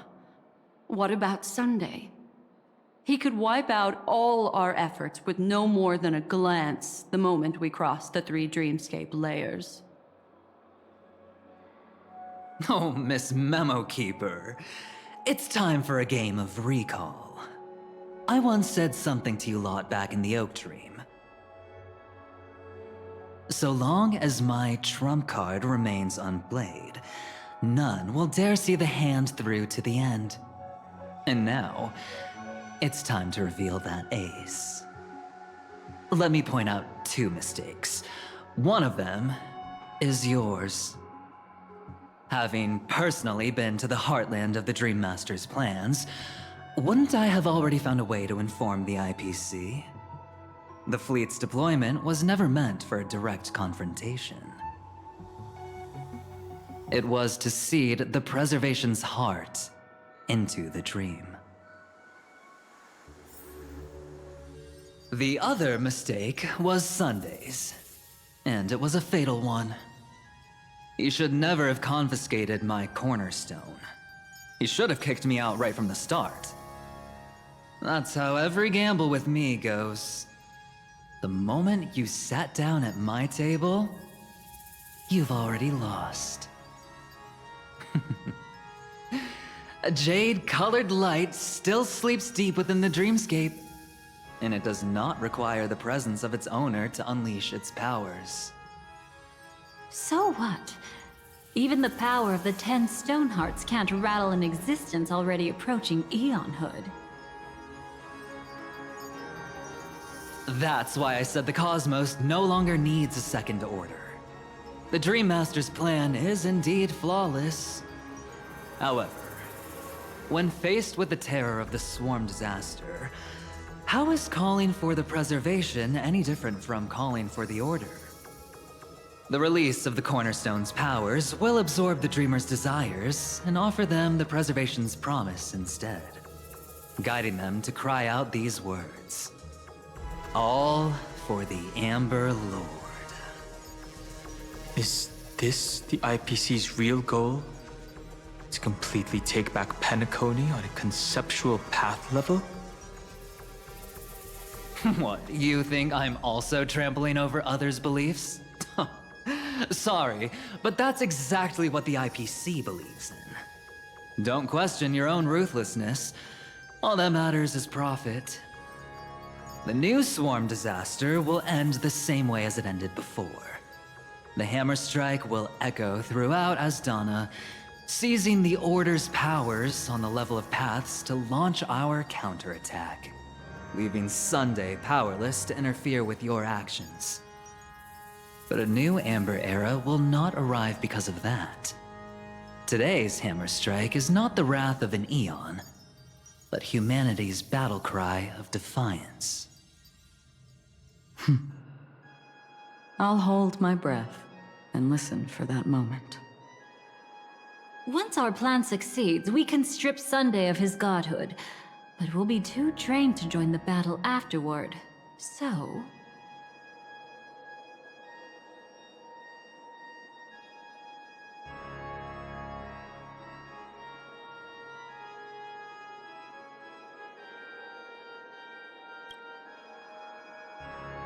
Take your time to prepare.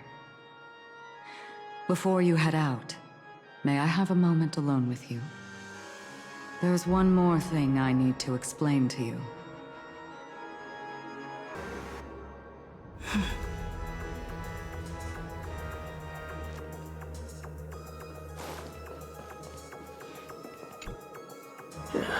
Now that our roles are assigned, let's get to our battlefields and pose a grand finale. Go. You already know what I want to say.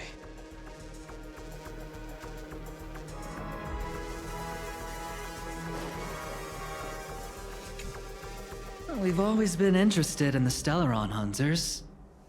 How about we have a chat after all this is over?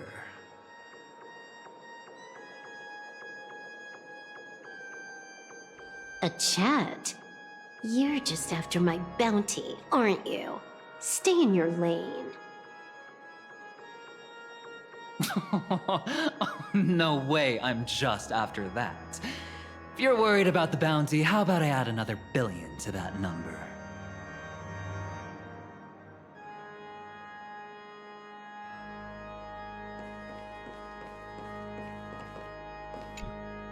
It's you. I've been wanting to meet you.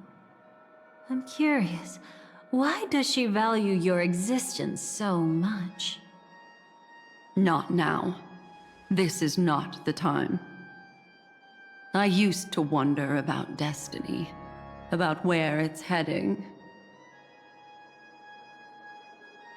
But you can decide its destination, at least for today.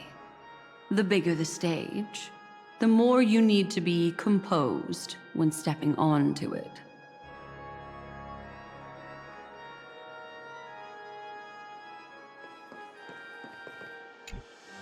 This grand festival is drawing to its close. This is the starting point for the ultimate stage of our journey. Just as it marked the beginning of all the stories in Penacony. Are you ready?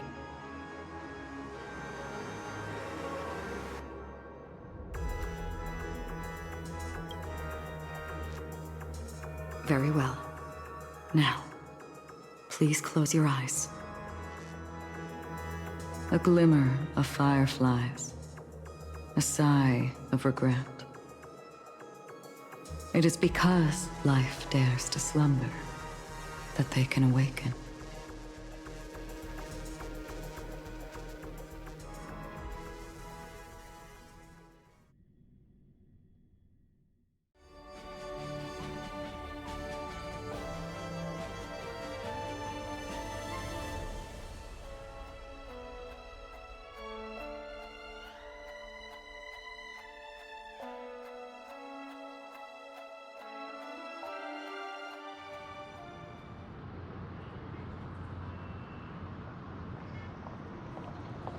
Am I awake?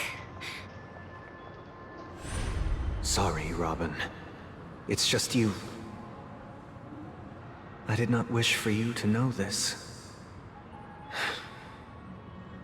It's a pity that things have turned out this way.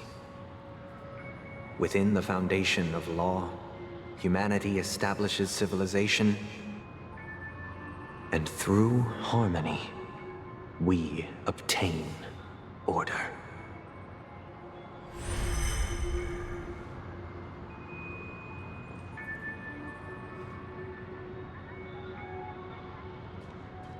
My brother. Did you still bring the Order's sweet dream into our paradise? Ow! You're still trying to play the family card at this hour?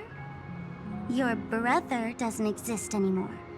As of now, you'd better call them Anna. Impressive. You really woke up on your own. Let me reiterate. If you've had your fill, it'd be wise to leave before it's too late. The music of the Harmony doesn't tolerate discord. Ow! Then I'll reiterate as well. I've done my part, and now I'm simply waiting for the fireworks to begin. Why don't you just cut to the chase? Time's short, so I'll condense the report. Oh, that even rhymed. I'm so talented. A nosy cremator left something on you. She wanted to use it to burn down the illusions you received from the sweet dream, allowing you to wake up from Enna's dream.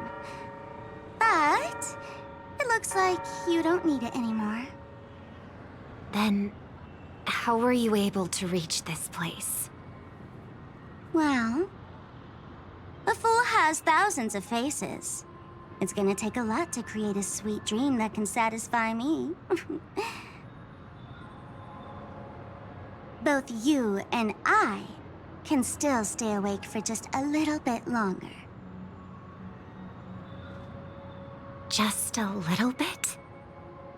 Honestly, I don't even need to find you. But I am just so kind. I've already killed you once to give you a chance to regain your home field advantage. You're the last festival host awake in Penacony. So, do you want to play a round of roulette? The wager will be the entire planet of festivities. Stay where you are. What are you trying to do by showing up in front of me? I want you to watch me blow up all of Penacony. Only then can everyone else launch a counterattack and wake up together. Think about it. Your brother is already a god beyond the heavens. You're not even gonna see him unless you rip open the sky. Ever heard of the trolley problem? Make your choice. Do you want everyone to go down together? Or to have Penacony make a small sacrifice? Why should I trust the words of a masked fool? Don't think that I'm just trolling you. My bombs are hidden all over Penacony.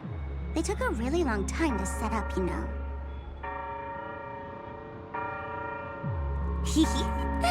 Maybe I should blow up a few to demonstrate how they look. Let me see. Which ones should I choose? Stop. What's gonna happen to the Dreamers once the bombs go off? They will all die. Then you know I'd never agree to it. When it's time to make a sacrifice, reality won't be giving you any choices. Or do you want to replay the old joke about the Harmony treating everyone the same? Life is never a joke, fool. There is no such thing as a lesser evil in this world. Evil, just like morality, cannot be measured, nor can it be compared. Isn't that still the Harmony's same old song and dance? But that suits me just fine. Didn't I already say this is a round of roulette and not an ammunition showcase? Get ready to sing. Be like a bird. If you can make Eng-Pt hear you, then they definitely won't allow me to blow everyone to pieces, right? What will you choose now? You can either watch as I blow the entire place up, or you can try to save their lives. Maybe this will be your last ever performance. Last ever performance. You feeling nervous? I know the feeling. You should feel nervous when going up on such a big stage for the first time. I'm okay. I just remembered something, that's all. Miss Siobhan, why do you think birds fly? Why are you asking that all of a sudden? That was my response as well the first time I heard that question. It's what my brother asked me before I left Penacony. I keep finding myself thinking about it.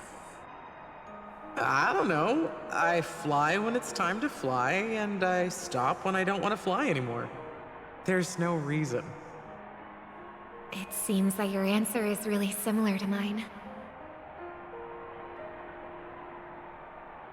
You've also asked me, why do I sing? I think I can answer both of these questions in one go. The answer wasn't what I initially had in mind. Originally, I wanted to sing because of something specific that I experienced. A Stellaron fell onto my homeworld when I was young. Everything I knew was instantly destroyed. We didn't even get a chance to react to it. No matter what we did, it was too late. But for some reason, my mother chose to hum a song when she tried to comfort me and my brother. I remember that story. Everyone thought that's why you decided to sing. No. That experience only made me detest singing. I've believed for a long time that songs can't change anything when disasters strike. That music is the most useless thing in this world. I might be extraordinarily talented in singing, and I might feel super happy whenever I sang. But its futility had always made me depressed. Then what changed? I grew up, and I realized that my brother would sometimes hum the same tune as my mother did. And I thought maybe he missed her, but I was too embarrassed to point that out. I tried to comfort him instead. However, his answer to me made me realize what I should be singing for. Obviously, he didn't give me an answer directly, but it got me to think. Maybe some things don't need a reason or meaning at all. Go and do what must be done, fool. It's for the sake of Penacony's future. But I won't let anyone get hurt. Oh, did you just have a flashback? Now I'm even more excited. Let me check one last time. If you were to die, how would you want people to remember your ending?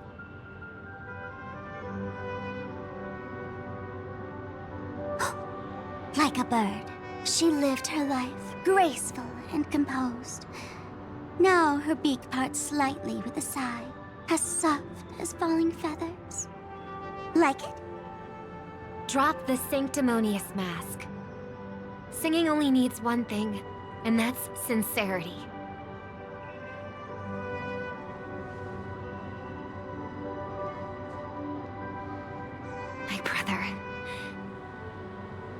Birds born with wings need no reason to soar into the sky.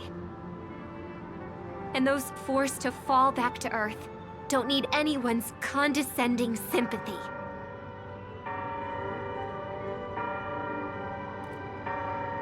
The sky and Earth are each other's proof and aspiration. When a soaring bird looks down below, it discovers that even after falling, life still holds hope to continue. And when a fallen bird looks up to the sky, it discovers that the possibility of soaring once again still exists in this world. Perhaps they'll never truly understand each other. But what people need is an understanding. It's showing a little more compassion for the way others choose to live. And, when necessary, extending a helping hand. Even if you become the only star and prevent everyone from soaring into the sky, they will still be inspired by your radiance, flap their wings with all their might, regardless of whether they've been hurt in their fall. Thus, the Order's sweet dream will eventually fall. Oh, triple-faced God. If I manage to step onto the path of harmony, then please extend your hand and shelter those who believe in you. And if I am a bird destined to fall, doomed to never sing again, then while the sound of me hitting the ground may be my last note for the harmony, it will never be this world's swan song. In the name of the sweet dream, the Charmony Festival now begins!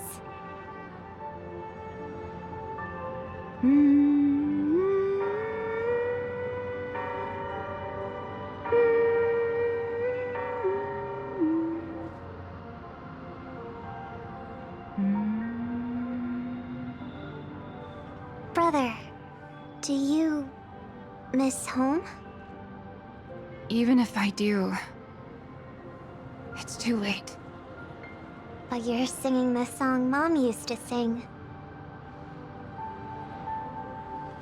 Because even if it's too late, we still have the choice to sing whatever we can.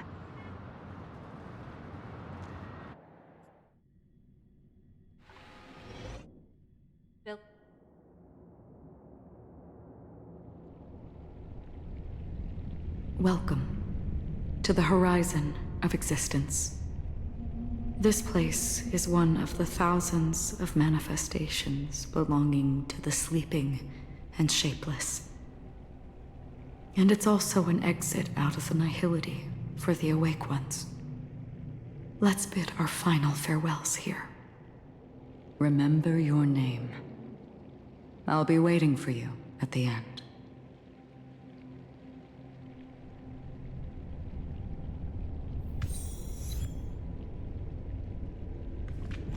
If only people could have each other beyond just memories.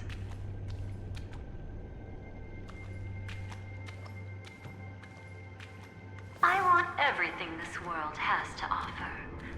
Or perhaps, I want to find the one existence that can truly please me. I hope that I'll see her again after I die. Then she'll know that I too am only human. And all humans will find happiness in the end.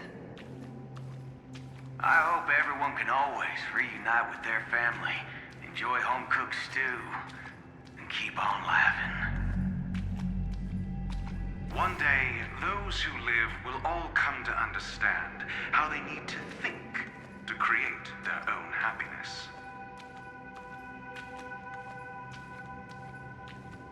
May people embrace each other and offer their most sincere compliments to whoever they meet.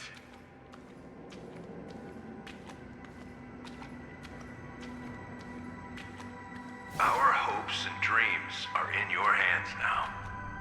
Please guide them to witness every sunrise that is yet to come.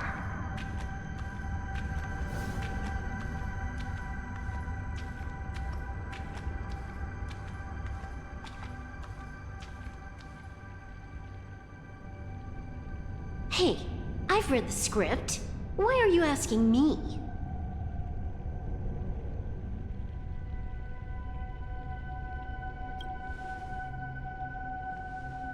Then do your best to not fail.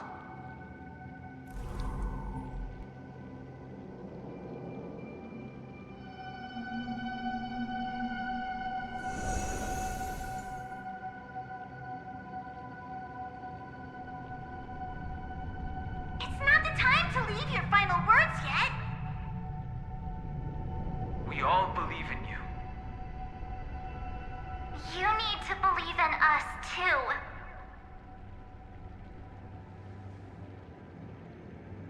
We'll wake up together.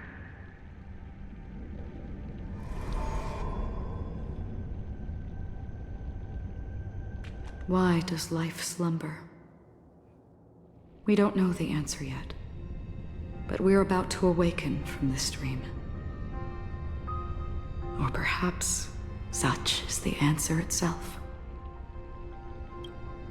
It's the people who first broke free from the sweet dream. The sleeping and shapeless caught a glimpse of their desires. It was because they held on to these desires that they could dream. It was because these desires were never fulfilled that they could wake up.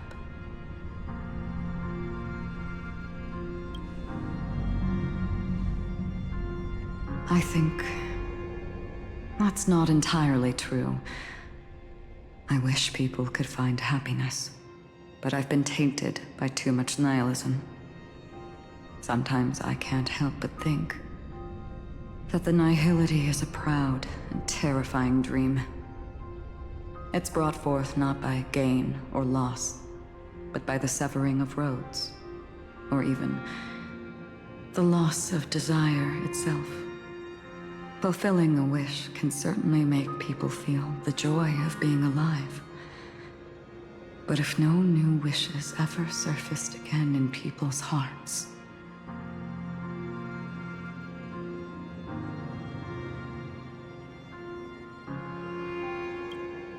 indeed, behind the shadow of the nihility, there must exist the most blazing source of light in the world. Just as every life that edges closer to death fervently approaches the end of the nihility, we must pursue that primordial light. Before you go, would you tell me your wish?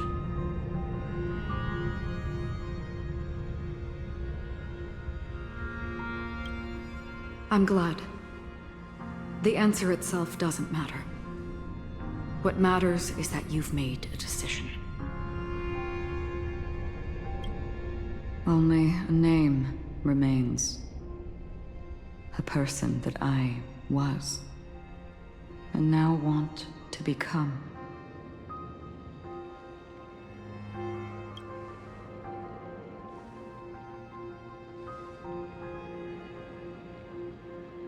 You're looking right at it. She is a hunter who treads upon the finality, destined to sacrifice her own wishes to defy destiny. But no matter which path you and she walk, death will always be the destined finale and the last reunion. Are you ready? She too was here not long ago. You can witness her resolve through this. Witness how that tiny spark of bug light broke free from the pull of the nihility.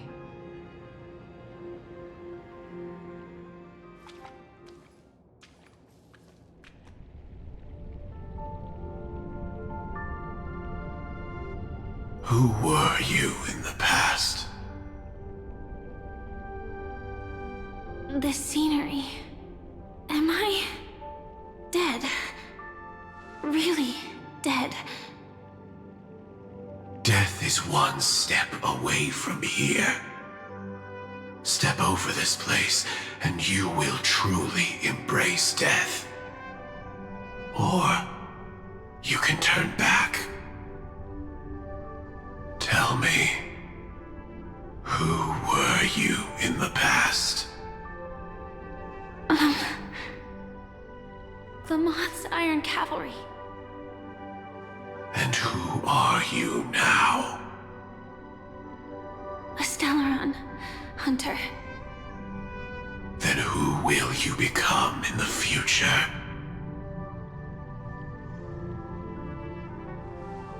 Just an ordinary girl. Well then, keep walking forward. Death would suit you better. Never. I fought tooth and nail to get where I am today, and this isn't over yet. Even if everything burns to ashes, I won't give up. You should know that's a wish that can never come true. You couldn't become an ordinary girl, even in the last sweet dream.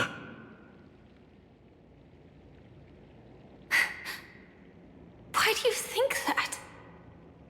Entangled in the family's conspiracy, facing the mimetic entity's blades head-on, while challenging the resurrected swarm disaster alone. Armed only with the script that can peer into the future. That's more than enough cards stacked against you. Do you really think that the time you spent with her proved anything?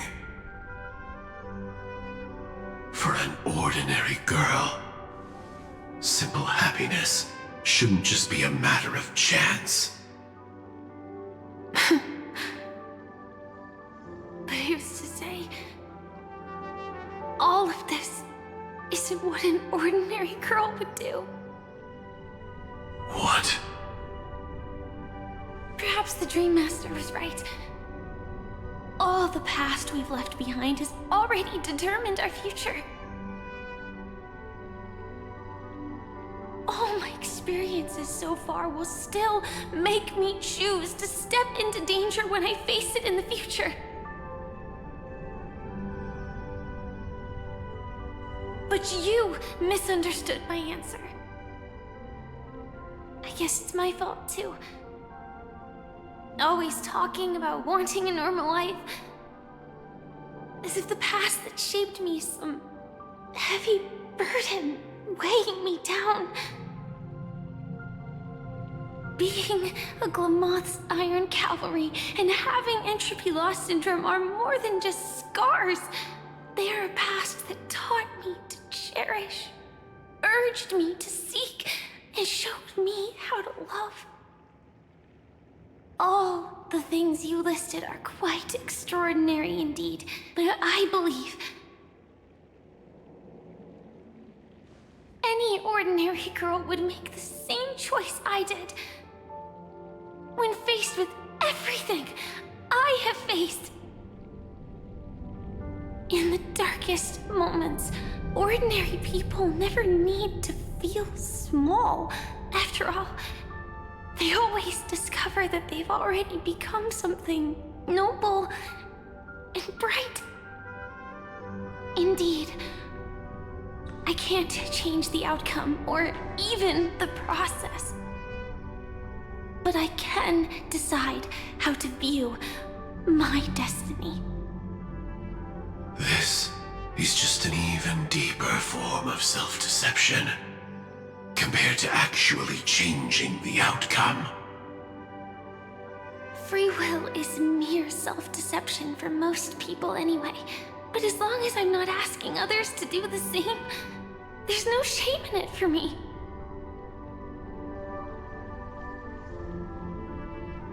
Everyone has their own answers as to why life slumbers.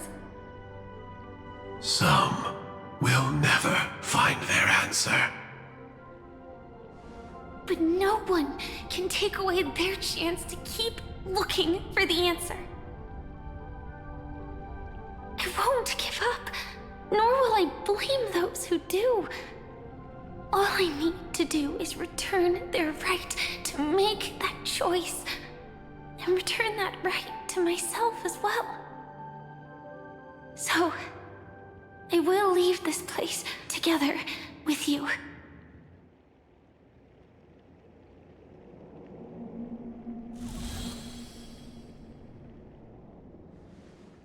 Even if embracing my former strength means speeding towards my death.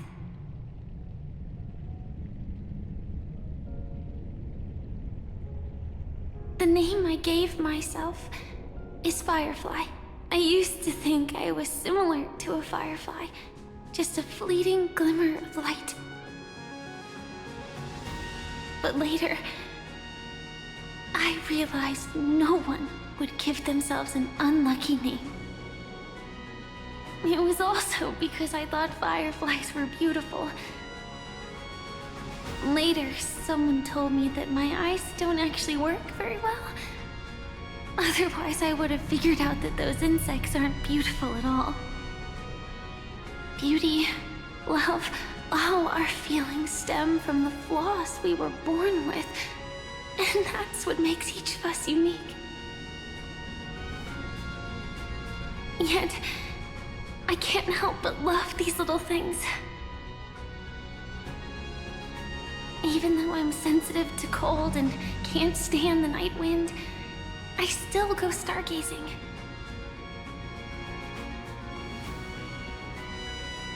Even though baking cakes is really troublesome, I'll still keep trying. Because I love giving them to people who matter to me and seeing those people smile. I love going around looking for cute dresses, not to show off to others, but because it makes me feel good. So, I won't mind any flaws anymore. I won't fear any new scars. I'll give it my all to find what I love, and I won't let destiny take them away. So...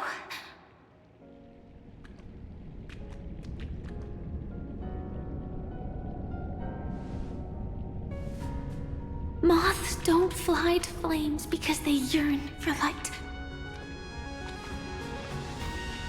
It's about going through the flames, igniting yourself and burning with the most intense light. My destiny won't fall into darkness. I will light up everything around me.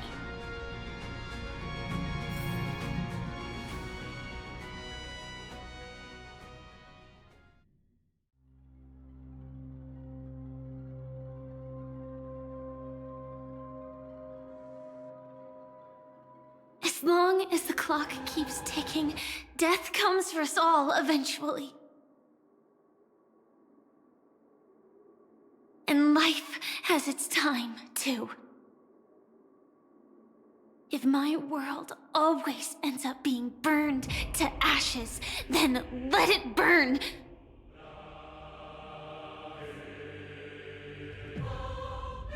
As long as I can keep burning, then wherever I am will be flames, not ashes. Order. Dismember. Actually, I used to envy you. You wouldn't feel pain, even though you were born to bring disaster.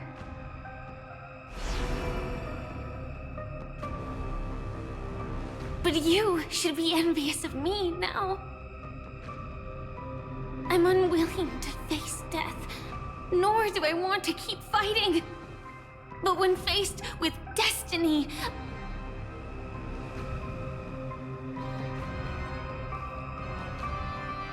I will never run away! My dreams were always of scorched earth, where even a single new bud could never bloom. But I will still burn, and keep on burning, until life rises from the ashes!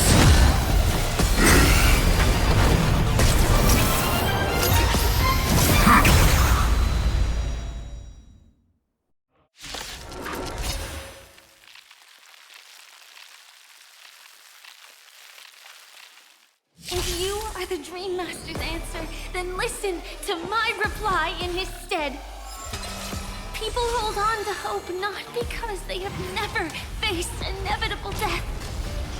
It's precisely because we are destined to die that we hold on to the hope of wanting to change something. Dazzling Ninja reporting Like for Firefly until everything burns to ashes! Myriad colors burst! This is more than a battle. Step up, let's see ya! Execute.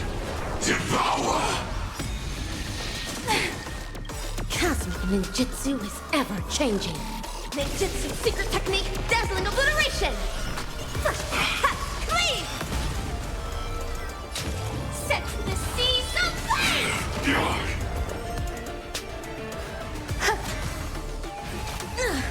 Preparing to feed. That farewell ninjutsu reincarnation. Attack detected. Perfectly invincible.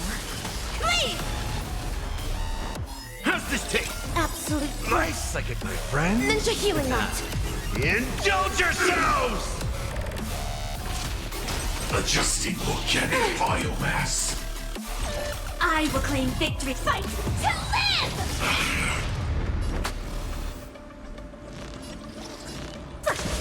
Cleave! Capturing initiating bite. Mutation. Every petal, all will be swept away by the wind.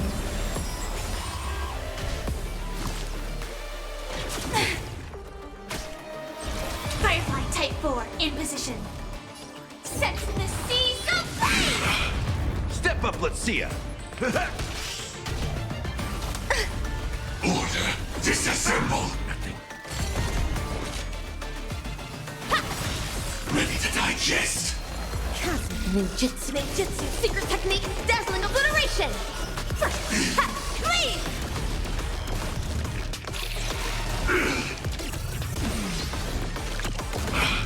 Grace and elegance. Eternal. Attack! Until everything burns to ashes! Fight to live! In the mood for another. Cleave! Set the seas ablaze! Cleave! Step up, let's. This is fight to live! Fire set the seas ablaze! There's more to life. In the mood for. Nice, like my friends. Indulge yourselves!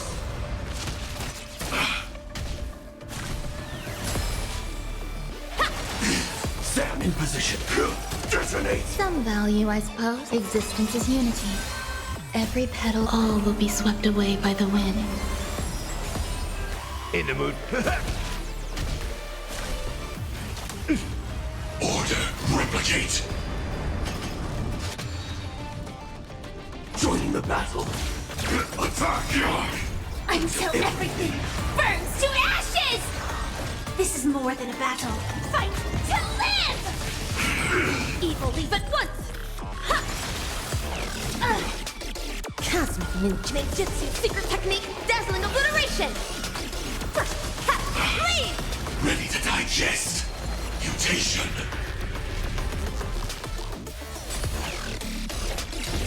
Set the seas ablaze! Execute. Devour.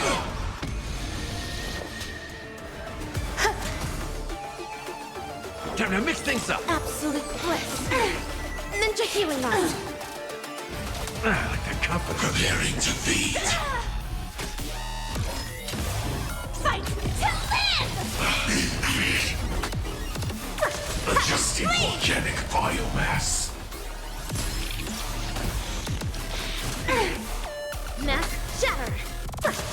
Cleave!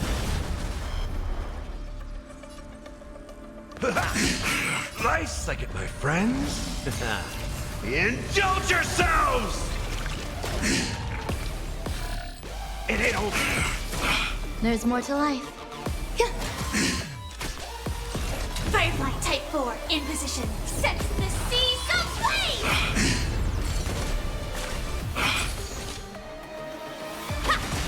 Step up, let's see. Stand in position. Attack! Until everything burns to ashes! This is my fight to live! Adjusting organic biomass. Existence is unity. Every petal and all will be swept away by the wind. Set the seas aflame! Dazzling Ninja reporting for cut! Cosmic Ninjutsu secret technique, dazzling obliteration! Leave! In the mood for another beating? Fight to live! Evil leave at once! Leave! Set the seas aflame! Some value, I suppose. Enjoying yourself? Swarm passing through. Joining the battle. Detonate. Leave! Attack detected. Execute. Devour. Nice, my friends. Indulge yourselves! Attack! Until everything burns to ashes! This fight to live! Adjusting organic Attack biomass. detected! Grace and elegance. Eternal. Every petal, all will be swept away by the wind.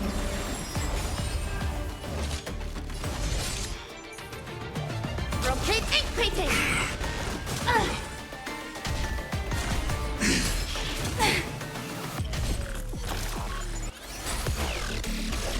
Set the seas aflame! Ready to digest. Mutation. Attack detected! In the mood for another beat? Execute. Devour. Cosmic Ninjutsu secret technique, dazzling obliteration! Leave! There's more to life. Firefly Type 4 in fight to live! Preparing to feed.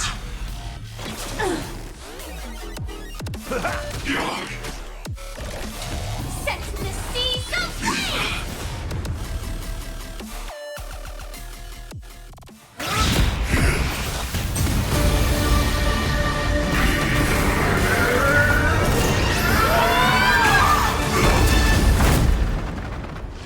I knew it. Everything's far from over. If embracing fate is also a form of resistance, Then this time.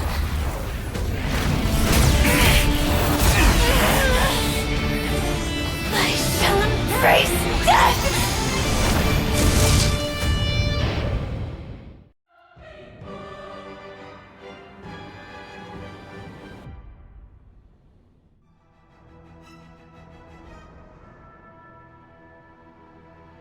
To live is to imagine a future version of yourself.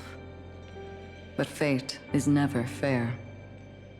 The choices people make are almost completely dictated by their past. No matter how much they try to move forward, there's no guarantee they'll see the future they've imagined. It's the same for every path. The nihility already exists, whether you admit it or not. And nothing can ever completely escape from nihility. Most paths make people believe that this world is good. That as long as you are willing to believe, you would gain power because of your belief. But that does not apply to the nihility. The nihility is absurd and vast, capturing those who were unwilling to blindly believe, yet are powerless to fight back. It has nothing to do with good. Be it willing or blind, the way people obtain strength from faith should come from within, not from being forced to bow their heads. This will be a tough journey. Are you still willing to return to the starting point once again?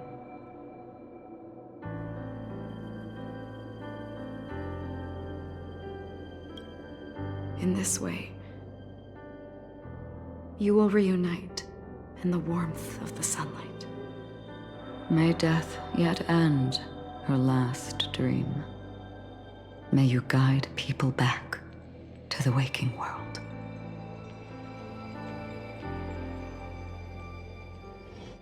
In the coming long nights, I'm afraid we will face many setbacks and witness many tragedies.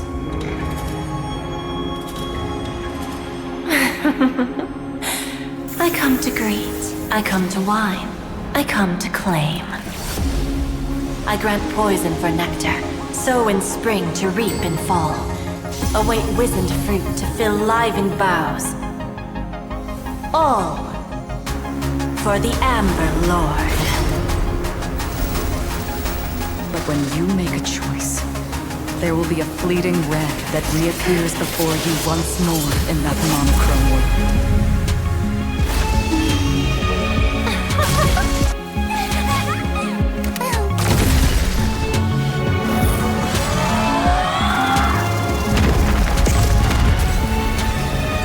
What you must do now is ponder its significance, and then return to the waking world.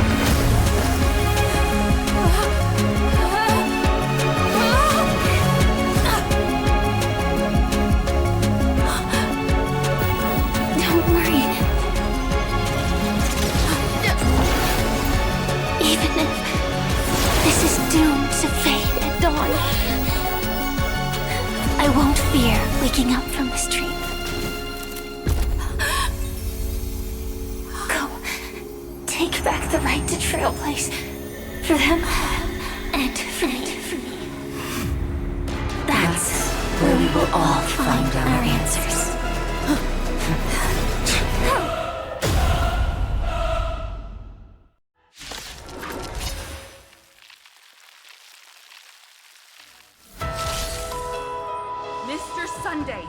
It's time for you to wake up from your dream. The future of Penacony won't belong to the Order, but will be determined by human will.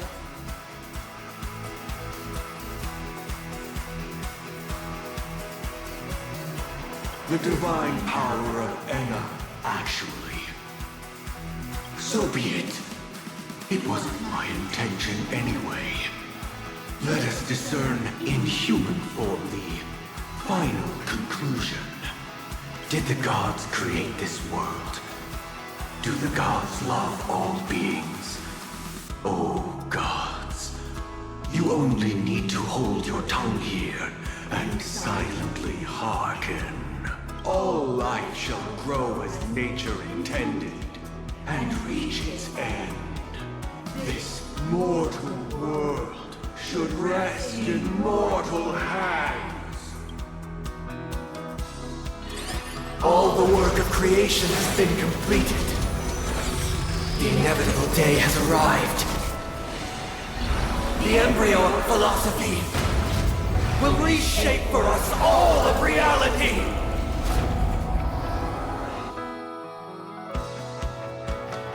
No more gods will ever stand here again. This paradise shall be forged by the King of Humankind!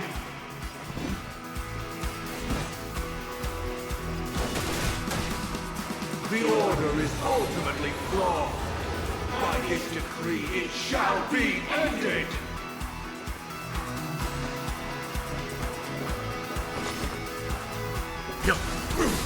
The remembrance is fleeting and impermanent. By his decree, it shall be ended! No way! Rosalina gave her life to protect the sweet dreams past.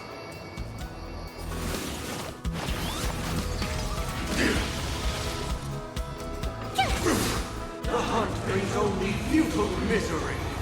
By this decree, it shall be ended. But Tiernan's bullets still protect the sweet dreams present! I have something for you.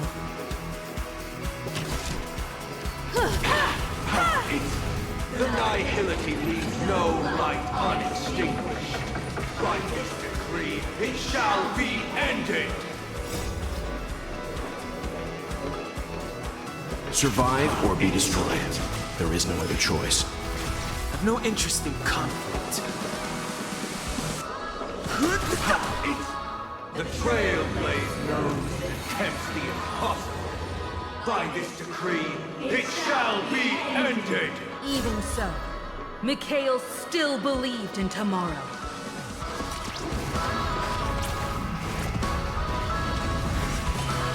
Leave it to me.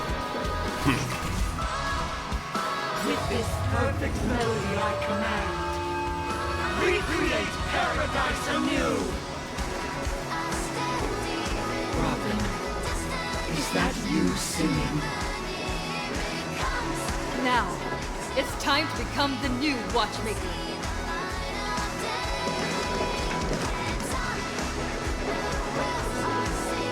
Only by blazing a trail forward can we set time in motion and give it meaning. Only after the sweet dream ends will tomorrow come. People will keep moving forward, discovering countless new wonders. Tomorrow, people will know that the world will still welcome countless marvels worth fighting for. A stagnant sweet dream can't imprison our desires.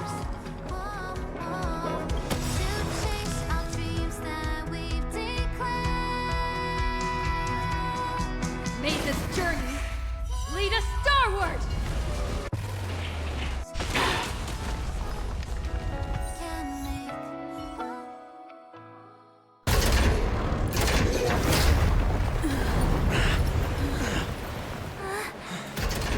So,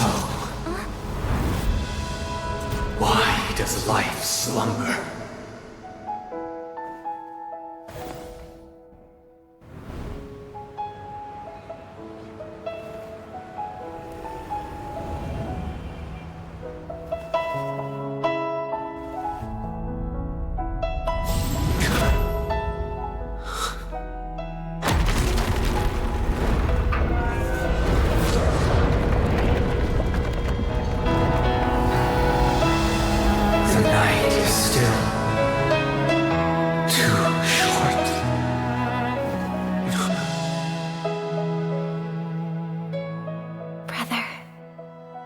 Dream is over.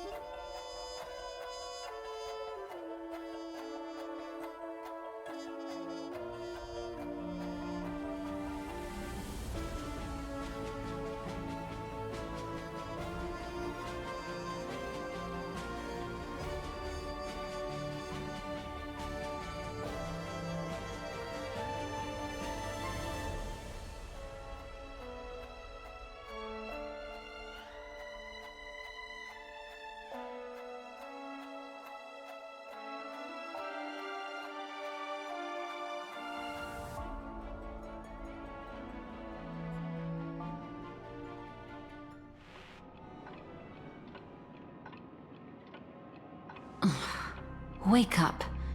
It's time for this dream to end. Destiny won't let me give you the answer, and the true ending is too sad.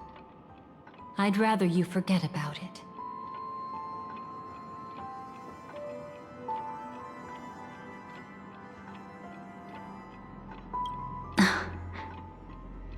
Well then, I must come clean about my final lie. I never showed you anyone's memories. not even my own. All you've seen is a script I came across by chance. It recorded everything that had happened, and using its stimulation, you actually managed to enter the memories from your own perspective and remember everything anew.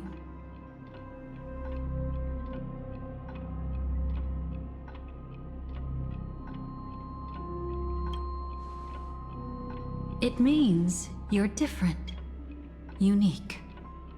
You've done something no one has ever done before. Even though your memories were cremated to ashes, you were able to recall them once more, treasuring them once again in your heart. The Stellaron Hunters say you are the one who can turn the wheels of time and give it meaning. That you are the one who can alter destiny and make whole what is incomplete. Come, I want to show you something. Elio?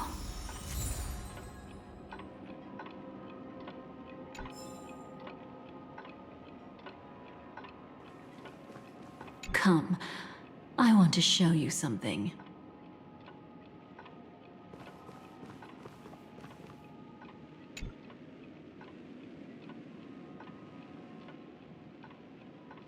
This is what I promised to give you. The truth about the finality. This cat is not Elio, but a strand of Terminus's divine corpus. The Stellaron Hunters described this scene to me. Something I've never seen myself. When Terminus ascends to godhood once more, they will manifest their 1,000-armed divine form and proclaim, "Now I am become finality, lifting the wheel of time, the destroyer of worlds." Then, Terminus turned into a pack of black cats, distributing every ounce of their divine power between those creatures. The cats shall depart from the end of the world, going against the river of time till the moment of the universe's birth. What you see is one of those cats. As for Elio, he is an even more special existence. Only the Stellaron Hunters know his true identity.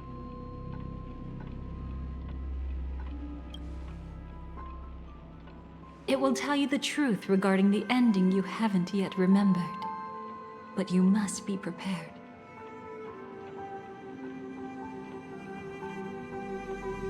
What really happened is that Firefly didn't meet with anyone between the fall of the Great Septimus and when she left Penacony. Not even you. She knew how tragic her third death would be. So she only dared to watch you from afar and hid on her lonesome when she was about to fade away. But even sad memories are precious. If you can accept farewells with grace, then you'll gain the strength to create reunions. When you bid farewell to loved ones, you should cry while they can still hear you. That's the only way they'll know just how many people love them.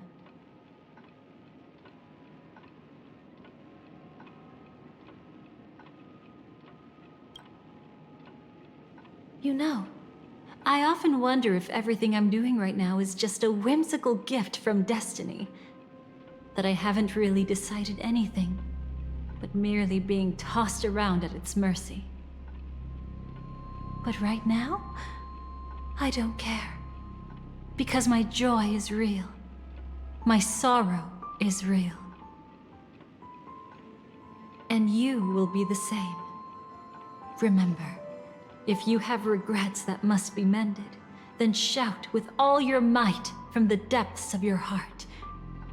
Let it be passed to the end of time, and make Terminus, who is about to set off, hear your call. The fact that you can see this black cat means Terminus is in the process of passing by you.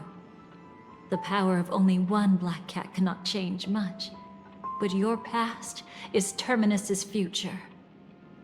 If it remembers your voice and decides to change something in its own future, your past will change accordingly.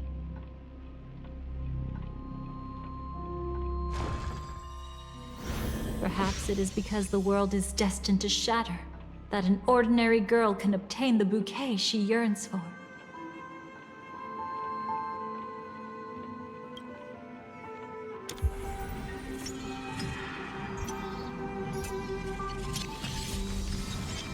Go forth and deliver that bouquet with your own hands, so that no one will be left with regrets.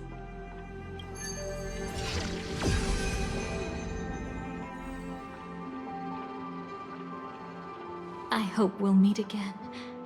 The only one who could ever please me.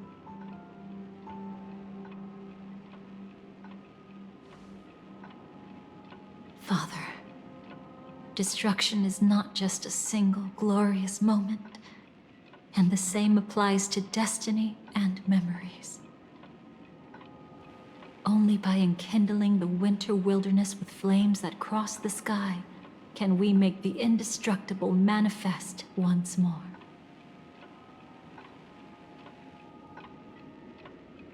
This is the experience from cultivators who had remade the world, and the wondrous creations from those who painted the world.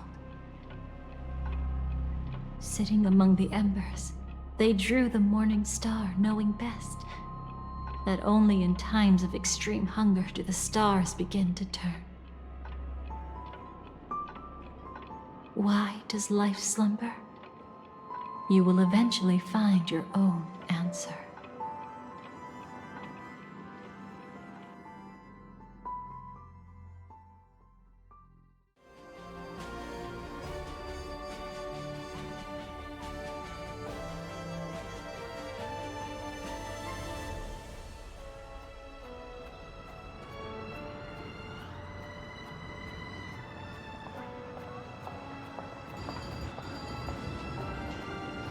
Then, let's go reclaim everything that was forgotten.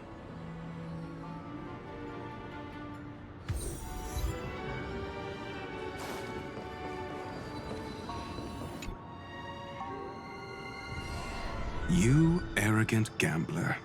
I've already seen through your tricks. Oh, do tell me what you figured out. When sailing through storms, drunkards always beg for mercy from destiny. So? So, they all died. Destiny loves to watch them crash onto the reefs. A fool deserves a fool's end. I feel like I need to read between the lines here, Professor. But you know I'm not that well read.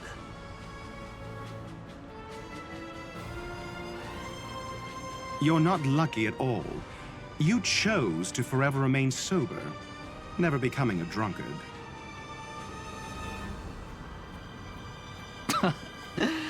Let's make an actual bet then. It's the perfect day for a few drinks. Once I'm actually drunk, you'll see just how wrong you are. But I don't even care about the outcome. In this world, what could be more precious than possibilities?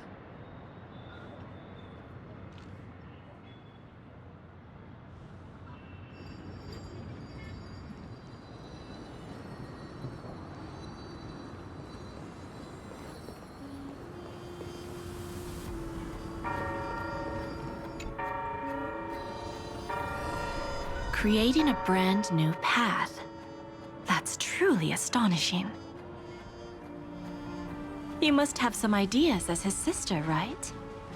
If he really managed to do it, what kind of path would that be? I think it must have been a battle between different kinds of the Trailblaze. However, my brother came to the wrong conclusion. His original aspiration was similar to the Trailblaze, Yet the road he walked was one named the domination, or the conquest. Even if someone wishes for everyone's happiness, that's still a selfish wish. There will always be those who don't want to be saved, who want to save themselves.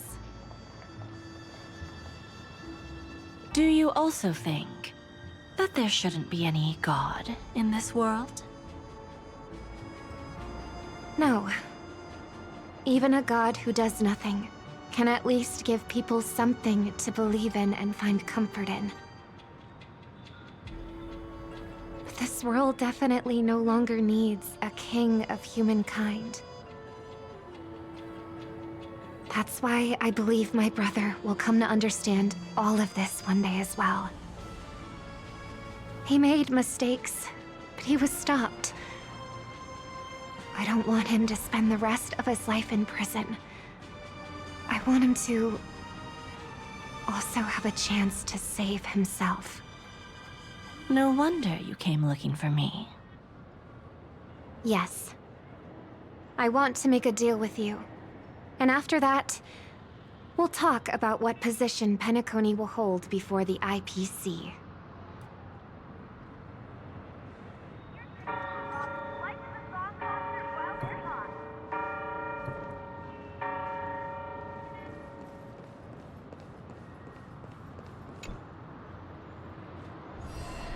So, you still don't want me to join? That's Elio's decision. He saw my future? In all possible futures where you join the Stellaron Hunters, you will ultimately choose betrayal. You shall become a Lord Ravager named Ephemera, poised to destroy the Remembrance. Those were Elio's exact words, and your payment. Payment? After everything is over, we want you to burn some of her memories. May I know why? She can't head to the next stop with these memories. It would draw the Destruction's attention to her too early, and she'd die there.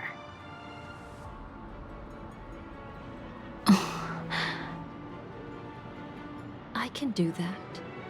But I'll give the memories back to her sooner or later. In my own way. Whether you try to stop me or not. No one will stop you. It is already written in the script. It will be a new beginning. The 4 apocalypses will converge towards the destruction because of it, while the cosmos will join hands to overcome that annihilation.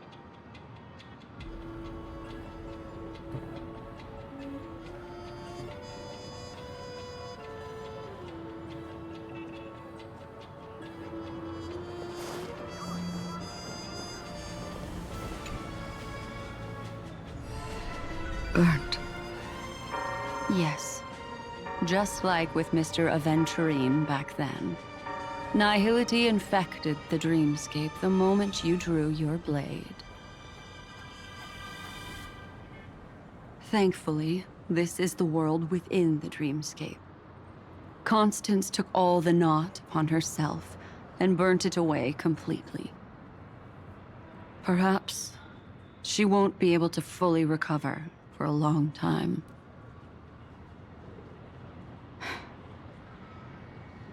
I'm very sorry. Don't be.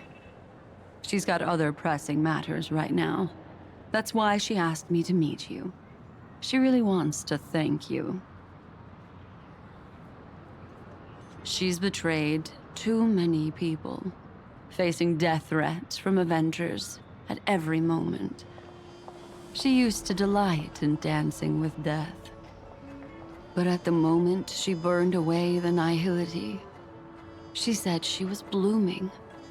She said that, for the first time, she felt the joy of being alive. Come to think of it, People all believe that the Dahlia's floriography means betrayal. But on the planet where it was first discovered, the locals saw it as a symbol of life and prosperity.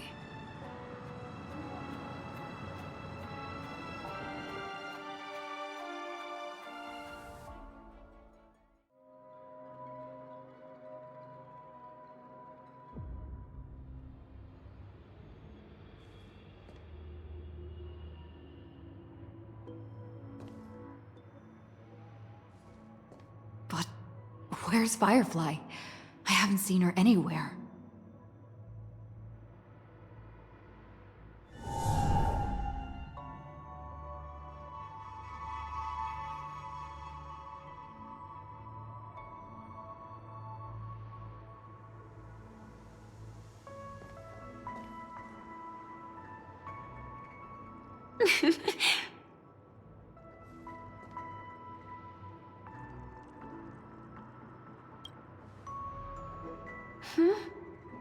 How did you know I was here?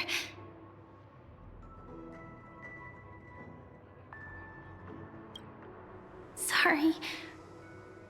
I wasn't trying to avoid you. But I have my own reasons. Can you just let me stay here by myself?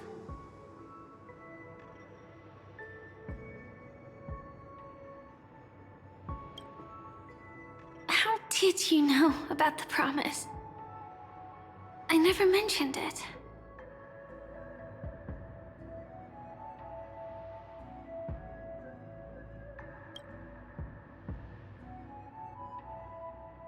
I don't think I've mentioned it, but I wrote down everything I wanted to do in my journal before coming here. I'm staying here because I want to fulfill the last wish written in it.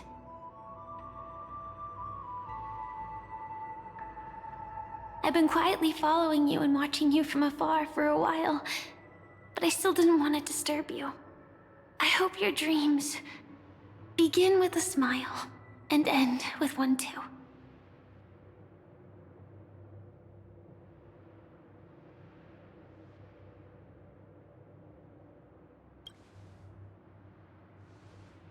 To see the fireworks, of course.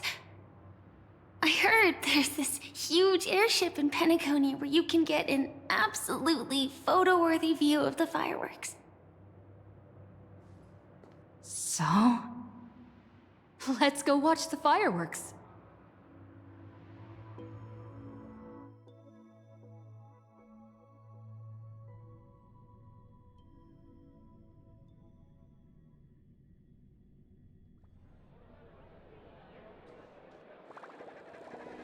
It really is the perfect spot.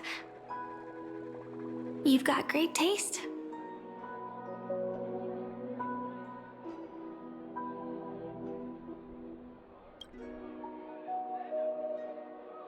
Either way, thank you. Looks like it hasn't started yet. Let's sit for a while.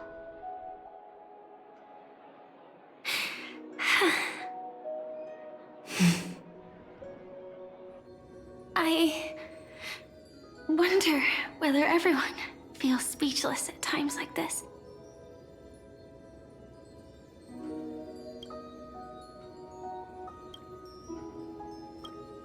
Maybe it's neither. There's a saying that I always liked.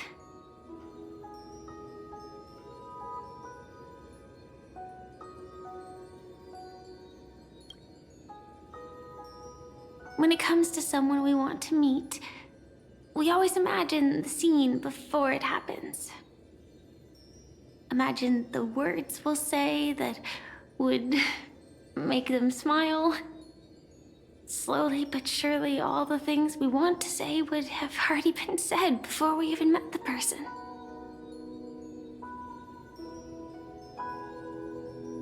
And when we finally meet again, we realize they're even more beautiful than anything we could have imagined.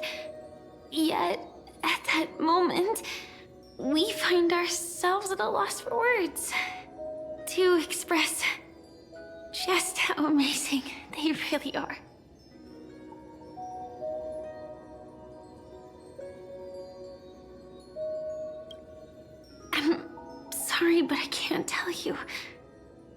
Leo told me that it would lead to a terrible future. If I say even a few words more, you'll die at the next stop. All I can tell you is why our paths crossed again. Long ago, you promised me that if I could dream, then you would make it a beautiful daydream.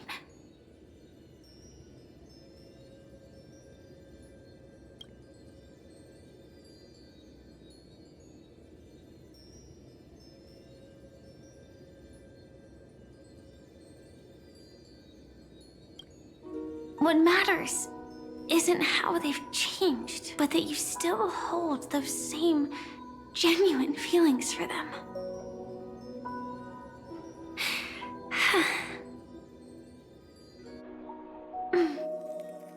I'm sorry.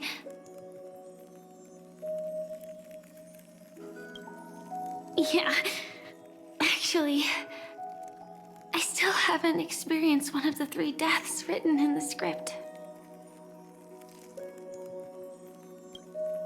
I only realized it after Anna's dream dissipated. I've made a mistake.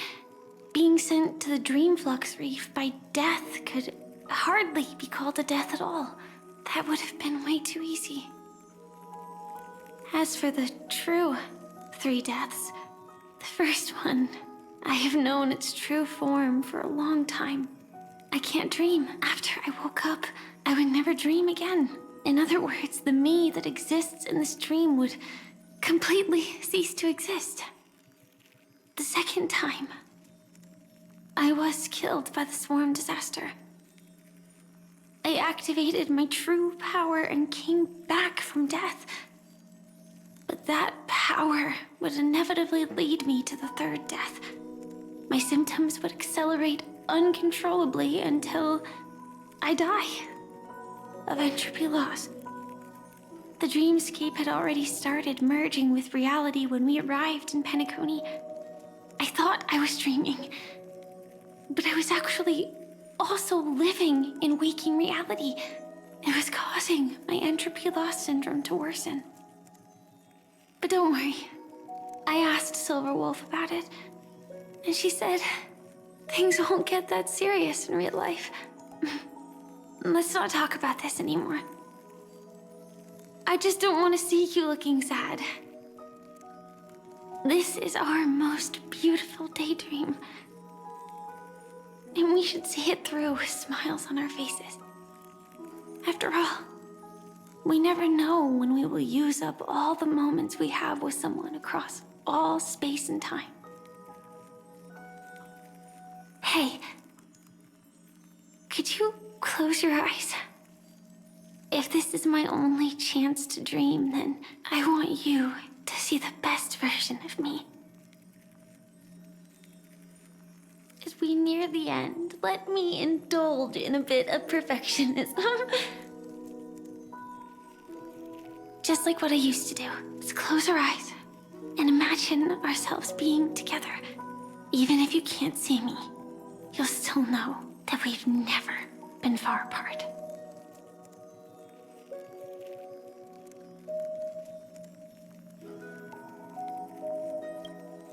I won't. I promise to stay as long as I can.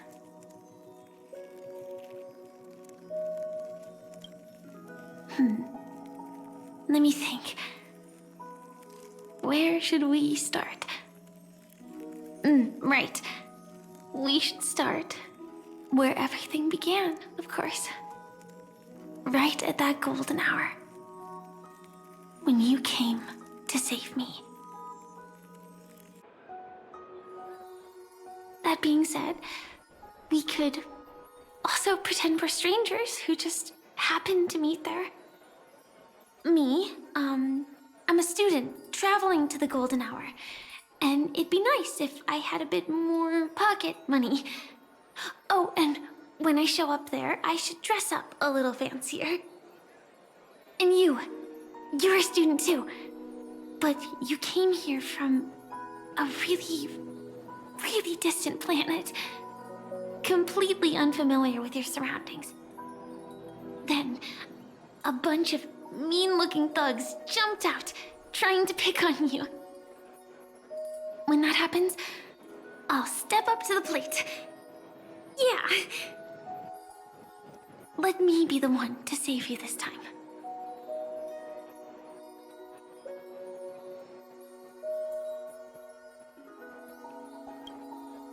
No worries.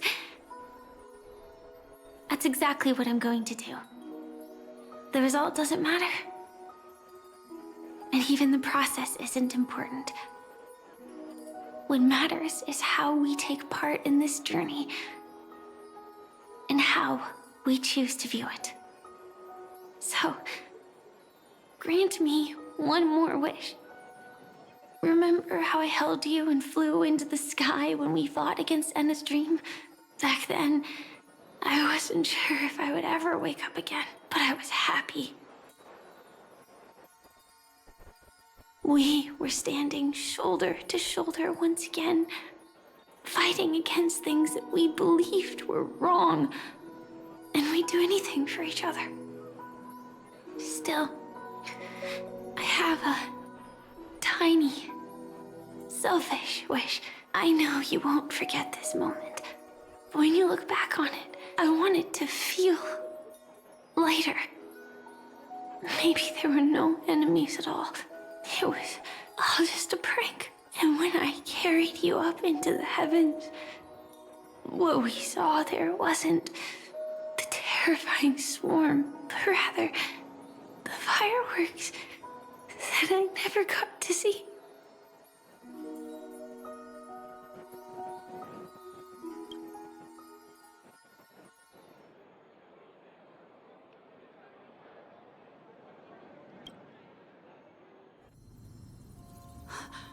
Firefly?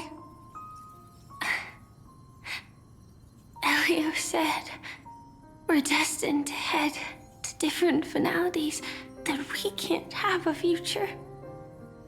That's why you told me that you'll give me a daydream more beautiful than any ending could ever be. I'm looking forward to it. But can we really not step over the ending together? I'm not scared of death, but please don't let me die alone. They say you're destined to bring about the finality, but I believe you'll be there. You definitely will. Only you can know it. And only you can decide. This cosmos certainly doesn't exist solely for you, nor does it flow only under your gaze, but it's forever waiting for you to save it.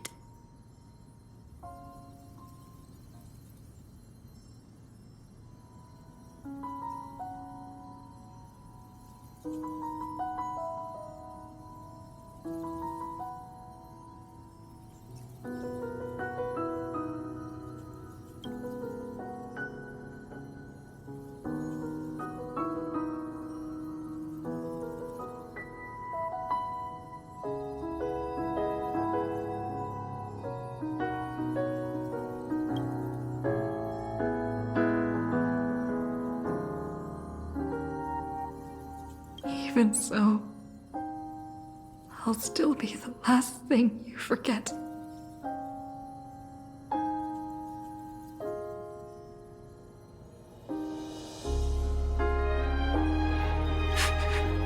Fireworks. No. While she might still be able to see it, the result doesn't matter. And even the process isn't important. What matters is how we take part in this journey, and how we choose to view it. I'll do everything I promised you.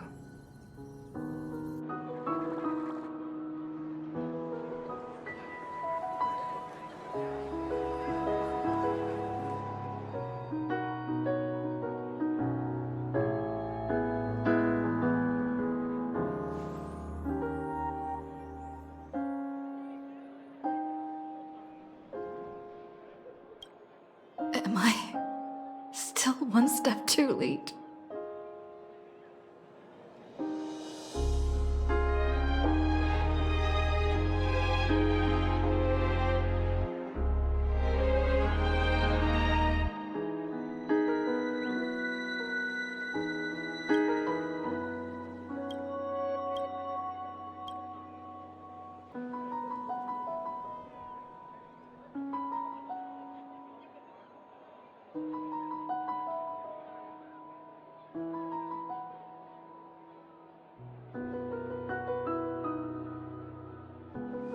Why?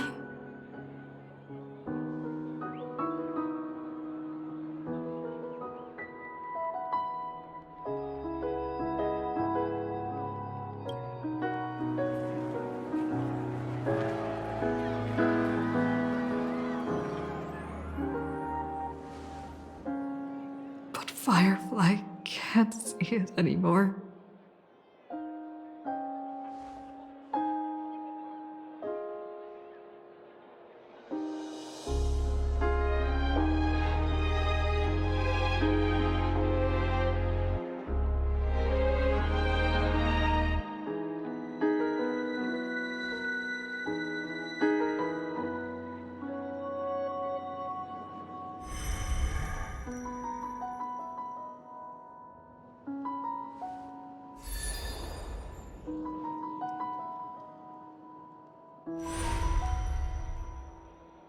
No. It's not beyond saving. I can change the course of destiny and make up for what's missing. If the world has set an endpoint for our destiny, then at the very least, it owes Firefly the bouquet she wanted.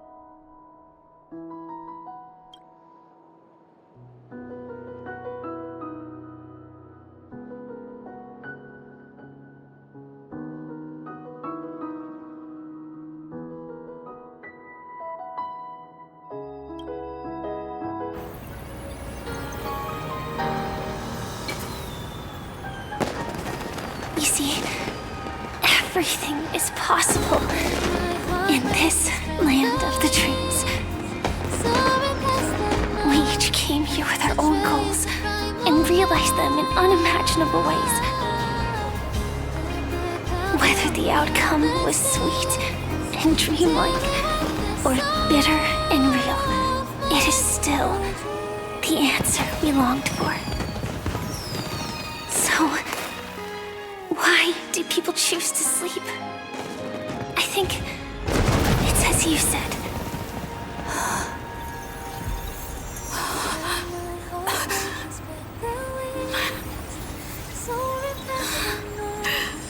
To trust the primal